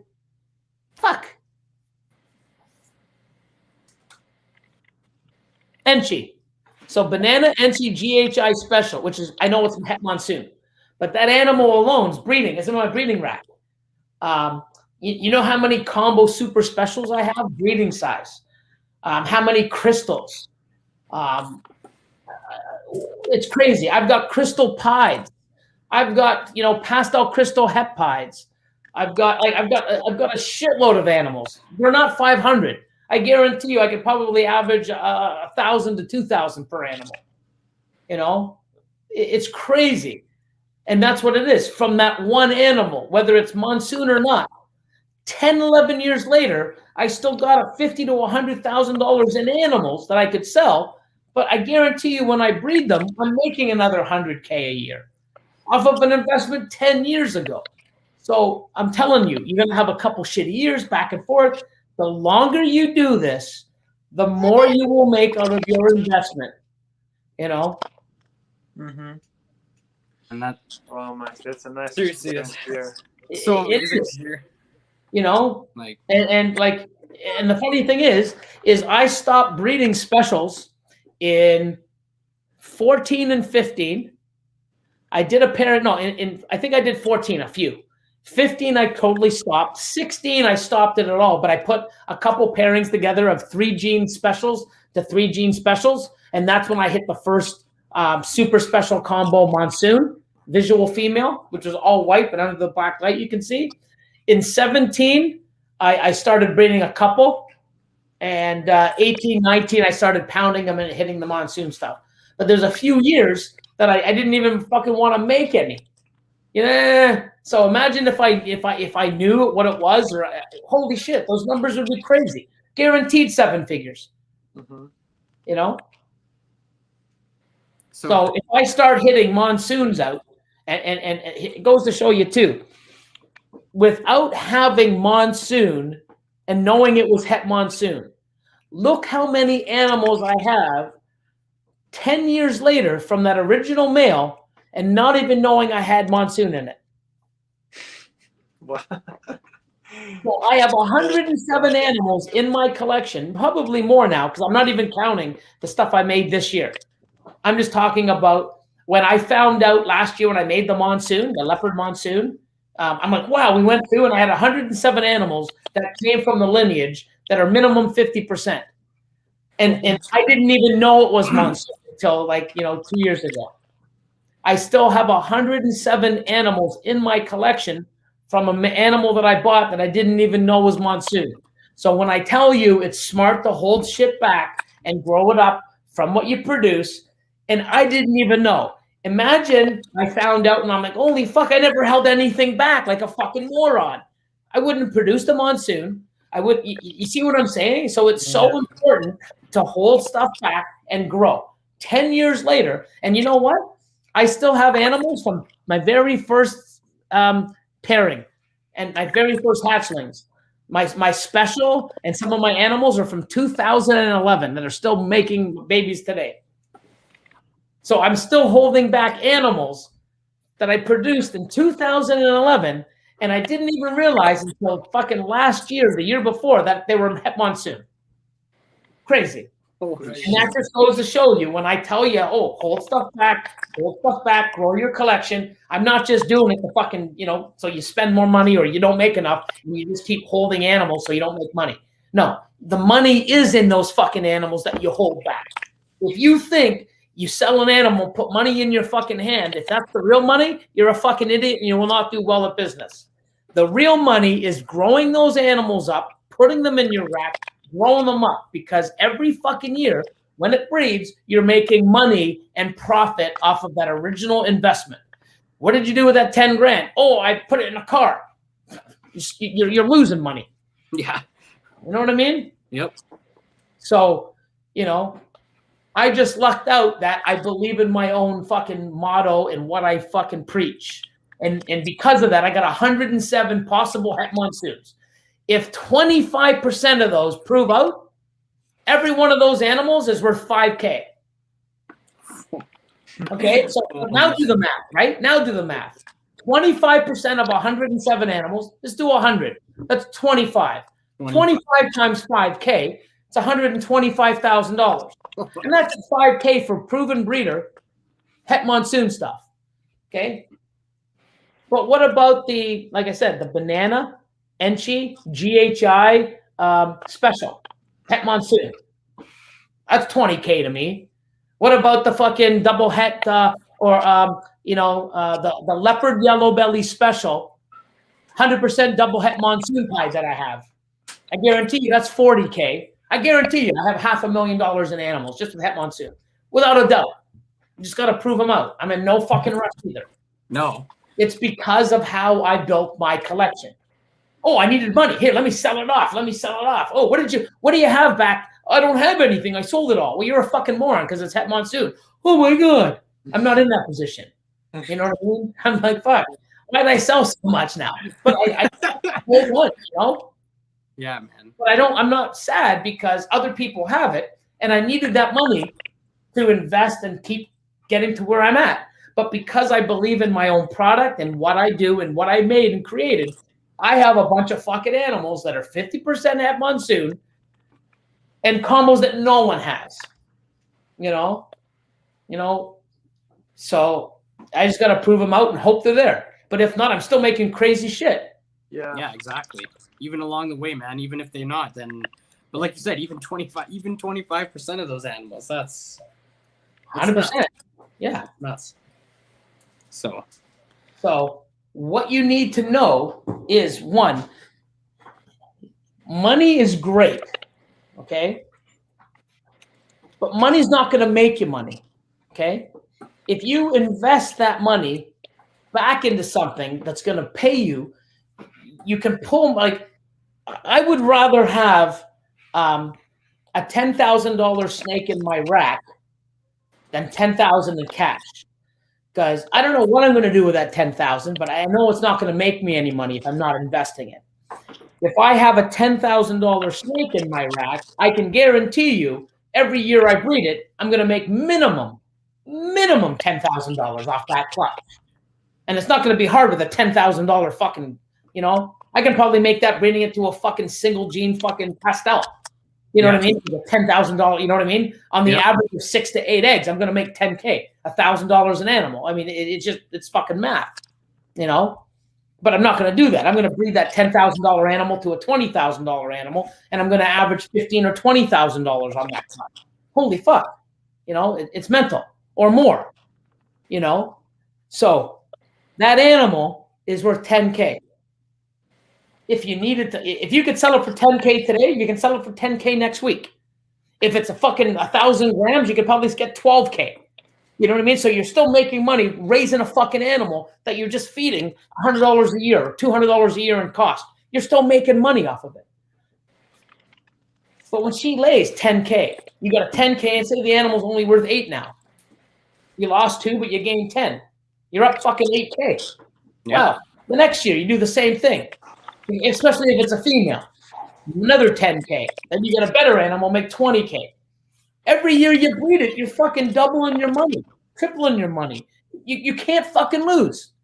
When you buy a male and you have a $10,000 male, you breed it to 2 females 1 year, 10K, 10K. Holy fuck, 20K, double my money. Next year you breed it to 5, 10, 10, 10, 10, 50. Year 3, 5, 5. Holy shit, you just made 150K. People are like, you can't make that kind of money. I do it every fucking day. Every fucking day. Why do you think I bought a $40,000 male? Because I wanted a fucking cool looking animal? It doesn't, with the stranger in pastel, it doesn't even have a real cool pattern. It does at the side. It's golden. I didn't buy it because of look. I bought it because of what I can do with it and what it's going to do with me over the future. Mm-hmm. I'm going to show you what I'm going to make off that $40,000 male. I paid $40K. And every time I breed it, here's my $40,000 male. I bred it to these 2 females this year. Here's the 6 babies. Here's the 7 babies. This is what their value is. What did I make? Cool. Year 2. Wow. I guarantee you within 3 to 5 years, I'll make $500,000 without a doubt, probably 10 times more off that fucking $40,000 investment. And I ain't even shitting you. I'm probably undercutting myself. Probably, I was going to say. Yeah, I know it. You know why? Because I do it all the fucking time, year after year after year.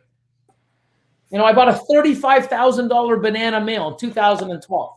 I sold it in 2016 for $700. 700? Yeah. Do you know what I made last year off that male, even though I haven't had him in my collection for 5 years? $150,000. Off of babies I held back. I was selling super banana clowns for $4,000, super banana heck clowns for $25, banana pieds. I sold 11 banana pied females at $1,000 US out the door. Every banana that I have came from that fucking male. Everything I make this year, I'm going to make probably some of the banana stuff I'm making this year, banana clown pieds. When I make those, guess what? From that original male back fucking 2012. 9 years later, I'm still making 6 fucking figures off of an animal I paid $35,000 for. Crazy. The amount of animals in my collection with banana, I could probably sell for $150K right now or more. I got a super banana heck clown breeder female. I got super banana. It's fucking nuts what I got. Holy shit, dude. You know why? 9, 10 years. Oh, people want to do what I do in fucking year 1. Oh, I bought this animal for $35,000. I want to make $200K. You can't fucking do it. You gotta wait till they breed. You gotta know how it works. But I tell you, you do this for 5 years, you're going to sit there and go, holy fuck, I wish I spent more. Holy fuck. There's no money like this money. I'm telling you, it's fucking nuts. Fuck, You man. got to work. You Crazy. got to give a shit. You got to enjoy it. You got to put the work in. And you got to keep learning. I'm learning all the time. Yeah. But I'll tell you one thing. I mean, here's a good thing. You know what Miguel pays for his animals because you can see where he bought them from, or you get a good idea. Wow, that must have cost $20K. He bought it last year, so even inflate everything. Add fucking 25%. And then see the clutches he makes, and then add them up. 4,000, 2,000, 6,000, 8,000, 4,000. Holy fuck. That's like a $12,500, $1,500, $15,000 clutch. That's one clutch. And then do the next one. Oh, this was a killer male that I got from Justin. I paid, $10,000, $15,000 for this male. I got 7 clutches. Add the clutches up. Add the clutches up. I guarantee you they're $10K a pop times 7. Yep. $70K off of a $25,000 purchase. Year one. And then year 2. And then he's going to sell that animal for half the price he paid. He's still getting money back. Years later. What the fuck? You can't fucking lose if you fucking give a shit, keep care of your animals, know what you're doing, and feed them and pair and get better results. Like, learn how to get a male into 5 to 7 females, And if you're at that stage where you're fucking with those kind of valuable animals, you need a fucking ultrasound. Go spend $2K, or 28 or whatever. I mean, Patreon, you get it for $1,700. Same fucking one. You save $800, but you need that. I don't know if I should get it. I can do it myself. Yeah, I can do it myself too, but you're not getting 15 fucking clutches from it. My very first year with an ultrasound, I got that pastel crystal of 13 clutches, and they all gave me 6 to 8 eggs. Every one perfect, no slugs. The next year, 12. 25 fucking clutches from one male. You tell me you can do that without an ultrasound? I can give you my collection. Like, there's no fucking way you can. No. You know what I mean? Crazy. Holy shit, dude. Right. So when you're starting to play and you're turning this into a business, or you're investing in high-end snakes and you're doing that, spend 2-3 fucking K and know what you're doing. Don't guess. You can still make money, but you know what? You're already fucking around with $20,000 meals. What's a $3,000 or $3,000 piece of equipment that can help you get the best out of your male? Know when your females are ready. Feed them. Don't stress them out. Don't overwork them. It's fucking wow. Yeah. Wow, man.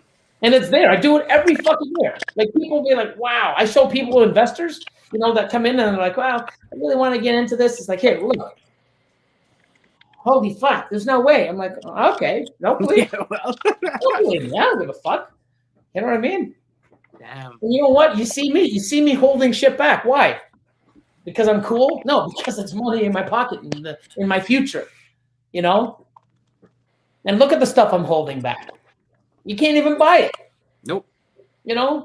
And why do I do it year after year? Because that's how I got here. Sure, I could go sell it, make an extra fucking $500,000 a year in my pocket. Cool. What the fuck am I going to do with that? I got a bank. It's called fucking Mutation Creation. It's the fucking Bank of Billy. If I need money right now, I could open up 5 racks and get $100K or 5 animal slots. Here you go. Wow. Yep. It's like a vault. I gotta go to the bank. Someone's got to go to my safety deposit. Every one of those fucking animals and tubs is a safety deposit. Yes. You know what I mean? Oh, I'm in Seriously, trouble. man. Oh, I need some money. Fuck, I got to bail myself out of court or something. Oh, I don't know. Oh, let me put the fucking 1,000-gram or 1,100 gram leopard monsoon. Only one in the world. 50% het pied up for sale. Let me put it up for 25. There you go. Got it. One animal.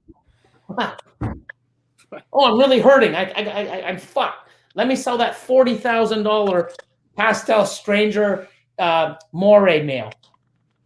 I need cash quick. I'll lose 10. Give me 30. It's gonna be in my bank before I can fucking turn my computer on. Seriously, man. Yeah, It's man. fucking nuts. It is. I got 470. Well, no, I'm gonna say 450 breeder females. Just think of it. If I dump them all at $1,000 a piece, that's fucking half of $450,000. Oh shit. Like people, oh no, there's no money in ball python. Go fuck yourself. Yeah, like seriously. And inside there, I guarantee you, out of 450, put it this way, 450 animals, I would lowball minimum $2,000 to $2,500 per breeder female. Yeah. Mm-hmm.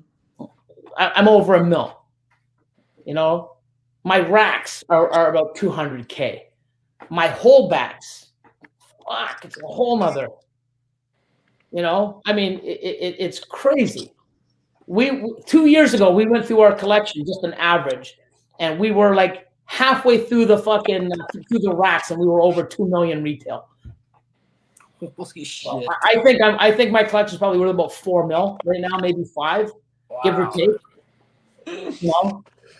Roughly. Yeah. But time holding stuff back. I didn't go out and buy it. Most of the shit I made. You know why I'm so strong is because I made it and held it back. You know why I'm getting paid now? Because I fucking didn't sell it years ago. I didn't sell off today for my future. Don't sell off today for your future. Your future's coming, man. Yeah. If you love what you do and you see this market, I don't know if the market's stable. I don't know. It seems like a pyramid, a 25-year-old a year-running pyramid that keeps growing and growing and getting bigger and more people involved year after year.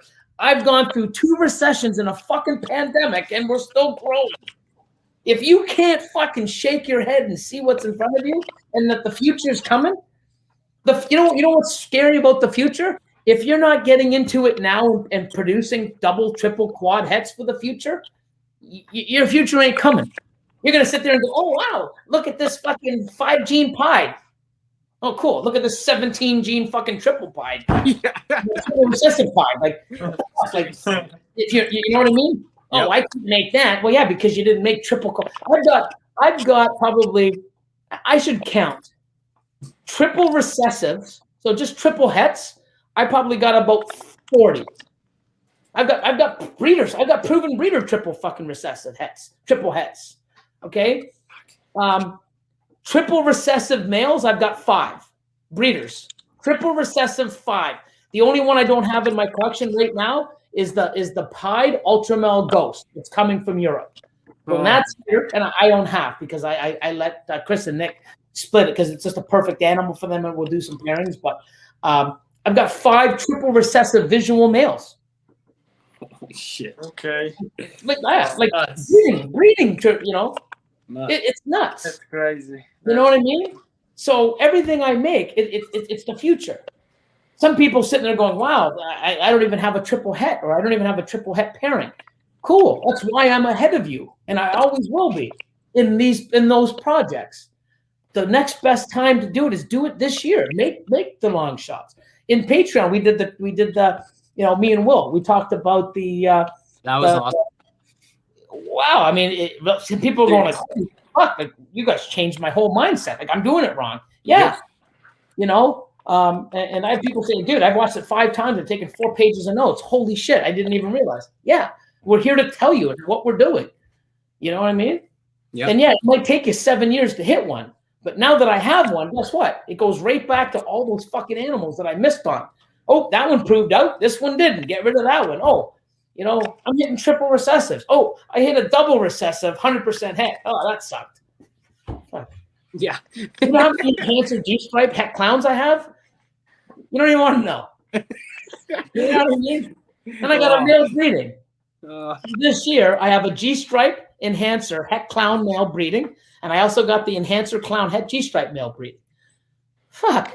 Oh my God, man. Killing me, Billy. Yeah, but I put myself in that position. Holy crap, dude. Yeah, and guess what? It's like, fuck. And you know how many people bug me? Come on, pull one out. You don't need them all. Like, one out. I need more, man. Yeah. No, because as soon as you put it out, you're gonna regret it, man. Even just one. Yeah. But it's like, wow, the reason why I'm at what I'm at and where I'm at and why I have what I have is because I didn't sell off my future. I held it. My future's now. My future's now. You know? Yeah. And guess what? I can go in my rack and sell those fucking animals more because they're breeding size and they're rare as fuck than what I could 3 years ago or 4 years ago when I didn't sell them. You know what I mean? Yep. And you still want them too. Well, five weird triple heads. I'll be right back. Yeah, but you know what I'm saying? So it's not like any time during me holding them back, I couldn't sell them if needed. So it's not like, oh my God, I should sell them now because no one's gonna want them in 2 years. What the fuck? No. Like, yeah. Oh, I should sell all these dreamsicle females off because you know what? No one's gonna want them in 2 years. Are you fucking kidding me? You're gonna have breeder fucking dreamsicle females? Who wouldn't want them? You know, if you're holding back spiders and pastels and lemon blast, yeah, no one's gonna want them now. No one's gonna want them in 3 years from now either. Fuck, you know. Yeah, it's every time you have some cold downs, you know, you can add a dreamsicle like Justin made, and you made the ancient dreamsicles. Insane, love it, you know. Yeah. And I know Justin trying to hit a ODYB ancient dreamsicle next year. Yeah. Wow, this thing will be like insane, you know. And then you can add the clown into it. I mean, there's so much work with every double recessive animal. So yeah. I mean, so I love the lab clown stuff. I've got like 4 females that are lavender, het clown, 50% het pieds. Okay. I got 4 females. I've got like leopard spot nose, double het lavender clowns. I've got lesser spot nose, leopard lesser, double het spot nose clowns. A ton of it, like year after year after year. I've got like blackhead leopard lavender het for clown females, and they're all like 1,000 to 1,200 grams. I did those in 2019. So you want to work on a project, shove it in your rack, just like we talked about with Will, you know, on Patreon in the MC Academy. You know, then I went, hey, you know, if you notice this year, I made a lot of leopard clown combos. Like I've got 2, 3, 4, 5 gene leopard clown combos, females, visuals. You know, held them all back. Bam, bam, bam, bam, bam. The year before it was spot nose. You know, Cypress spot nose clown, lesser spot nose clown, pastel lesser leopard yellow belly pastel het clown. You know, just crazy stuff. You know, kill this. And then, hey, I don't need any spot nose because I got them growing up. This year I'll do leopard. This year I do this. Now I got the Batman and all the other ones breeding like a fucking superstar. You know, so I'm making different shit. But then guess what? The stuff I make this year, I take a male, bring it back to one of those animals from 2 years ago. It's like, it's crazy how you invest in yourself, in your rack, diversity from your own collection. And nothing wrong with selling animals and putting money in your pocket. But just wonder why you're not the size of some of these guys that don't sell anything. I know a guy here in Canada that he's pissed off that he sold some lightning pied breeder females. And he's pissed because he only has 25 left. 25 MJ Lightning visual breeder, proven breeder females. He's got 25 visuals, breeding size. And he sold 7. And he's pissed. He wish he had them all. Holy crap, man. Yeah, like, no shit. You know why? Because he produced every single one over the last 5 years and never sold any. Wow. Now, if he wanted to, he could probably sell every one for $7 to $10K. That's $250,000 right now. Yeah. He could sell. But you know what he's doing? He's making fucking $500,000 fucking making babies. Yep. But at any time, he could just dump them and make $250,000. And like, why would you? 5 years later, 4 years later, 3 years later. Invest in yourself, invest in your passion, invest in your future. If you don't, you're going to wonder why you're still making $20,000 a year, paying off the expenses, not making fucking. It's not anyone else's fault. You can't make excuses. Oh, it's because Justin and Billy, everyone buys from. No, because you're a fucking idiot. You're not listening to me or other people or business in general. Yep. Your future's coming. This industry is not going anywhere. It's thriving and getting bigger every year. I've heard it for 20 years. There's no money in ball pythons. Tell that to my bank. Yes. Seriously though, man. Like, how many years are people gonna say that? Look at Miguel. Look at Miguel coming in strong with some money, putting in the work, doing what he's doing. You hear him crying that there's no money in ball pythons? You know who's crying is the people that didn't do what he's doing. I'm telling you, my Patreon, I tell you what to do. I'm trying to teach people what to do. Just fucking do it. Oh, I don't know if I should. Then don't. Sit on the couch and go, holy fuck, he did it. Oh, wow. You know? Yep. But I'm also telling you, some of you get slugs, some will be deformed or come out kinked or fucking dehydrated, eggs go moldy. You set yourself up year after year. It comes, you know. You do this. If you don't think you're gonna love and have the same passion today that you have today in 5 years, don't waste your time. Mm-hmm. You know what I mean? You're right. Yep. Don't waste your time. If you know that you're not going to fucking hate this and you're still going to love it in 5 years, invest in your love, invest in your time, invest in yourself, invest in your passion. You're going to make money. I guarantee it. Yep. You don't put the work in. You don't put the time in. I'll do it tomorrow. You know what? It'll be okay for another week. You're a fucking idiot. You're costing yourself money. Your animals aren't getting what they deserve. And you know what? The money that doesn't come in, you didn't deserve it anyway. So that's why it's not coming, because you didn't work for it.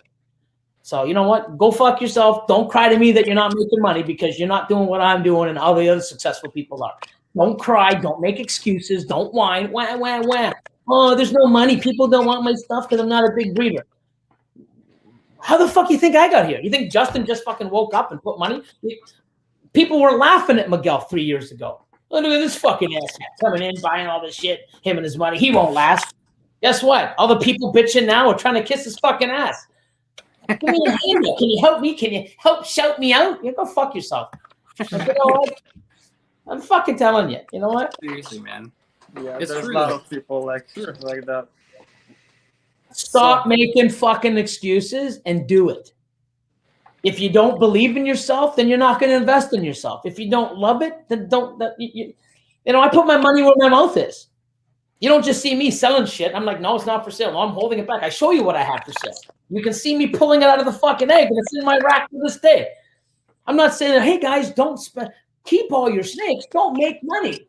You know, no. You know why? Because look what you can do with it. People, oh, I'd rather put money in my pocket so it looks like I'm making money. Yeah, you're making money. I'm making fucking money. You know?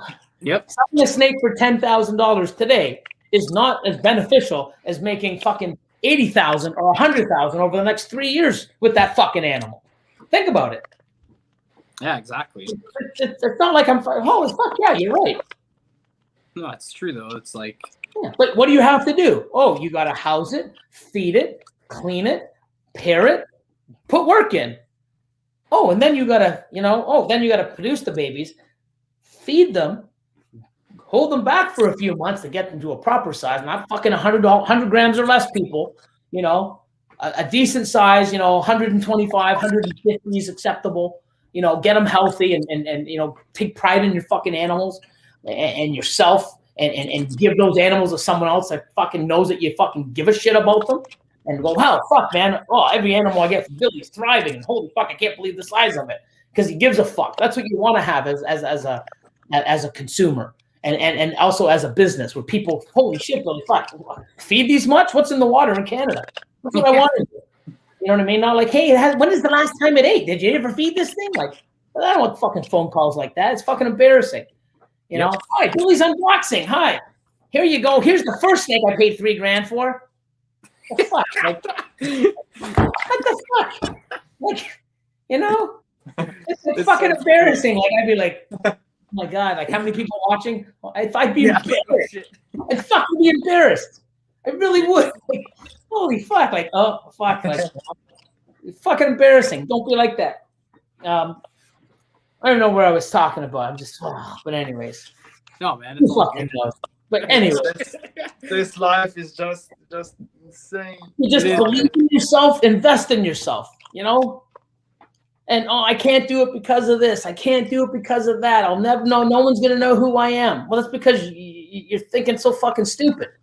You know why? You invest in animals. You invest in your hobby and your passion and yourself and your business, and you do it right with guidance that's out there, no matter which way. A Patreon or someone else, a mentor, someone else. It's there. Google it, find it, research, put the work in. You know what I mean? Fucking dig deep if you really want it. You find a way to get it. Because I did. 20 fucking years later, look where I am. And you know what? For the first 6 to 8, I didn't have this shit in front of me. Oh, help me, Kim. Fuck you, kid. Fuck you. Oh, you want some help? Put your animals in a fridge in a freezer for 20 minutes before you pair. And then you go back if someone did it and they're dead. Because that's advice that you got back in the day. You know? Oh, you know what really stimulates them? Shove them in the fucking freezer for 20 minutes and it freezes them. Well, then they get people would fucking tell you shit and your animals will die and you're like, what the fuck? You listened to that? Well, I thought he was helping me. No, he fucked you. Oh my God. Like, it was crazy. You know? It was fucking horrible. People wanted to see you fail. And then they'd brag about, yeah, that fucking idiot did that. And everyone would laugh at you. Meanwhile, you killed the fucking animal of mine and hurt me. For what? Wait, that's fucking awesome, pieces of shit. Yeah. And, much love and it's funny now, most of them aren't even around anymore. Jesus. You know, and I got the last laugh. And you know what's even funny? There's still some people around, and I go drop fucking $200,000-300,000 a year every year for the last 5 years buying animals, and I haven't given them one of my fucking cents. Not even a penny, not even $1. Yeah, it sucks to be you now, right, motherfucker? Yep. Goes around, comes around. You know? Exactly, man. That's karma. It is. Fucking assholes. But you put your work and you believe in it and you do it, I can guarantee you it's coming. You invest in an animal, you hold it back. Yeah, someone will give you $3K or $5K. Yeah, it's great. But what can you do with that animal in year 2, year 3, year 4? You know? Yep. Justin's clown combos, I think he spent $20,000 on his first clown female. His original clown female cost him $20,000 US. Look what that motherfucker's done. Yeah, 20 grand. You're an idiot. Yeah, you tell Justin. Yeah, with everything he has, and he's an idiot for spending 20 grand on that clown female. Yeah, shit, you know, if he's an idiot, I want to be the king of fucking idiots. Yeah, you know what I mean? Like, sign me up to be the biggest idiot. Yeah, where? You know, how do I become even a bigger idiot? Sign me the fuck up. Like, seriously. Holy shit. You know why? Because he believed in himself. He put the work in. He did it. And years later, look what he has. If he grabbed everything, oh, I got it. I sold everything off and made 80K. I made 60 grand. Fucking awesome. Cool. He wouldn't be where he is today if he had that mentality. Guaranteed he wouldn't. Seriously. Yep. Holy crap, man. This has been awesome. Like, yes, rage knowledge right seriously, here, really.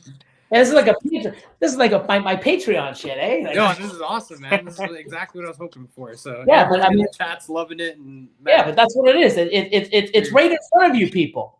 Yep. This business isn't fucking. It's not like, oh my God, I need to go to school and take fucking 5 PhDs and fucking have $500,000 in debt to the government for my education. Watch a fucking Patreon video. Watch a YouTube video. Watch these live streams. Google the shit. Take notes. Print shit up. Watch people. Find something. Like, this is fucking easy. You got to believe in yourself. Buy the right stuff. Structure yourself. Have goals. Oh, I bought this. And here, everyone can go, oh, I bought this. I bought this. I bought this. What are you doing with that? I don't know, but it's cool looking. If you're just buying without a reason to buy, you're not having a goal. If you do not have a goal, you do not have a direction. If you don't have a direction, what the fuck are you doing this for? Because I can go right now and drop 10 grand on 10 animals. Why would I drop 10 grand on 10 single animals when I can go spend 10 grand on one animal that's perfect for my project that I want that animal for? Yeah. Yep. Think of everything you do is calculated. There's a reason, you know. And I'll even say it, like I walked by a table, the same one from Maddie, Next Morph. Walking by a fucking, Western Canadian Reptile Expo, looking around. Oh, cool, vlogging a little. Oh, what's that? Wow. Orange Dream, Cinnamon, Enchi, Fire, Vanilla. Holy fuck. And at the time, we didn't even know. Actually, we just thought, we were just on that Black Pastel and Enchi was a lilac. That was the year that we discovered it. Yeah.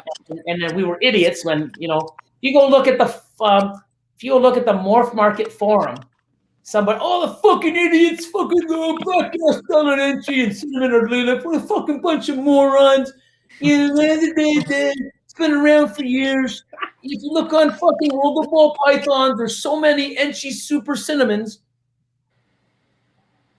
Yeah. Is there? Black snakes? Yeah. Fucking Enchi's just popping out, right? Totally, you can see it. Yeah. And then, you know what I mean? There you go. But everyone, no, they're not. I've made one look. There's no Enchi in that. Sure there is. Everyone's like, no, there's no Enchi in there. That's a cinnamon, blah, blah, blah. What's the pairing? Oh, I did one. Nope. Show me, guys. You guys, there's so many people. Show me one picture. People were afraid because everyone's like, you're a moron. There's no Cinny in that. There's no Enchi in that. I made a super Enchi, but no. Bunch of fucking morons. But hey, fucking people. It's not. Some people are insane. You put it out there to help people. Oh, no wonder I have, and then afterwards, oh yeah, they are right. No wonder I haven't made that animal in 5 years. You wonder? Never looked as we did. How the fuck do we keep missing? What did we do last year? Yeah, we missed again. What did you hit? Cinnamon this, Enchi that, cinnamon this, Enchi that, cinnamon. We never hit any cinnamon Enchis. What about the year before? Nope. We didn't hit a normal either, right? Nope. Hey, let's call around to some other people. Yeah, guess what? It's got to be a lilac. You're an idiot. Oh, I won last year. Where's the picture? Oh, I sold it. Oh, yeah, you're an idiot. Yeah. Oh, yes. Here it is. Like, wow. It's crazy. God, man. What a cool lilac combo, though, man. Such an interesting thing, But it's also good because there's also a lot of people that are trying to use an animal to make something that they can't. So when and I had what do you call it? Oh my God! Holy shit! Vein bug. Oh my God! Earl from Lone Star. Yes. Earl, he called me. He's like, dude, I'm so glad you fucking put that video. It was like a year ago. He's like, man, because now I got to change because I was trying to shoot for this, and this with this male. And now I know it's a double allelic, so I can't ever because everybody thought a cinnamon Enchi could reproduce itself. Right. And you couldn't. And you're like, why do I keep missing? Yeah, he's like, dude, thank God you told me because I would have been pairing and been so disappointed because I can't hit it. And that's what he was going for. But with Maddie, I'm walking around and I saw that animal and I'm like, oh my God, this is beautiful. And I'm like, male or female? Female, right? It's like male. I'm like, fuck. Yeah. If it was a female, I'd buy it right now. And I took about 5 steps from the table and I'm like, you know what? Fuck it. I'll take it. Like, it was just so nice. It is. And that's the very first cuts of this year that I had, right? Like, yes. And I did some amazing shit last year with him too. Holy crap. I bought that animal with just because it was wow. I want to have it. It's great. And I bought it. So I do buy without a goal, but it's not. It wasn't majorly expensive. It was there, but it was something I wanted for my collection. It's just wow, and give me inspiration to reproduce it with other genes and maybe make it better. Yep. And I mean it's phenomenal. It is. That so, but that's same thing happened to me. Yeah, but that's an exception, right? But most of the stuff, I'm not buying a $20,000 fucking male because I think it looks cool. No, if it doesn't go with my plans or my projects or my future, I don't give a fuck how cool it is. I ain't buying it. No way. You know what I mean? Like, no, he's just it was, and I did the same thing. Like she showed me because I saw pictures of it. I saw yours, And then she brought it in person, and I was like, the orange and peach in that snake, you cannot put on a camera. Like It's sick, yeah. It's nuts. I love the peach. You know, it's Yes. like it's almost like I don't know. It's like it's a really weird color. It is. Yeah. I haven't seen it in any other in person. I haven't seen it in a ball python yet. That type of tone, and it's. I kept thinking, I was like, man, this with another dose of Orange Dream in it, or like leopard. I'd love to see leopard in that combo, and like I don't know, they're just. It's a crazy snake, crazy snake. Yeah, I'm even calico. Yes. I think calico could be a nice fix. Yeah. Spot nose, I think, might be fucking sick too. That'd be nice. That's just an amazing animal. Yeah. I should be doing an update video on the hatchlings once from that first clutch once they shed. So who's won on that clutch? What's that? Who is won? You're Austin on the. We're gonna have to look. 'Cause I think one of his animals, now that they're out, might have an extra OD, so he might be winning. Yeah. What was the female again? Was it Super Vanilla? The female? Yeah. Super Vanilla. So everything has to be Enchi or vanilla. Sorry, Enchi or cinnamon. Okay, and has to be Firefly or Super Vanilla. No, not Firefly. Sorry, Vanilla cream. Vanilla cream.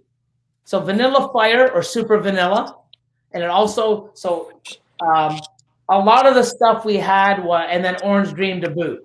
So we had a few Orange Dream, cinnamon, Super Vanilla, Orange Dream, cinnamon, vanilla creams, and then take the Orange Dream away. I mean, they're really fucking cool looking. So cool.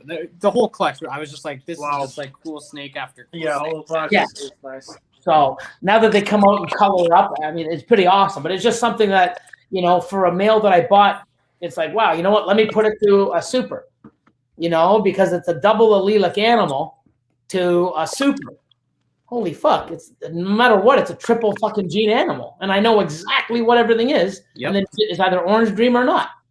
Oh, fuck, man. How do you lose? And off of an animal that I'm like, wow. And it's just, even to this day, it's a beautiful fucking snake. Yeah, seriously. They're so nice. Fucking awesome.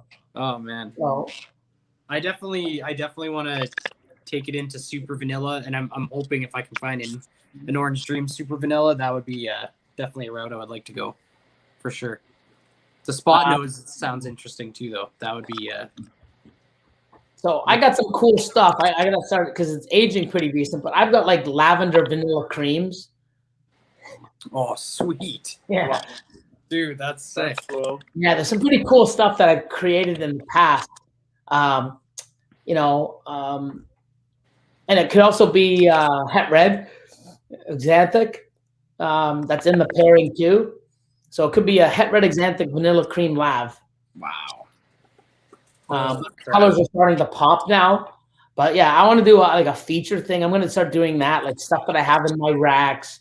Look at this. This is a really strange combo that's actually, looking pretty cool now.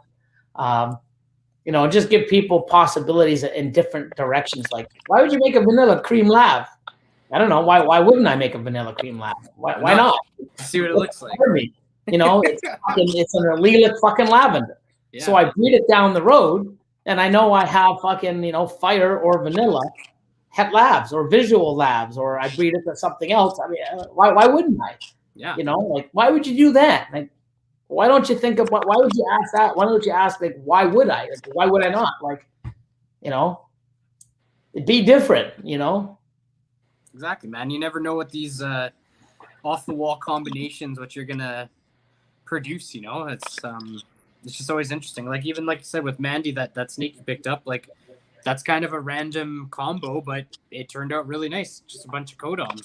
Yeah. I mean, that animal there, you could put that to, I could put that to my Enchi Pied. Yeah. And now I'm making Orange Dream Super Enchi, or Enchi Cinnamon, fire or vanilla het pies, Nice. or clown. I mean, enchi, cinnamon, vanilla, fire, OD in clown. How the fuck is that? Oh my God. I breed that to like my spot nose clown or something like that. The shit that's coming out is gonna go, holy fuck! Oh, it's het clown. Or I breed it to my clown pied. I breed that to my clown pied or my yellow belly clown, my enchi yellow belly clown pied female. The shit that's coming out of there is like, holy fuck! Look at that. Oh, it's also double het clown pied. Oh my God. And I mean, Will Morose has been doing that for the last few years, and it's like, holy shit, that's also double het this, or it's visual het this, 50% that. Like, it's where the industry's going and what you need to do. That's nuts. So, Billy, are you working with the puzzle stuff or no? You like puzzle? I sort of got out of it. I mean, I do have a pastel puzzle breeder female, and I got a super pastel lesser and a super pastel het puzzle. No male yet. I'm going to keep them back. I'm going to make some, some. What do I got to the pastel puzzle? I think I got clown pied. Nice. Did I beat the clown pied? I saw that you had some for sale on Morph Market, some puzzle females. I sold them both. Yeah, I sold them both. I got what did I get? 11K for the two. Nice. So it was the visual puzzles females. Right? Visual puzzle females. One was like 975, and the other was 1100. Oh shit. Yeah. Nice. I don't love puzzle. I got to see more of it. I mean, I'm banking more on cryptic. I like cryptic. The only thing is, like puzzle has its limitations because I think puzzle clowns don't do anything for me. I want to see what a puzzle pied looks like. Cryptic clowns look awesome. I'm pretty sure I have a cryptic clown. I mean, a cryptic pied. And, if it does turn out to be cryptic pied, it's awesome. So, it's just working with it. But I find that they're very similar. But I know that, they're different, obviously. But I'm really more invested into the cryptic because I have so much of it that it'd sort of be silly for me to sort of make both.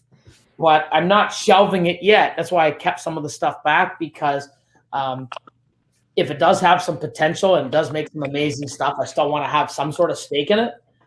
But at the same time, too, I can always sell those animals and get, another 10, 11,000. So it's not like I'm losing. I can sell them to someone else that's really into it if it doesn't do me anything. Because I don't want to be in every single gene. I don't want to be, go to Mutation Creation. He has that. Go to Mutation. I don't want to be that, he's got everything. I want to be select and make what I have great and better than I did the year before. And you can't do that being in every gene. Like, it's just, so. Do you have any tri-stripes? Oh, yeah. You do? Oh, yeah. I got a tri-stripe male, tri-stripe female. My male, he's gone to like 4 or 5 females. I'm not making any visuals, but I'm making like, what I do? Tri-stripe desert ghosts, so double hets. I got him to a lot of, I don't think I did pied, or did I? But I got him to like a 6 gene female. Sweet. So 2, 3, 4, 5 gene het tri-stripes. So future, right? That's cool, yeah. Future. Yeah. And I don't even think I'm going to put the visual tri-stripe to the visual tri-stripe, right, to make more. I have a male, I have a female. I got to see what people are doing and seeing what direction I want to go. Yeah, you can make like a multi-codams hats from that male, and then put that male to the female in the future, the offspring. So yeah. Go ahead. My thing is the down the road, some of the stuff I want to produce I want to be strong at. So enhancer clowns. So I got a female that should be laying within the next month or less. So it'll be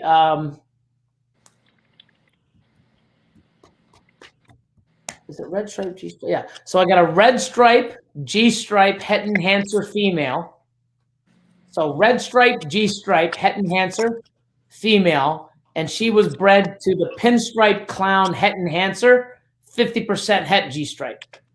Holy shit! So if the male proves out, I can have pinstripe, red stripe, G stripe, enhancer, het clowns. Holy crap, man! If it doesn't prove out, I'm gonna have red stripe, pinstripe, enhancer, double het, G stripe clowns. That's like a pairing. I've got a lot this year. I should have. So I've got pastel, leopard, and pastel, double het, G stripe clown, 50% het. Sorry, in double het enhancer clown, 50% het G stripe, and I'm breeding those 3 females back to the dad, which is an enhancer clown het G stripe. Oh my God. But I might take the enhancer G stripe het clown and breed it too. You know what I mean? So it's you got to see which way, right? Like, do I go the het to possible het, or do I stick the genetic stripe to the possible hets? I mean, I'm going to get more visual enhancer clowns that are 66% het when I miss. It's tough. And that's where having such a diverse collection and knowing which route, would it be smarter for me to go to the enhancer G stripe het clown? Because it's still het to het, but then I can prove out the G stripe. If the G stripe isn't there, I definitely have it. Where I'm 66%. I mean, it's why it's so fucking easy. No, Yeah. And you got to be strategic so you're not making too many, and then it's fun, but it's not easy. But then I've also got the enhancer clown het G stripe to the enhancer G stripe. So I'm hoping to hit enhancer G stripe het clowns, a whole slew of them. I've got the red stripe G stripe again to the enhancer genetic stripe, to the enhancer clown het G stripe. So I like the name. So red stripe G stripe. Double red stripe, genetic stripe, G stripe. 3 Red stripes stripe, G stripe, in one animal. Yeah. That's cool. Man, that's a lot of genes, that is nuts. And then you That's can crazy. put those babies to some more co-doms and more and on, and make It's it the triple. future, though, man. It's so sweet. It's so sweet seeing it going into triple recessives and now quads, and it's nuts, man. And it's already happening. But To the rumor of Moray Monsoon being intertwined with Stranger coming over. What do you mean with Stranger coming over? Intertwined. So it says, Billy, any sense to the tumor, which I mean rumor. Fucking Runer. What's a Runer? Rumor. Runer. Any sense to the tumor, or the rumor of Moray Monsoon being intertwined with the Stranger coming over? I think it's the same. I'm breeding it to my visual monsoons. So worst case scenario, it doesn't prove out. And I know it'll prove out because everything should be monsoon visual. And if it doesn't, then I got double het Moray monsoons, which will suck. But, heard that some of the Strangers may have monsoon. You know what? He said that, but no one's ever produced it. It's possible.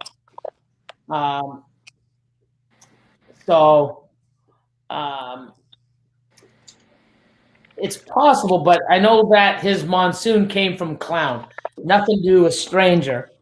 But I'm not sure. There's a possibility, right? Like even with myself, I didn't know I had Het Monsoon in my collection until fucking 8 years later. So every animal I sold. So if you think, you want to hear math in Canada? This is crazy. 25 clutches in the first 2 years from my pastel stranger Het Clown. Oh my God. Fucking idiot. My pastel crystal. Stranger on the brain now, man. Yeah, stranger on the brain. Wait, what? What the fuck are you talking about? So yeah, pastel crystal. The first 2 years, I did 25 clutches. Now just do the math. I had like 6, 7, 8 egg clutches. Let's just go with 6.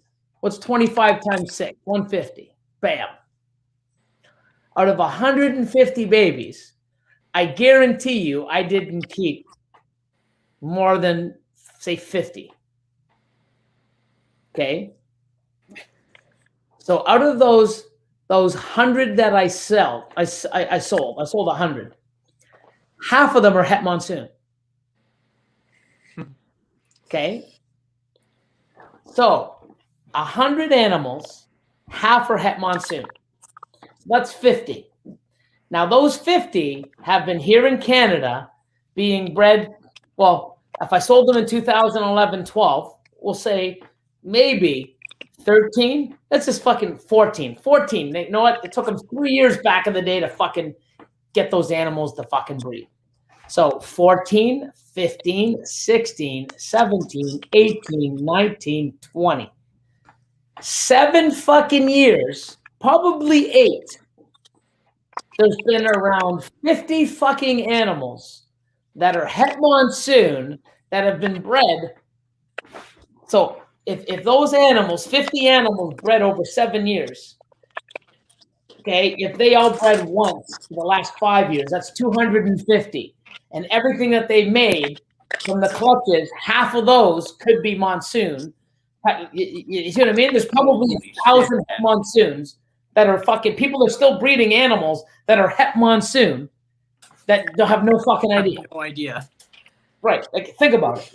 Yeah, I guarantee you can make them happy by saying them about, hey, I sold you the animal, remember? So that's a Het Monsoon. Right.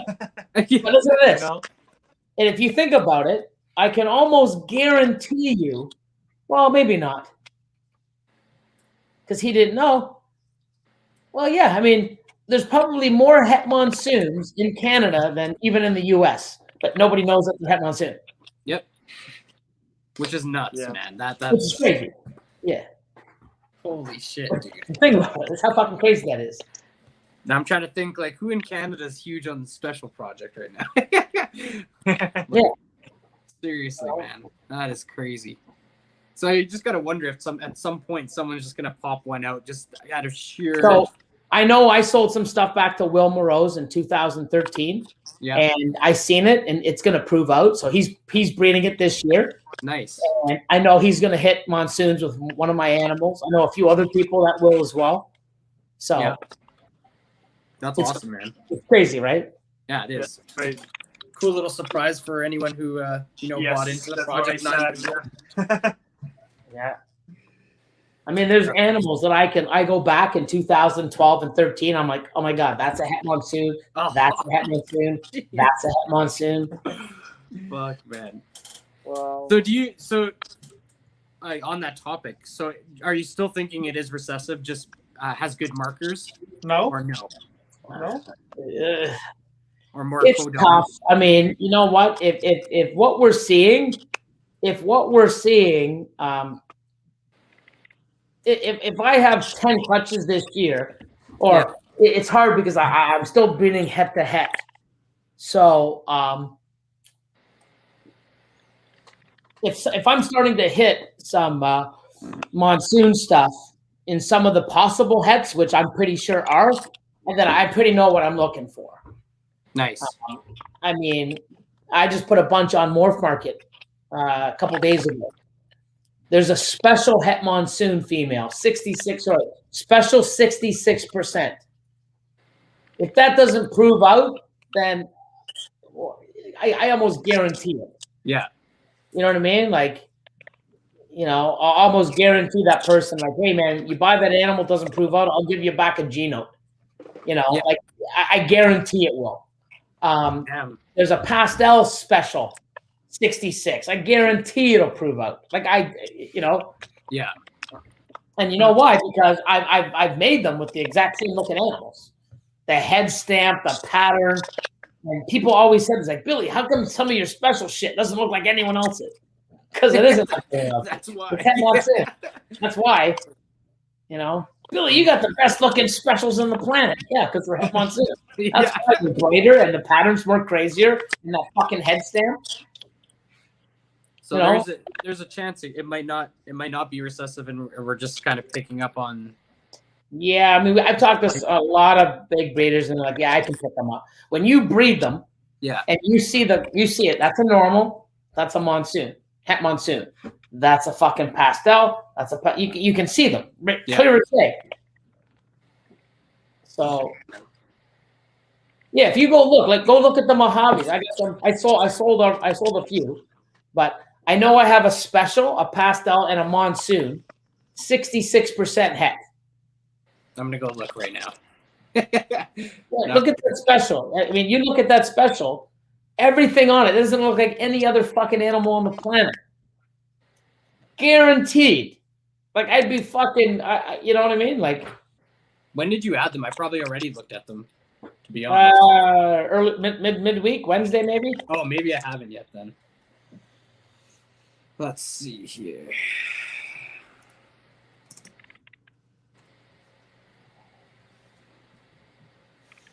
I see 0 markers on the Mojave Het Monsoon. Send me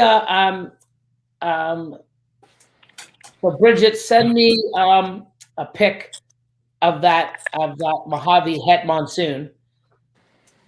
And I'll tell you. Holy shit, man. That's special.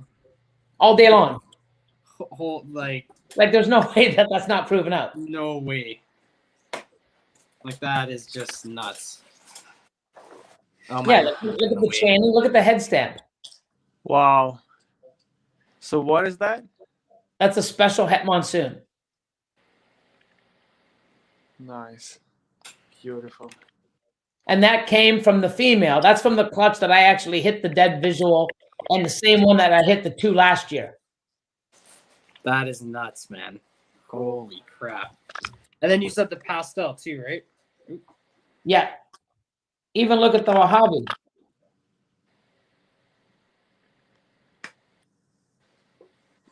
Let me get rid of these lights so you can actually see it for a sec.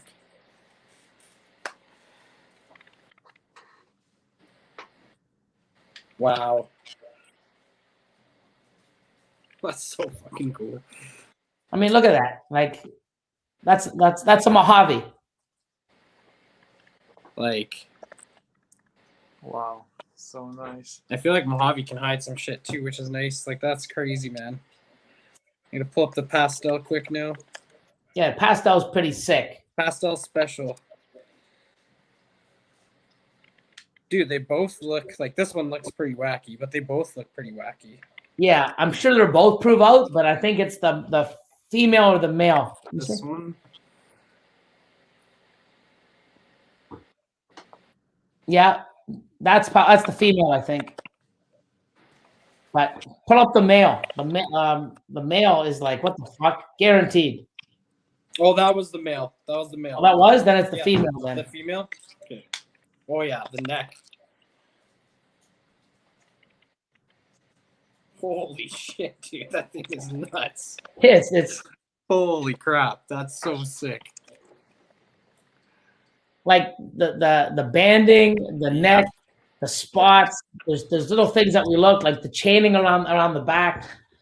There's so many markers, and that doesn't look like just a pastel special. No, that is crazy. So there are markers, and you know, Justin said the same thing. There's so many people saying, yeah, we can see it, especially when you're breeding it, right? But like, I just gotta throw this up here for 1 second. That is just nuts. Yeah, like look at that. Look at that head stamp. Look at that. Wow. Jesus. That is crazy, man. That looks like no special that you're like ever gonna see. Nuts. Crazy, crazy, man. Holy crap. So you're very lucky if you're able to pick up a special back in the day from Billy, because holy shit, man. Chad said, Sal, I see Pornhub up top there, buddy. What's that? Where did you say that? There we go. Yeah. Whoops. Not again. Ah, you little bastard. Man, that's crazy. Mojave's sick too, though. That's crazy. Yeah, but you can see how it doesn't look like normal shit, right? Yeah, definitely not. The female, the pastel special female, her neck is nuts. Yeah, so I mean, there's a lot of different markers and spots, and you know, some of it's easier to pull out with some of the combos. But like, I got pastel enchi special het monsoons, you know, and they don't look like anything else. And you know why I know is because when I hatch them, it's like, wow, look at this, holy shit, look at the head stamp, look at the color, look at the pattern. If you go and you look at a pastel enchi special, they all look like this one, but this one here, the head stamp, the chaining, the difference, the spotting, you know, and it's easy to tell because I'm producing them for the last 10 years. Like, wow. And I always was holding back the ones with the funkier pattern. So, Oh, nuts. pretty awesome. But, Man. Crazy, crazy. but yeah, man. Any last question? I'm going to go eat. And, Yeah. I think I'm going to head out and eat as well. I don't know if Nazar, do you have any other questions? We or have anything? some questions. Yeah. shoot. Shoot. Let's see. Don't forget, I got the live tomorrow, at 4. Yes, I'll be there. Yeah, I'll be there too. Nazar, do you want me just to go for the next one here? Yeah, yeah. Any questions? Do we have that? Okay.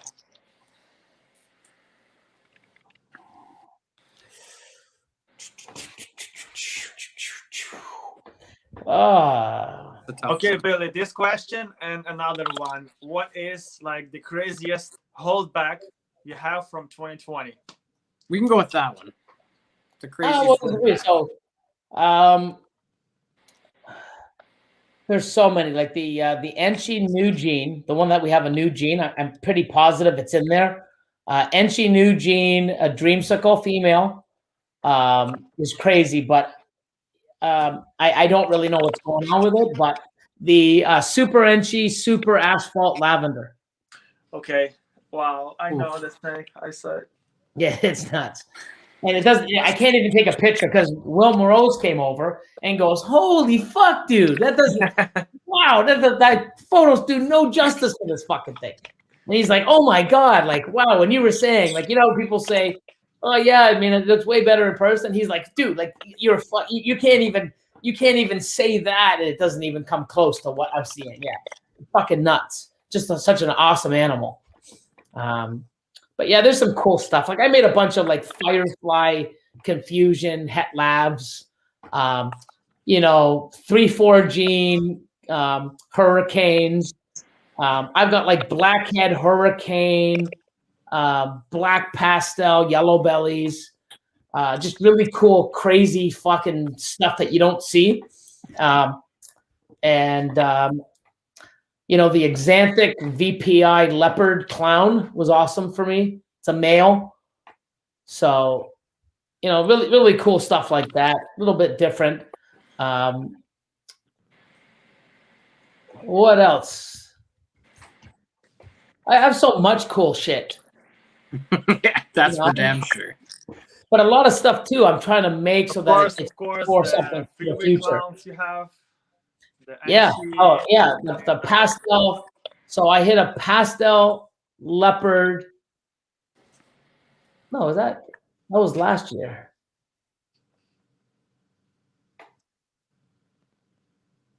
Fuck, I don't even know what I hit. I've got a few think you freeway hit some clowns. sort of Anchi pastel freeway clown.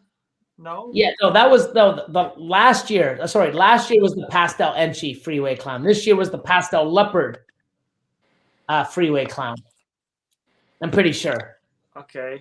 Or was it the other way around? See, I don't even fucking know. But I think I got one of each. Pastel Enchi freeway clown and a pastel leopard freeway clown. The head stamp on the pastel Anchi freeway is nuts. Yeah. Clown.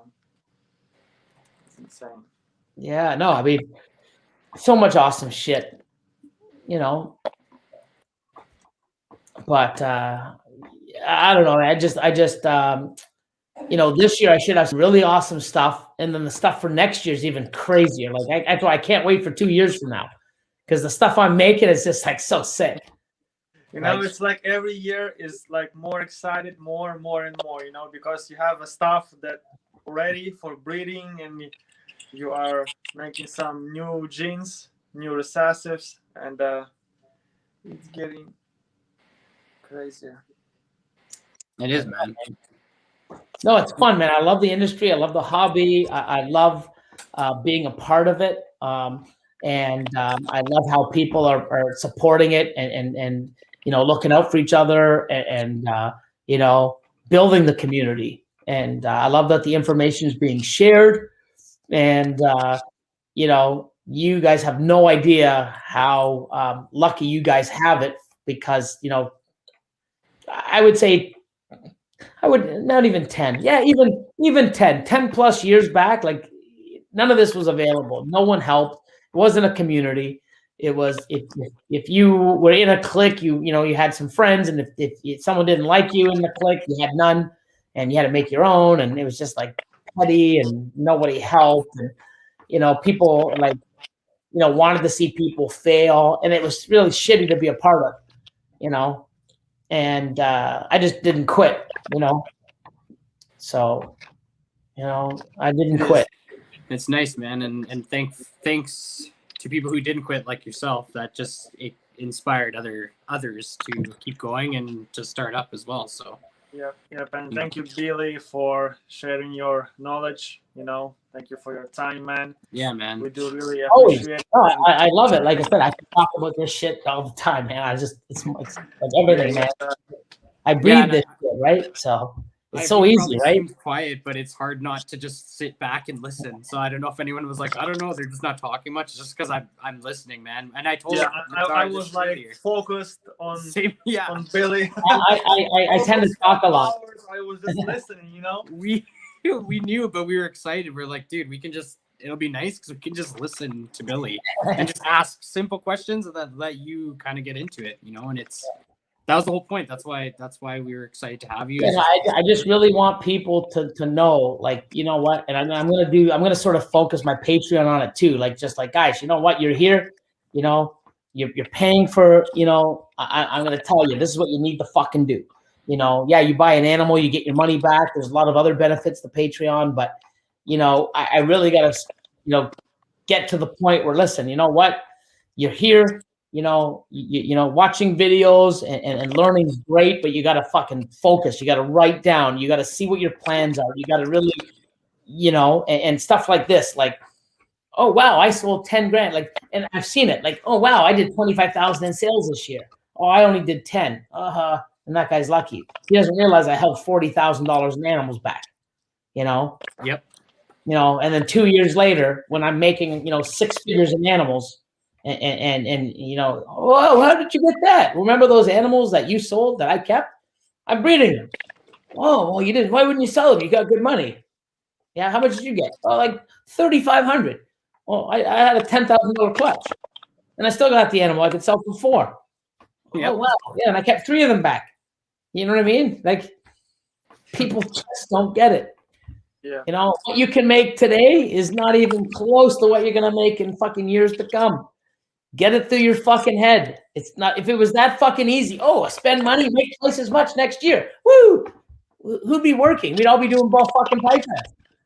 You know what I mean? You know who survives and does well is the people that invest in themselves, their time, hold stuff back, sacrifice. Trust me, it comes. Look at everyone's journey. You think fucking Justin just snapped his finger? Even Miguel. Miguel's did it quicker than anybody.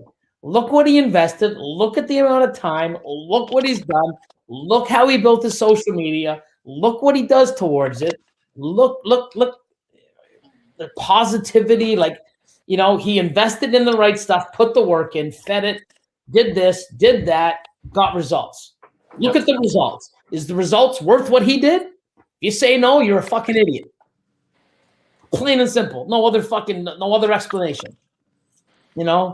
He spent money, he put the work in, did this, did that, built this, Did you get a t-shirt from him? It's not yet. Fucking. Fuck. One year. Fucking Chad. Fucking Chad. Oh my God, guys, this was so. Dude, seriously the though. best life I ever. could Amazing, dream man. about, Thank you again. Yeah, you're welcome. Thanks for having me, and thanks for everybody in the chat. And I'm hoping that this COVID stuff will goes down, and you can come to the shows so I can meet you guys and hanging out here. I'm in Illinois, so not far from Tinley. Awesome. Yeah, man. One day. We'll have to head down to Tinley, and then I know we want to head down to the CRBE and then head down to the facility at some point. Hopefully Nazar and I can kind of make that trip together. That would be awesome. Yeah, well, the facility's only literally 11 minutes from the CRBE. Oh man, that'd be perfect. Yeah, strategically planned and set up. Yeah, exactly. That placement. 9 minutes from the airport. So if you land and you hop in a Uber or a cab, my facility is 9 minutes away. Holy crap, dude! Cool. We'll be stopping there before the hotel, then I guess. Yeah. Yeah, if we do have the CRB, whenever we have a big party and get together, everyone fucking comes. It's a blast. Dude, that's amazing. That'd be so much fun. Seriously. Well, thank you again. Thanks. Yeah, no, thank you guys, and everybody. Have an awesome night. Be safe. Be smart. Listen to what listen and take in what we're trying or what other people are, and just don't take what I'm saying. Oh yeah, I listen to Billy and everything he says is right. Take what I'm saying and go look at an animal that Miguel bought or I bought a few years ago, or oh wow, he has that. It's a 2019. What was it worth? You could probably see it on Morph Market, And then you look at that animal and see how many clutches that were made, and look at the animals. Wow, he did 6 babies. Wow, look at that, because we showed them off. Oh my God, that's a $10,000 clutch. That one animal, is $5,000. Wow, and you add it up, and it's like it came from that one male, and then another clutch and another clutch, and you add it up, and you're like, holy fuck, this guy ain't shitting you. It's right there in front of you. You just gotta believe it and do it. And think about it. $10,000 now in your hand is great, but it ain't gonna make you money unless you invest it in something else that's making you good money. But if you save it in a baby, you feed it, you breed it, and you have that mindset, the minimum 5,000 a clutch or 10,000 a clutch, depending on the amount of that animal and the male that you have breed. It's not hard to make a $10,000 clutch, especially if you have 2 $5,000 animals. Yeah. 2 $5,000 animals with 6 eggs to make a $10,000 clutch is what, 1,700 an egg? 5,000, 5,000. You're going to hit a 6,000, a 4,000, or a 5,000, a 2,000, a 1,000. It's going to head up to 10K if you just do the math on 6 eggs. If you hit egg, holy fuck, 8, or you hit 2 crazy animals, 6. Do the math. It's right there. You're going to go, holy fuck, it can be done. That's what I do. Yep. You're doing it. Yeah, I'm doing it. Yeah. You've been doing it. Yeah. You hold stuff back. Look what I've got. And the reason why I haven't been holding stuff back this is the last year. I've been doing this half dead here. And that's why I have 107 animals from up to 2020 that are from the genes that came from that's related to anything that came from that pastel crystal. So 107 animals over 10 years. I still have the original animals that I made in 11 and 12 and 13. Still breeding them. And I didn't even know they were Het Monsoon. I'm just keep breeding them. Making cool stuff with a different male. You know? Yep. And now I'm so glad because what do you mean? They're Het Monsoon too? Bam. You know, and I didn't breed them. You think about it. And the way I have such a diversity is I didn't breed them to make more monsoons. I bred the special to get it into this gene and these 5 and these 3 and these. So I've got like 3, 4, 5 gene, you know, hets, and het pieds, het clowns, het lav, het ghost, 50% het monsoon. You know, and I didn't breed it because of the monsoon. I just went, hey, I love the special gene. Let me get it into this. I mean, I've got crystal pieds. I've got special pieds. I've got you know, crystal het pieds, pastel crystal het pieds. Everything's 50% het monsoon too. You know? So if I knew it was monsoon, I just would have kept making more monsoons like Dave Green did. Now, after he built up the army, now he's starting to diversify. I just went nuts. And now I just got to pull the monsoon out of it. Boom. Like I have what, 2 clutches or 3 clutches this year of monsoon pieds? What the fuck? Holy shit, dude. Like, come on, baby. Leopard Yellow Belly special monsoon pieds. What? Come on. Like, yeah. Let's hope you can hit a monsoon pied because I'm really curious how we all are. You know? Oh my god. Oh man. Even just if it turned out to be like basic and just had like pied pattern or monsoon pattern on pied, that would be sick. That would be really who good. knows? 100%. Who knows? It could just be insane, man. Insane. Anyways, you guys boys. have a great night. Yes, you too. Thanks You again. too. Take care, everyone. Later, everyone. Thank you also. Thank you everyone for joining us today. Thank you, Sal, Billy. I really appreciate it. And like I said, I'm looking forward to meet you in the future. For sure, man. You have a nice evening, guys. Yes, you guys too. Later, guys. All right, later.